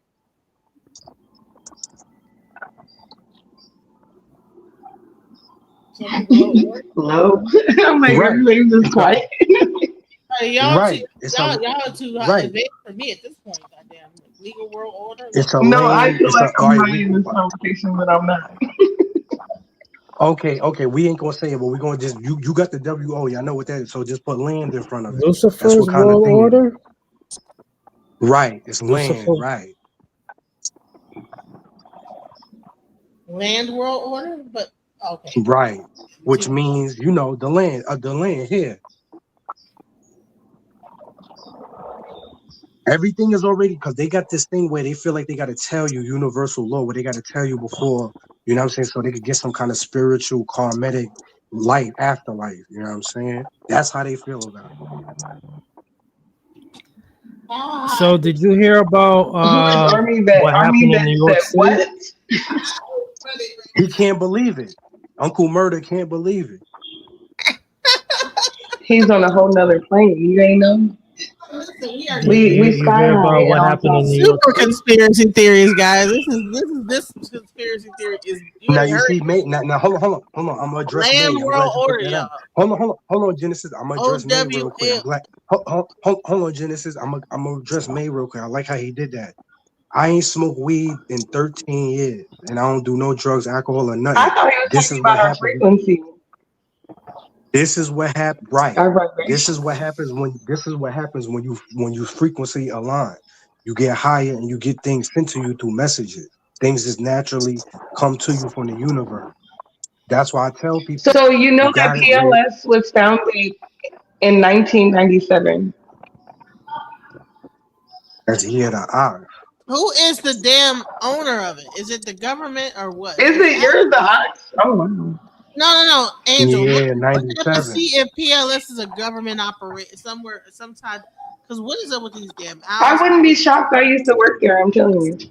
I'm gonna tell you what. Let me tell you why this is weird. Okay, they have this And that's owl. It crazy. is looking at the sky. It's not looking at the ground. See, listen. There's cameras. There's flock cameras that the police use to to track what's going on. You know, there's called FLOT cameras, flock cameras, and that's like a regular thing that police use. If you like do a crime, they could pretty much track where you went from when you got out your house all the way when you drove down the street, whatever, and they can just go from Right. camera to camera, camera to camera. Right? They have access Right. to all your Ring cameras, but this shit is not looking at the ground, you guys. It's not. It's No, healing. because I just told you they're watching. They're not watching for humans because the reason I know this is because if you've ever worked there or been inside of one, it is suited up, bulletproof. You can't get in that bitch at all. As a human, you cannot walk around. Why would they have an owl camera that is? Because you can probably go through the roof. Nah, I'm gonna tell you, Genesis, not. The reason why Angel is right, I don't know if she mean what I'm about to say, but I'm gonna tell you what I think she means. What I like Genesis, what I know about these things, it's a spiritual war. They not worried about us. They worry about the motherships and stuff coming. They not worried about us. They worried about. It's looking for the aliens. The humans are too dumb. Come on now. No, Genesis. They not looking for aliens. You know who the aliens really are. They not no aliens like right. Stop playing. No, you know who the Genesis. You know who the aliens were. They not no weird looking fake aliens. The aliens is our ancestors. They know what's about to happen. The land about to get returned to the rightful people. So what they trying to do? They're trying to look out. Huh? No, I said Genesis know what the real aliens are. No, that's why they named them aliens. They're trying to throw people off, make you think of some weird gray looking green. No, we know what the aliens really is. They play dumb. The war is a war. It's not the war is them. They think they could defeat. They think they could defeat the Most High. That's what this whole thing is about. They think they could go to war with the Most High. That's what this whole thing is about. Hell. Oh,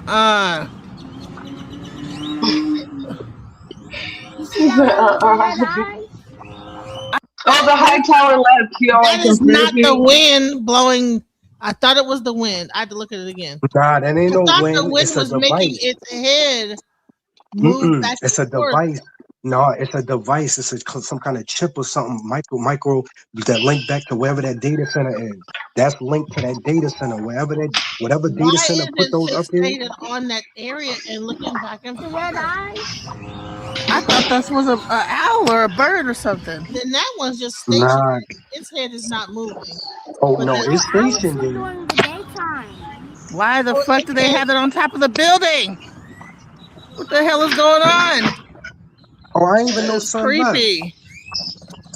I ain't know something. Yeah, so the high tower left. He said he can't deal with y'all in this conspiracy theory shit. He works for the government.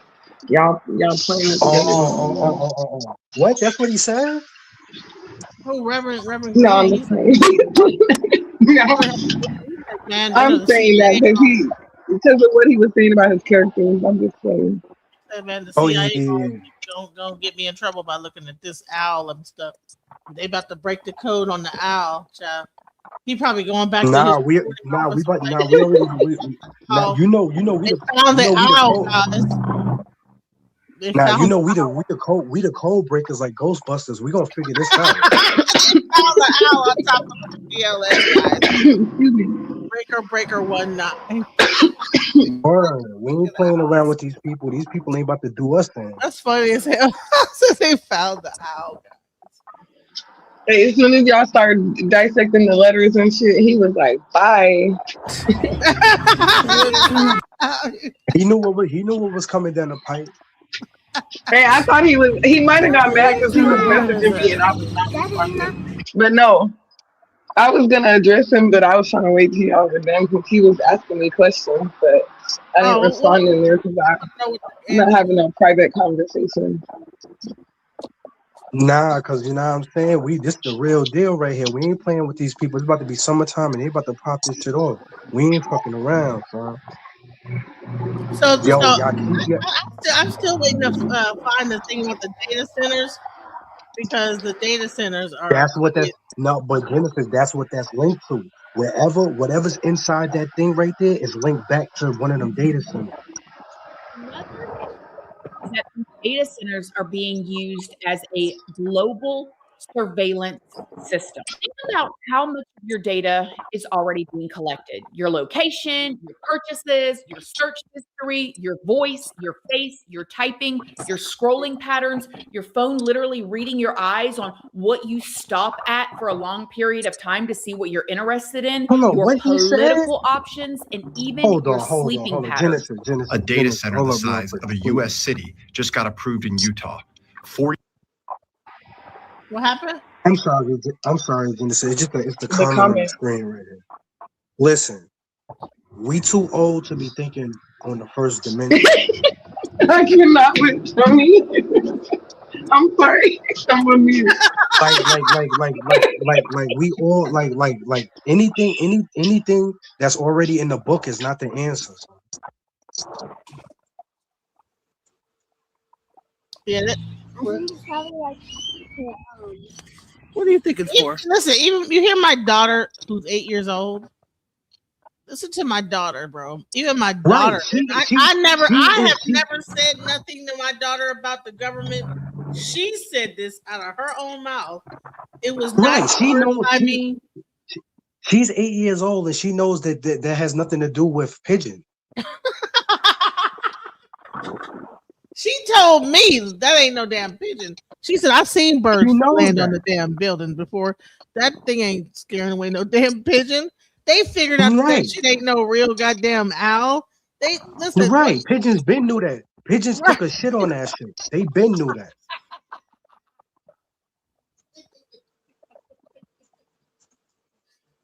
This shit crazy.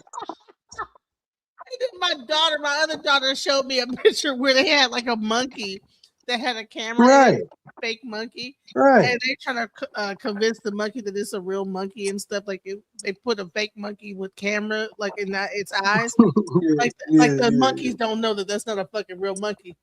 They know that that's not a real goddamn owl or pigeon or any kind of animal.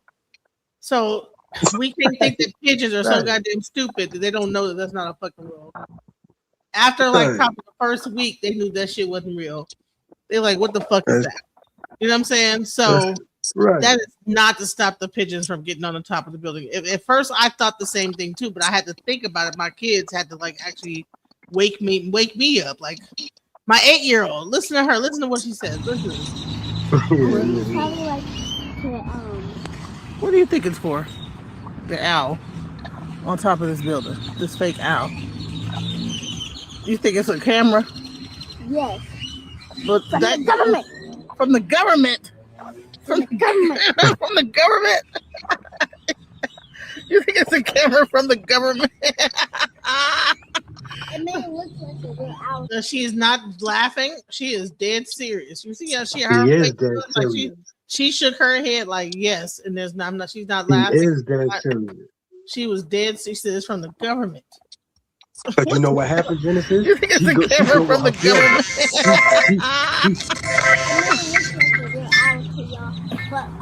But what they don't know is that I know that owls sleep during the daytime.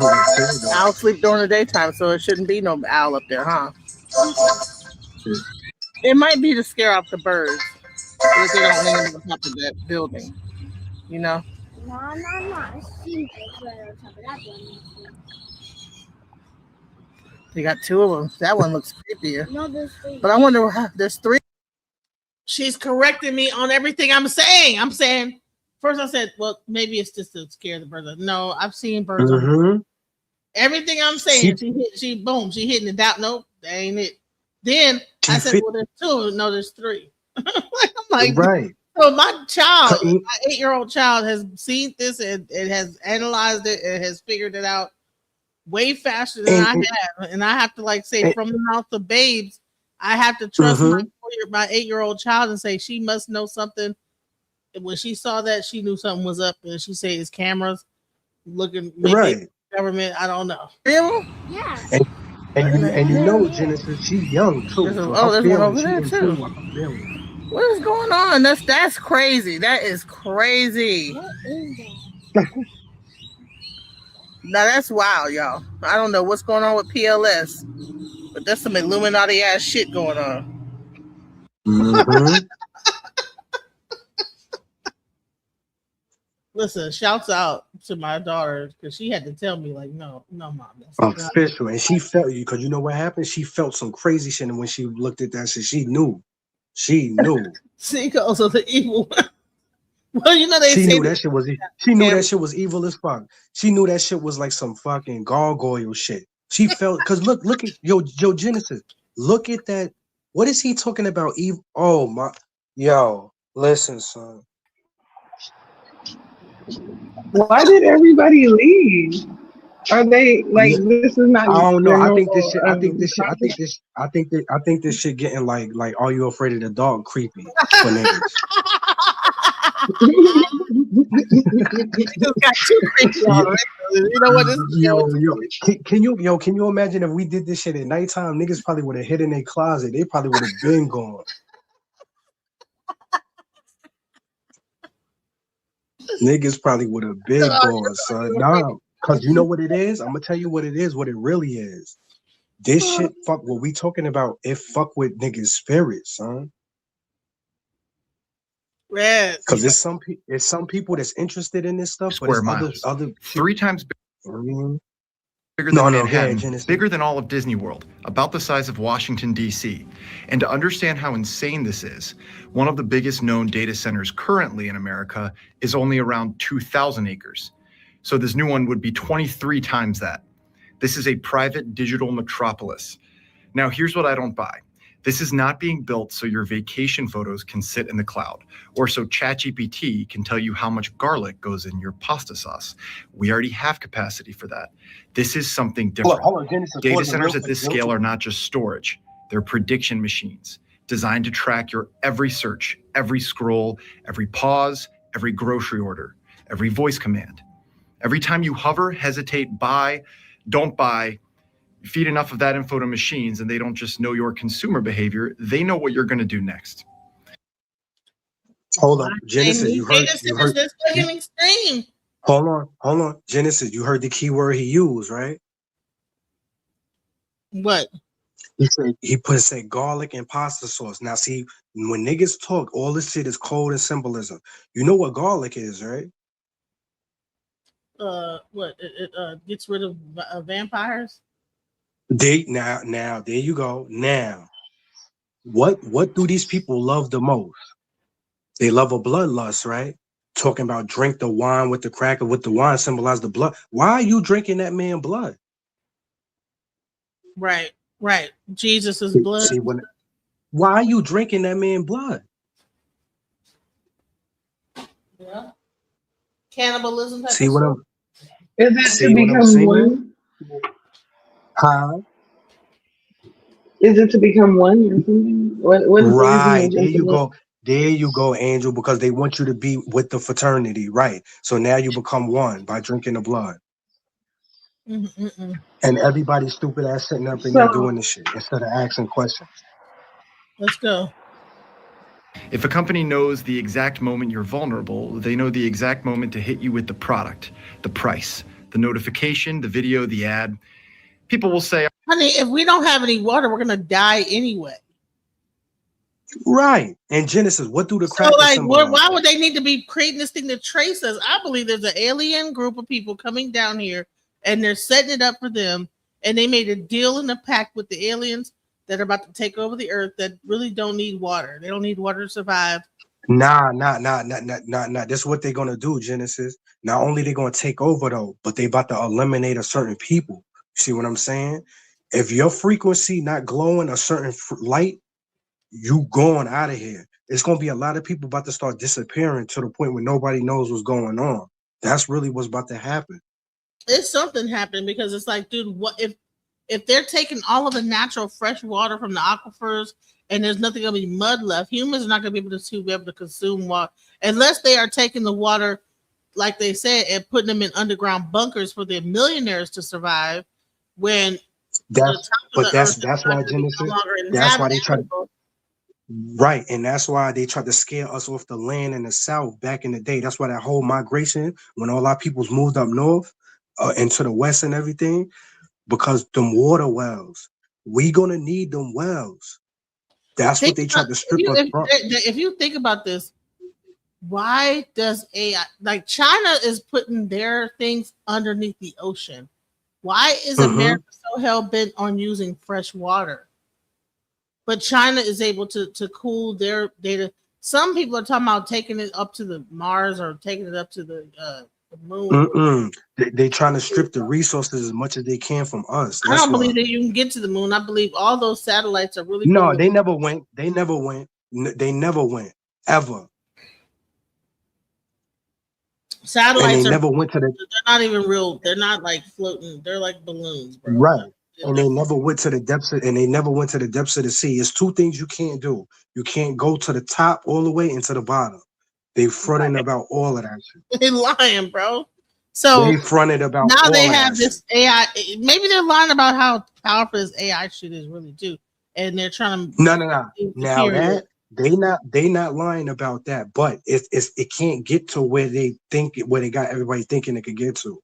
But that shit is going to be some kind of takeover though. Like it's going to people jobs. That's why God gave everybody a gift, or you got gifts to make. Let me tell you something even deeper. Do you know that the creator of the movie 3 Story Problem actually got killed by a guy that murdered him and poisoned him? And he's facing a prison sentence. And I told people to go watch that movie 3 Story Problem. The damn guy who made the movie got assassinated by somebody. That's why I know that movie is really giving you the clue that this whole thing about aliens is really AI. AI is either alien technology or it's some type of a technology that Genesis is fallen angel patented. Aliens is the good ones. See, they try to make you think aliens is some kind of weird, scary. No, aliens is our peoples. Dumb AI, that's the fake stuff. Because it's always real versus fake. It's natural versus artificial. Dumb niggas is the artificial, but they want you to make you think that the aliens are some kind of weird, fake. Like, you know what I'm saying? Because they always switch it up, Genesis. Just like how they try to steal people's identity. They try to make good, bad, bad, good. You know what I'm saying? These people is always in reverse. You know what I'm saying?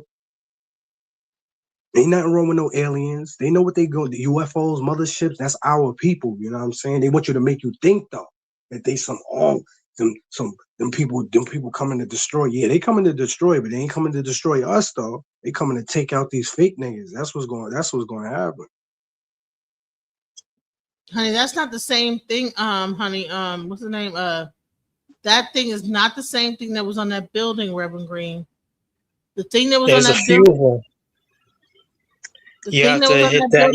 You have to hit the picture to see more of the pictures. I'm looking at the pictures. I'm looking at it. No, it's not the same thing, bro. It's not the same thing. Not the same thing. Let me tell you why. There is a thing on the back of its head. Watch. Okay. Yeah, Has anyone ever seen the movie Cosmic Slop? Cosmic Slop by Parliament Funkadelics, where they're talking about the aliens coming down from outer space to get the melanin. No, we never seen that one. Oh man, that's always online too. That's a good. Everybody should watch that. That's a excellent movie where the government was like, all right, so you just want the black people? You never seen that? And you see how they switched it up, right? Because that's what the blockchain is supposed to represent. But the difference is the blockchain, you're gonna have to have melanin to be on this planet.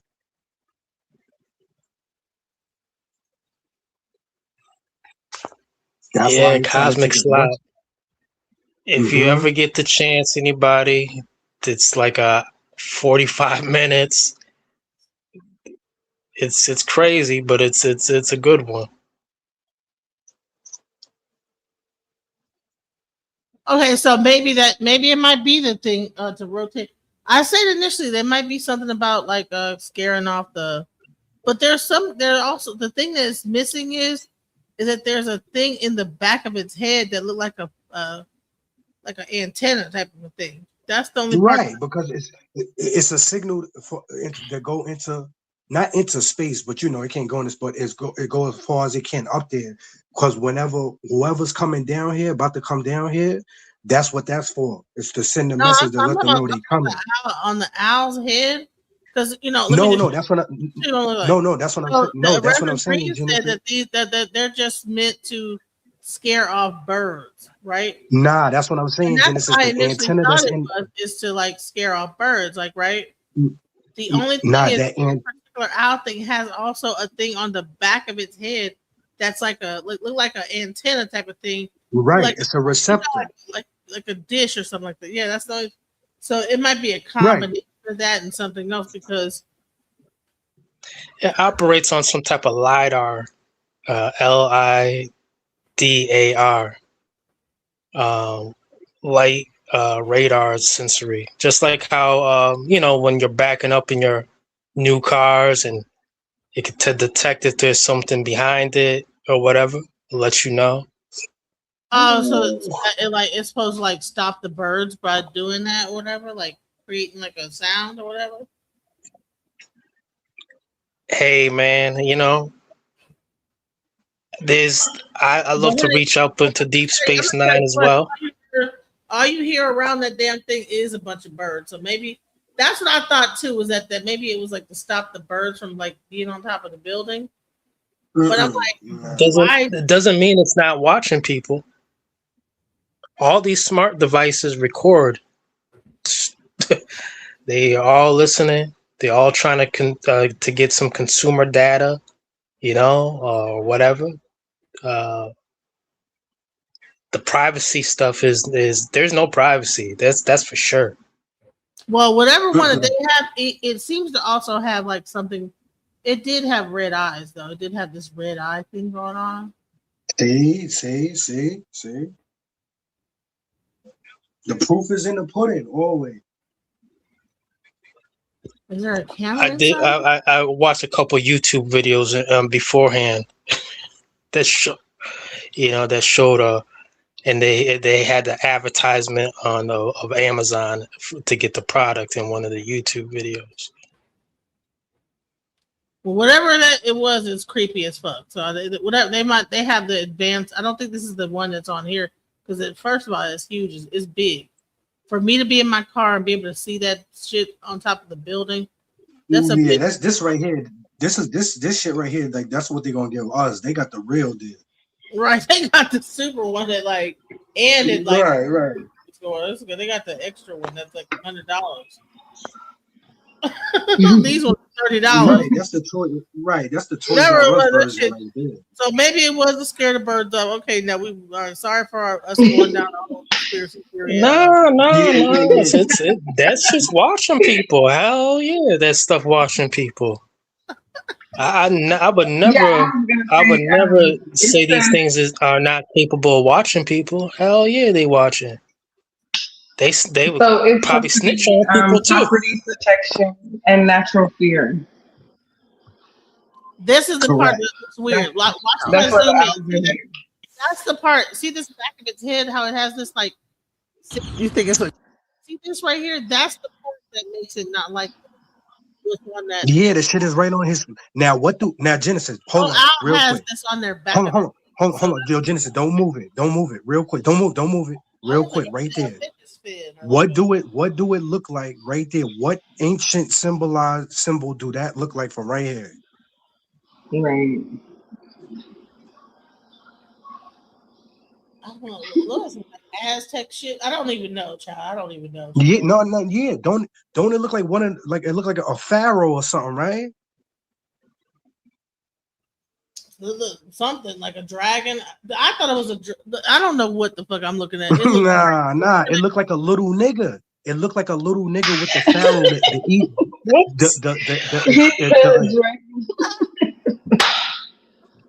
No, the reason why I say a dragon is because the fin in the back of its head.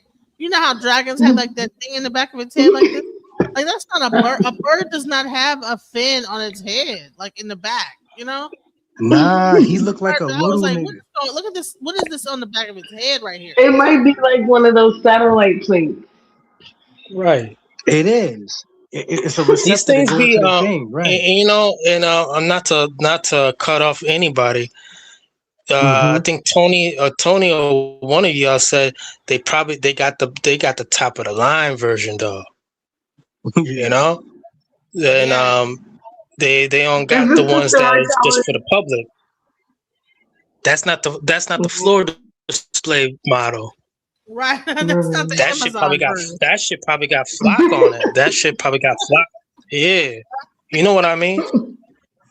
Word. That shit is the alert. Whatever come out the sky, it'll alert the data set of whatever comes out that sky. That's what the antennas is for. Hell yeah, they using flock all over the place, man. Here's the thing: is that you see how that one's head is moving back and forth. Government. From the government. No. From the government. Look at how militant the shit is standing. Look at how militant he's standing. Children, it might be drunks. They say the darndest things. They won't be lying though. I'm telling you. Go back to it real quick. Look, he looked like a little G nigga on watch. You see how its head was looking straight, and then all of a sudden it started moving. There's no wind blowing. Okay, we're in Texas. No, fuck. He looked like on its own or something. He looked like a little militant nigga on the block on watch. They can probably pretend like that shit's some damn bird repellent, and my daughter said it, and I trust her. I'm sorry. She looked at that thing. That shit is not looking right. Babies, and little kids always trust their instincts. And then this one moves his head. It's only moving. We got two of them. That one looks creepier. But I wonder how. There's three of them. Yeah. What in the There's one hell? right there. There's one over there too. What is going on? That's crazy. That is crazy. That does not look like an owl. owl. It's covering all corners just in case it come from which direction. You know what I'm saying? They think they're gonna trace it. Goddamn birds in the world. Maybe the birds were over there really heavy. I don't know, but why aren't there? That don't got nothing. That don't got nothing to do with no bird. It got something to do with a bird, but not the birds we know of. Right? They can't care about because, honey, my car got lit up in that parking lot. I don't care what nobody. My car got lit up with shit so that there was stopping no birds. Your car got lit up. Honey, them birds was. You don't hear all them goddamn. Listen to all the birds like around, like right. Not stopping no birds. I don't know. Them shits probably had White Castle crave cases on top of this building. This fake owl. You hear all them birds? You think it's a camera? But the owl is the reason why they probably flood in the parking lot because they can't go on the roof. Because they scared. Yeah, that shit crazy. Owl is scaring them, right? But them owls really think that's a real owl. Like the birds are like they haven't figured out. They know that shit. No, they know that shit not no real owl. They just don't like the aura of that shit being there. That's what it is. Cause just think about it. The animals got feelings just like us. You know what I'm saying? They know when some shit is not right and when you invading the territory. Cause remember, they was there before that bitch ass nigga got up there. So when they saw the nigga up there one day, they was like, yo, who the fuck is this weird ass nigga, huh? And then he never packed his shit and left the crib. That's what they mad about. That's why they know it's not real. these birds have Right. sixth sense. They operate on a different sensory too, so that's why they say they know when a storm's happening way before everyone else does. Right. And how can they look at this and be like that shit is not fucking weird? Like, what the fuck is this? And knock that bitch up off the goddamn top of the roof. Like, fuck that goddamn whatever it is, Why didn't they all team up and say, man, get this shit up off the roof?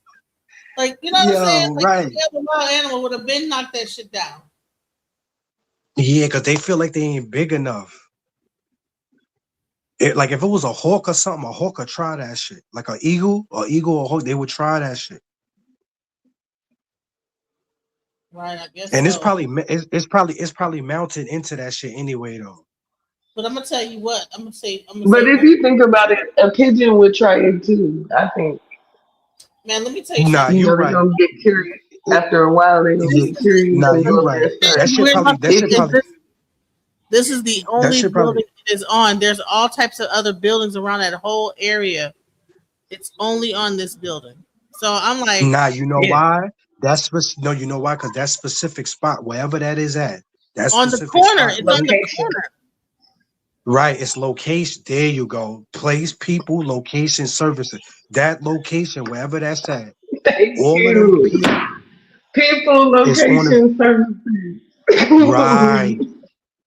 So that location, wherever that's at, is linked to a certain part of what they trying to look at. You know what I'm saying? That's why it's on that corner specifically. You know what I'm saying? Hey, they run all kinds of currency there, and they literally moving a lot of money at all times, at all hours of the day. Yeah, and they disguised it as that it could be a simple Amazon thing. But in reality, that shit is way more. And got the advanced. Speaking of money, I'm glad she said money. Speaking of money, y'all, I'm letting y'all know. Don't keep a whole lot of y'all bread in that bank. Please don't. Just keep enough enough in there if you got an account. Just keep enough in there like to pay a bill or two or something, and then just go renew it. Don't have your money in them shits. Didn't they buy out? Is it true that the dude that started? It don't even fly south for the winter. We're in the south. That weirdo up there. Let's read this comment. That weirdo up there all the time. Nah, because he don't even know. He don't even know. He don't even fly south for the winter. How he gonna fly south when a nigga in purgatory? They got the nigga drilled down in the cement. He's in the south. We're in Texas, bro. No, the nigga is drilled down in the nigga is they drilled the nigga in they drilled the nigga in the top of the building. He can't even move. That shit can't move just in case of a strong wind or something. That shit is drilled in the building. They don't got the nigga just sitting there like a pretty girl. The nigga is in the fucking top of the. You ever watch those those Animal Planet things or whatever, where they put the surveillance the surveillance chimpanzee to what the silverback gorillas? Yes. And it's a deep and they figure it out, this motherfucker don't want to play with me and shit, and it's just so I believe that the birds they figure it out, these motherfuckers is weird, right. I don't know what it is. They're probably I don't know what it is. It's like the we done crashed into it a couple of times, but they don't eat. These motherfuckers don't eat. Right. What? Y'all ever saw the movie The They Fifth posted Wave? on the That's block exactly 24/7 like First that. of all, owls are not native to Texas. Owls are not native to Texas, bro. There's no owls. Owls is like some shit from what is that? Africa or something. Mountains or something. I don't even know where the hell owls are. Yeah, it's something north. It's in the north. Yeah, like them shit sit in trees at night and twist his head around, twerk in the back of his head. That's what they do. The whole thing is fucking weird as fuck, bro. Yeah. Like that shit is a professional head twerker. That shit don't be That on sounds top crazy. of no Really? buildings. Years ago, people said it sounded crazy that an intelligence agency could collect communications data at massive scale. Then the documents came out. It was not fiction. It was the NSA's standard operating procedure. That was step 1, collect the signals. This looks like step 2. Build machines big enough to read and analyze every digital signal known to man. And it's not good.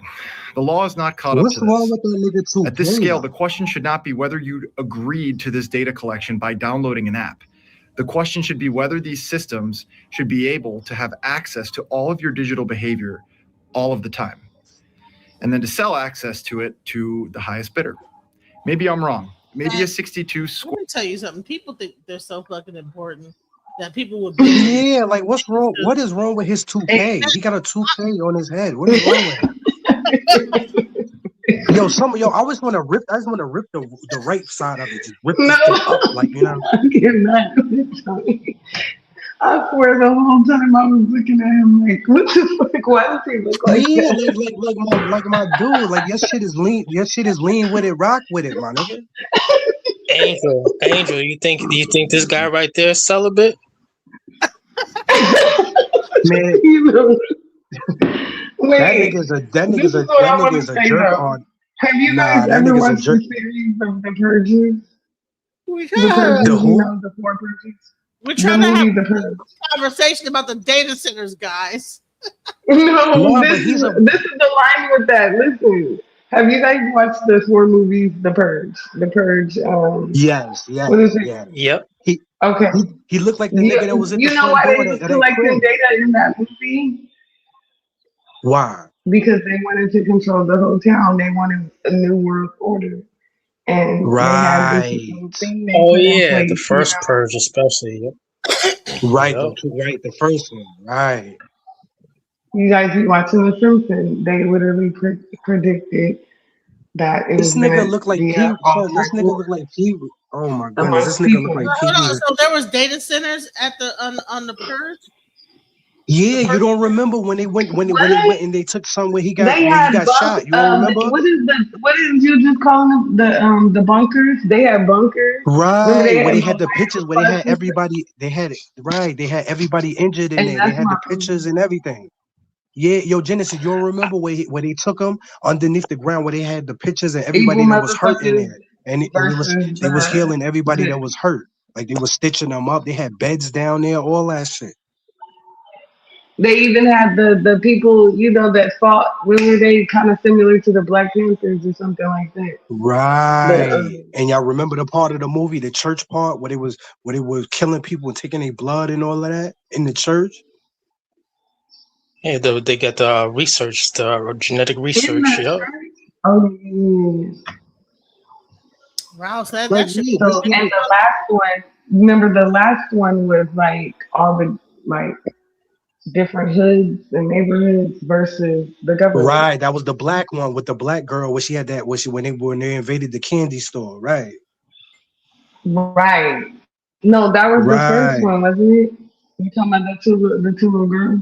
Well, they was. I think that was election day. That was election day because that was when that lady was running for election. Right, they had to save that lady for the election. And they brought her under the tunnel and stuff. Well, the last one is all the neighborhoods. They decide to do an experiment, and this lady, it was all over the news and stuff. The lady vouched for them. She created a whole little system, and they went through the neighborhoods, in the Southwest, the black neighborhoods. It was the government against the black neighborhoods. Exactly. And they was all linking up to go after the government, and they ended up winning in the end. That was the last when the Purge series began, just remember, not the first Purge, but the one that dropped first, right? Right. At that time, and when that came out, we didn't all have those ring door cameras and stuff. But in the movie, they had all that shit. They had all the neighborhood locked down. They knew what time it was. Yo, it's about to be purged. We celebrating inside the house. Can we go outside there? No. Where they and their whole security system was ahead of They its was time to indoors. where it is right now. Right. Kind of like how everybody was for the 19. Right. So just think Everybody about was Exactly. what They were already right. Their shit in that movie was rolled martial out, law. was already getting rolled out for us. Right. So just Right. imagine what Exactly. they got right. Imagine what they got So right now thinking that of they that didn't roll movie, out. right? You thinking about the owl, right? So thinking of that movie, the owl would probably be the beginning. Right. And This that's where nigga the right data here will be the buildings and all these facilities and infrastructure Watch this is coming crazy into play. show you. I've been trying to find this video that I've been trying to show y'all this whole time, and I finally found Those it. are all coming into play because it's being set up. The LA fires, all that. They need the space. They about to, They call it the LA Tigers. That's what they call it. No, I'm saying when the LA fires happened, they moved Oh, it the up LA and said they fires. shot rearranging shit. Yeah. Whole neighborhoods is being Oh, I finally yeah, listen. This is the video I've been. This is the video I've been trying to Yeah. show y'all this whole time. So check this out. Watch this. Okay. My head around why AI data centers require fresh water. Why not wastewater or recycled water or salt water, but fresh, drinkable water wasted by the millions of gallons just to cool servers? I have a theory, and you're probably not going to like it. I can't say certain words, but I'll show you pictures. Okay, let's start. If you guys haven't read this, I think it's time for you to read it. I am a very conservative person, but I will call out shit when I see it. And here's one of them. This, yeah, you need to go read it. The link is down here. The 2030 agenda you for read it. sustainable And development. this, if you think that it's not happening and it's only in the movies, you are wrong. It is happening. Right. You see this? You see what this is? Now she right because the movies. No, it's listen. already Do you scripted. see what this picture is of? Do you see what this picture What is is of? that? That is like in a cave, and they built a society in a cave, inside the earth. meaning like a 15-minute city, something like that, right? Like underground, underneath in the And the inside, earth, so like towards the equator. or like just deep inside of a cave, Or where the they still core. get, like, have access to sunlight, but it's just inside of a cave somewhere. Yeah, that's why they And buy the so- equator so they can so because it's hot, right? Right. So what she's saying is that the water is not going. It's called the U.S. built a secret 21 trillion underground cities for the rich and powerful. $21 trillion. Right. Mm-hmm. So, like the data centers, they're lying and saying that the data centers are trying to cool down the AI machines. What? Let me let her finish. Right in front of you, below you, right before your eyes. And just like seeds, they are now hoarding water for that very purpose. And here's another thing. If you haven't read this, the Replacement link is down below. Go read it. That whole thing basically says that our current population isn't a good enough grade of workers to sustain the economy. Therefore, their plan is to do away with us everyday people and use young migrants because they don't want to hear keep the system because going. they don't want to read hear it. about no 2-week Do your vacations or research. none of that shit. Come and thank me later. I can't wrap my head around why AI data centers So- require fresh See, he's a dumbass nigga. He's water. stupid. Why He not not even getting a wastewater hint. or recycled water or salt water, but fresh, drinkable water wasted by the millions of gallons just to cool servers. I have a theory.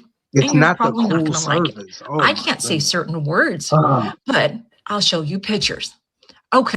All right, so someone look up the United Nations Transforming Our World, the 2030 something Let's start. If you guys haven't read this, agenda for sustainable development. So someone look up the United Nations 2030 Agenda for Sustainable Development. I think it's time for you. What is 2030? What is it? The year of the dog? SDGs.un.org. 2030 Agenda. And that's the year. And that's the year of the As the dog. man in the son. high This shit castle been crazy. saying for months and months on alchemizing energy. Fuck all that 2025 shit. It's that 2020. It's that 2030 shit. That's the biggest one, right? You to read it. I'm a very conservative person, but I will call out shit when I see it. And here's one of them. This, yeah, you need to go read it. The link is down here, and it's crucial that you read it. And this, if you think that it's not happening and it's only in the movies, you are wrong. It is happening Nah, the right in movies. front of you, below you. This is what the movies Is do. that a The 5-year pattern? Say it again. Huh? Isn't that a 5-year pattern, right? If you think about 2020, 2025, 2030. Right. It's only a few more years. It's But is only a that few not like more a years before 5-year this. pattern? But people should one thing though, Angel. 2030 agenda was written out way before 2025. Way it was That shit like some 70s, it was 80s written. shit, It was right? the first time the 2030 agenda was mentioned in 2007. They called it something different, but it was 2030, something different. You can find YouTube videos, older ones from 17 years ago, where they're talking about it. They decided to call it something more colorful, calling it sustainability and all this other shit, you know. But Word. They've been planning for this always shit. it's been there. Word. They've been planning for this shit for like 40 years. That's what Right. George Orwell in 1984. All of that shit. So you guys know it's All of the that. full moon? Huh? That was last night. It was, yeah, it was at Nah, it's a 4:53. yeah, because the moon is in Sagittarius and the sun in Gemini. Oh, I'm Whenever it's sorry. It was opposites that right, you yeah, guys are in whenever it's different parts opposite. of the state. Nah. It It's was, right. not only was it a full moon, but it was a blue moon as well. Yeah, because whenever Or whenever it's a full moon, that means both the signs is in the opposite. So if it's like Gemini, Sun, Sagittarius, Moon, that means it's a full moon. Or if it's like Pisces, Sun, and Virgo moon, when it's two opposite signs, that means the moon full. Right. See, just the other day, there's gonna be a terror attack, a big one. It is, and it's gonna be like next month. It is. I mean, not next month, like July. Like And July. just Oh my God. Friday, then out there in Brooklyn and Gravesend area, they on surveillance, they seen 8 men come up out the manhole. All right, I'm come in the manhole like at 3 a.m. and then 8 men came out the manhole at 8 a.m. So y'all pay attention to July because on April 21st, Trump read Chronicles 7. You can find that on YouTube 11 as well. On the news. Yeah. He read Chronicles 7, 11 through 22. And that's July. So pay attention to the whole month of July, starting from July 1st. Oh my God. Well, the thing is, it's gonna be a bang anyway. Are you guys ready? Yeah, because July is really September. That's the September 11th. It's really July because Sept is not 9. We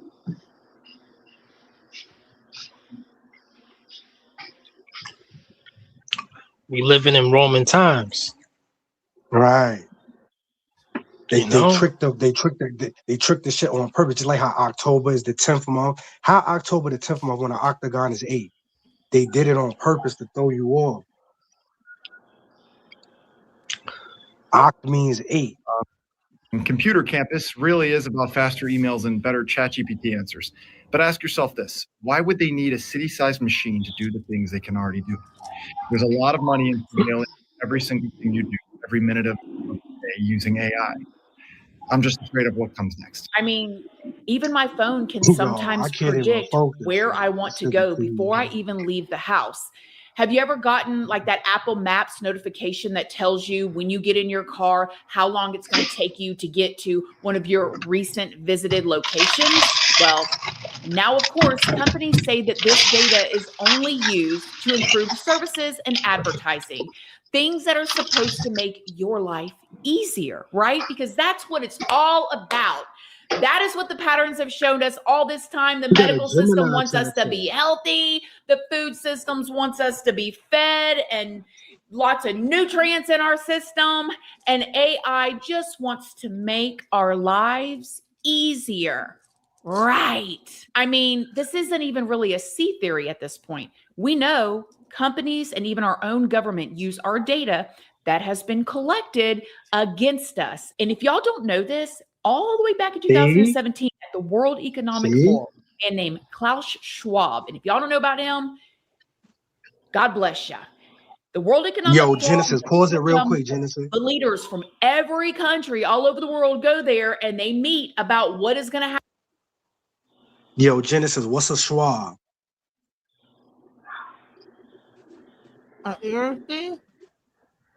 Right, like you know how when you go to the doctor, the swab, how they swab you like your mouth. Mm-hmm. That's what he was doing. He was swabbing for data, and that's what they got. Happen globally. Well, Klaus Schwab basically said that eventually we won't even need to have elections anymore because the systems will be able to predict what we want for us. Well, Digital Trump already told technologies niggas. Trump mainly already have said it. an Trump said analytical you're not power. gonna have a Now vote we no go more. into a Do they just want to get rid of humans altogether, just period? Because they don't want no reproduction. And it's easier to conquer a smaller population of people without no pushback. Just like how they did the Indians. It's the same thing. They trying to do the script. The beginning is the end. They trying to do the same shit again. Well, let me tell you something. Listen, because honey, my timeline be banging. I'm not sure about what's going on in y'all timeline, but my damn timeline is so off the chain. What the hell? Like, what am I looking at? There's this one thing. Because what they trying to do is though the first step. They staging these men. Let me find this damn thing. Hold on, I gotta find it. I'm trying to see if you guys are seeing the same shit on y'all timeline that I'm seeing. Hold on. Yo, get armed too. Get armed because that's they go as soon as they take everybody's shits away, then they coming with the rest of it. So get armed. I was just about to say the gun laws changing. There you go, Angel. Because they're gonna do the same shit that they did in the beginning. They're gonna stage the mass shootings because they want everybody, because cause the problem, but to the public, they're gonna be crying out for the solution. So they come in looking like the hero. What they trying to do is they trying to stage the mass shooting so the public will cry out, yeah, take the guns away. So then they be like, you gotta give the people what they want, right? Look like the hero, take the guns away. This whole shit is crazy. Just don't fall for it. I think that wasn't that in the purge also. I couldn't find the Facebook thing about. Watch this, guys. Watch this. Imagine taking a DNA test and finding out you're not from where you thought you were. Right? Maybe you grew up thinking you were Italian, but most of your DNA comes back as French. It happens all the time. But now I want you. Never use that website. You're not from the planet you thought you were from. Maybe you already knew that. I know that sounds like science fiction, but the possibility is gaining a lot of traction in some UFO circles because on a recent podcast, science fiction writer and philosopher Jason Rezajani says he was told about a secret CIA program by former U.S. Army Sergeant Lynn Buchanan. And Buchanan seemingly claims that he's a psychic spy who worked for the government's remote viewing program during the Cold War and was approached by a group of aliens known as the Nordics who've been hiding out in plain sight, living quietly in small American towns. At least they're hiding out for now. Because according to Georgiani, Buchanan claims a UAP researcher named Christopher Kit Green believes he may have found a way to identify these secret aliens by searching for a specific non-human or hybrid genetic marker inside DNA databases like Ancestry and 23andMe.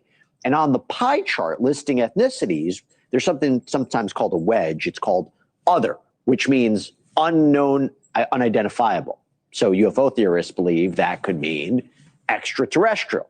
Now, to be clear, I get it. I know this all sounds unbelievable, right? And yes, extraordinary claims require extraordinary evidence. But as new UAP files continue to be released by the Pentagon, is it fair to at least ask whether some of these things that we once laughed off maybe deserve some serious scientific scrutiny? You know who I'm bringing in.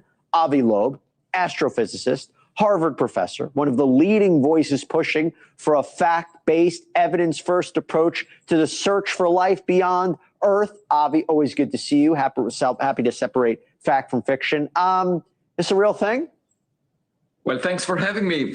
I don't think it's very likely to be a real thing. I mean, it's possible the CIA or anyone else might have been curious about this question, but there is no scientific basis to lend any credibility to this possibility because, first of all, you know, for biological beings to travel interstellar distances, it requires a very unusual genetic engineering, because we know that, you know, these trips, even at the speed of light, would take tens of. See, that's the thing. That's what they get you when they say alien. They always want you to think it's outer space.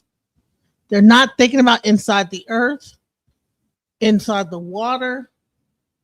If the earth is maybe bigger than what we thought it is, it could be from another plane of existence. They always want you to think of star travel from eons and light years away.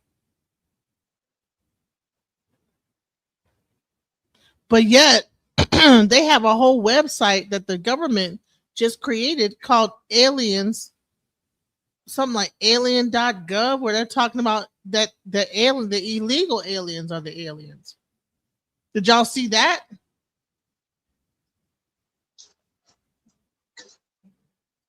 There's a whole website about aliens being illegal.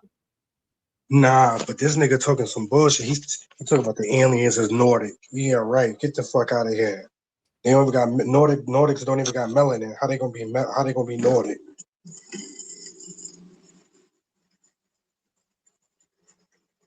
Honey, they got this thing called aliens.gov. Check this out, y'all. Do you see this shit?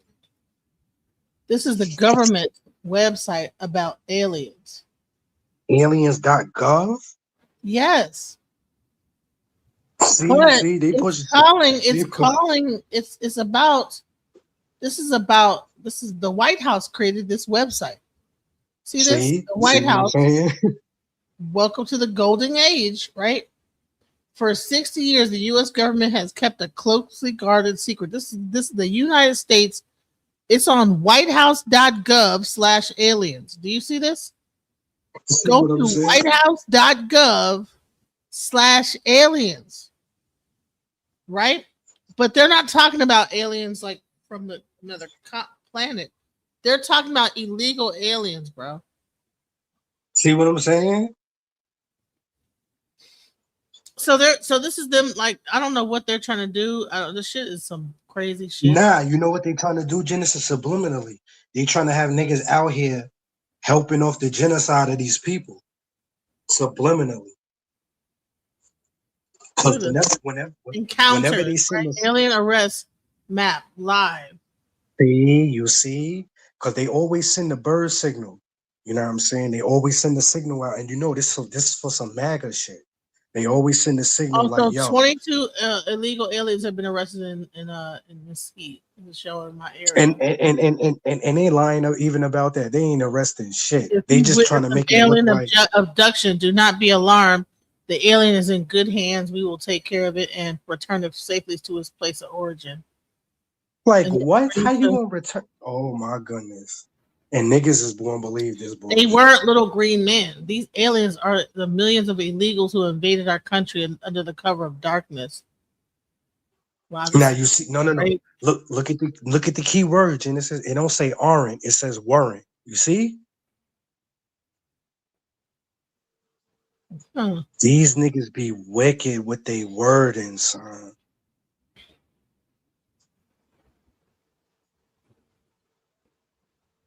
They weren't. What you mean weren't? Weren't means something that's not existent no more. But you saying that they here. So which one is it? Were they were or they are?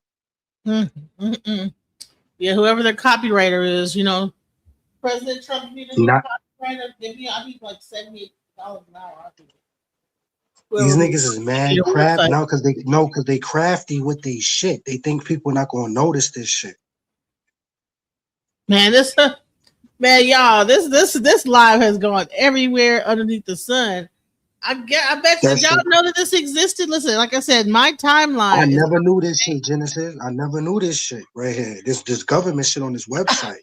And Reverend Green had to leave. He said, "Oh shit, you're getting too close to my the CIA where I work at." What? Hold on. What happened? He CIA? He's law enforcement. He's something. CIA or something. Something about him just seemed a little too regimented. CIA, DIA, FBI. I don't know. Yeah, because I can't fuck with no government shit. This shit is some bugged out shit right here. We here to expose these niggas. But when we start talking about this crazy stuff, he gets up off the panel real fast. I think his higher What happened? Abort mission. I thought Harlem probably went outside. That shit probably jumping outside. Cause you know where he from. Them niggas out there early. That nigga Harlem probably out there with a 40 early with niggas. Child, I need to get some rest. I haven't been up all night, y'all. Listen, we done covered every base we can cover. Listen, we got to do another one of these. This all nighter, just talking about a whole bunch of shit. Yeah. Yo, put your Genesis. I'm gonna put my email in the back chat. Yo, y'all email me so we can start on this chart stuff. Okay. Word, I'm about to put it in the back chat now, so y'all email me. All right, guys. So listen, I'm about to in the live. I'm tired. I'm sleepy. Can you just sit the mic down? Thank you. Huh? Oh no, I'm just with my baby. Sorry, guys. I put my email in there. I'm gonna talk to you guys later. I put mine in there too. When y'all ready, just email me. Then we get information and shit. So just email me when y'all get a chance to. Okay. Word, I just put it in there. See you later. We'll talk to you later. Later. Hold on before I do it. All right. I'll talk to you guys. Much love. Just when I thought I couldn't find my way out, yeah, I searched the God in me to find my way out. I know it can seem way out, but the Creator flows to and through me from way out. I'm talking way out, yeah. See if you believe in the God in you.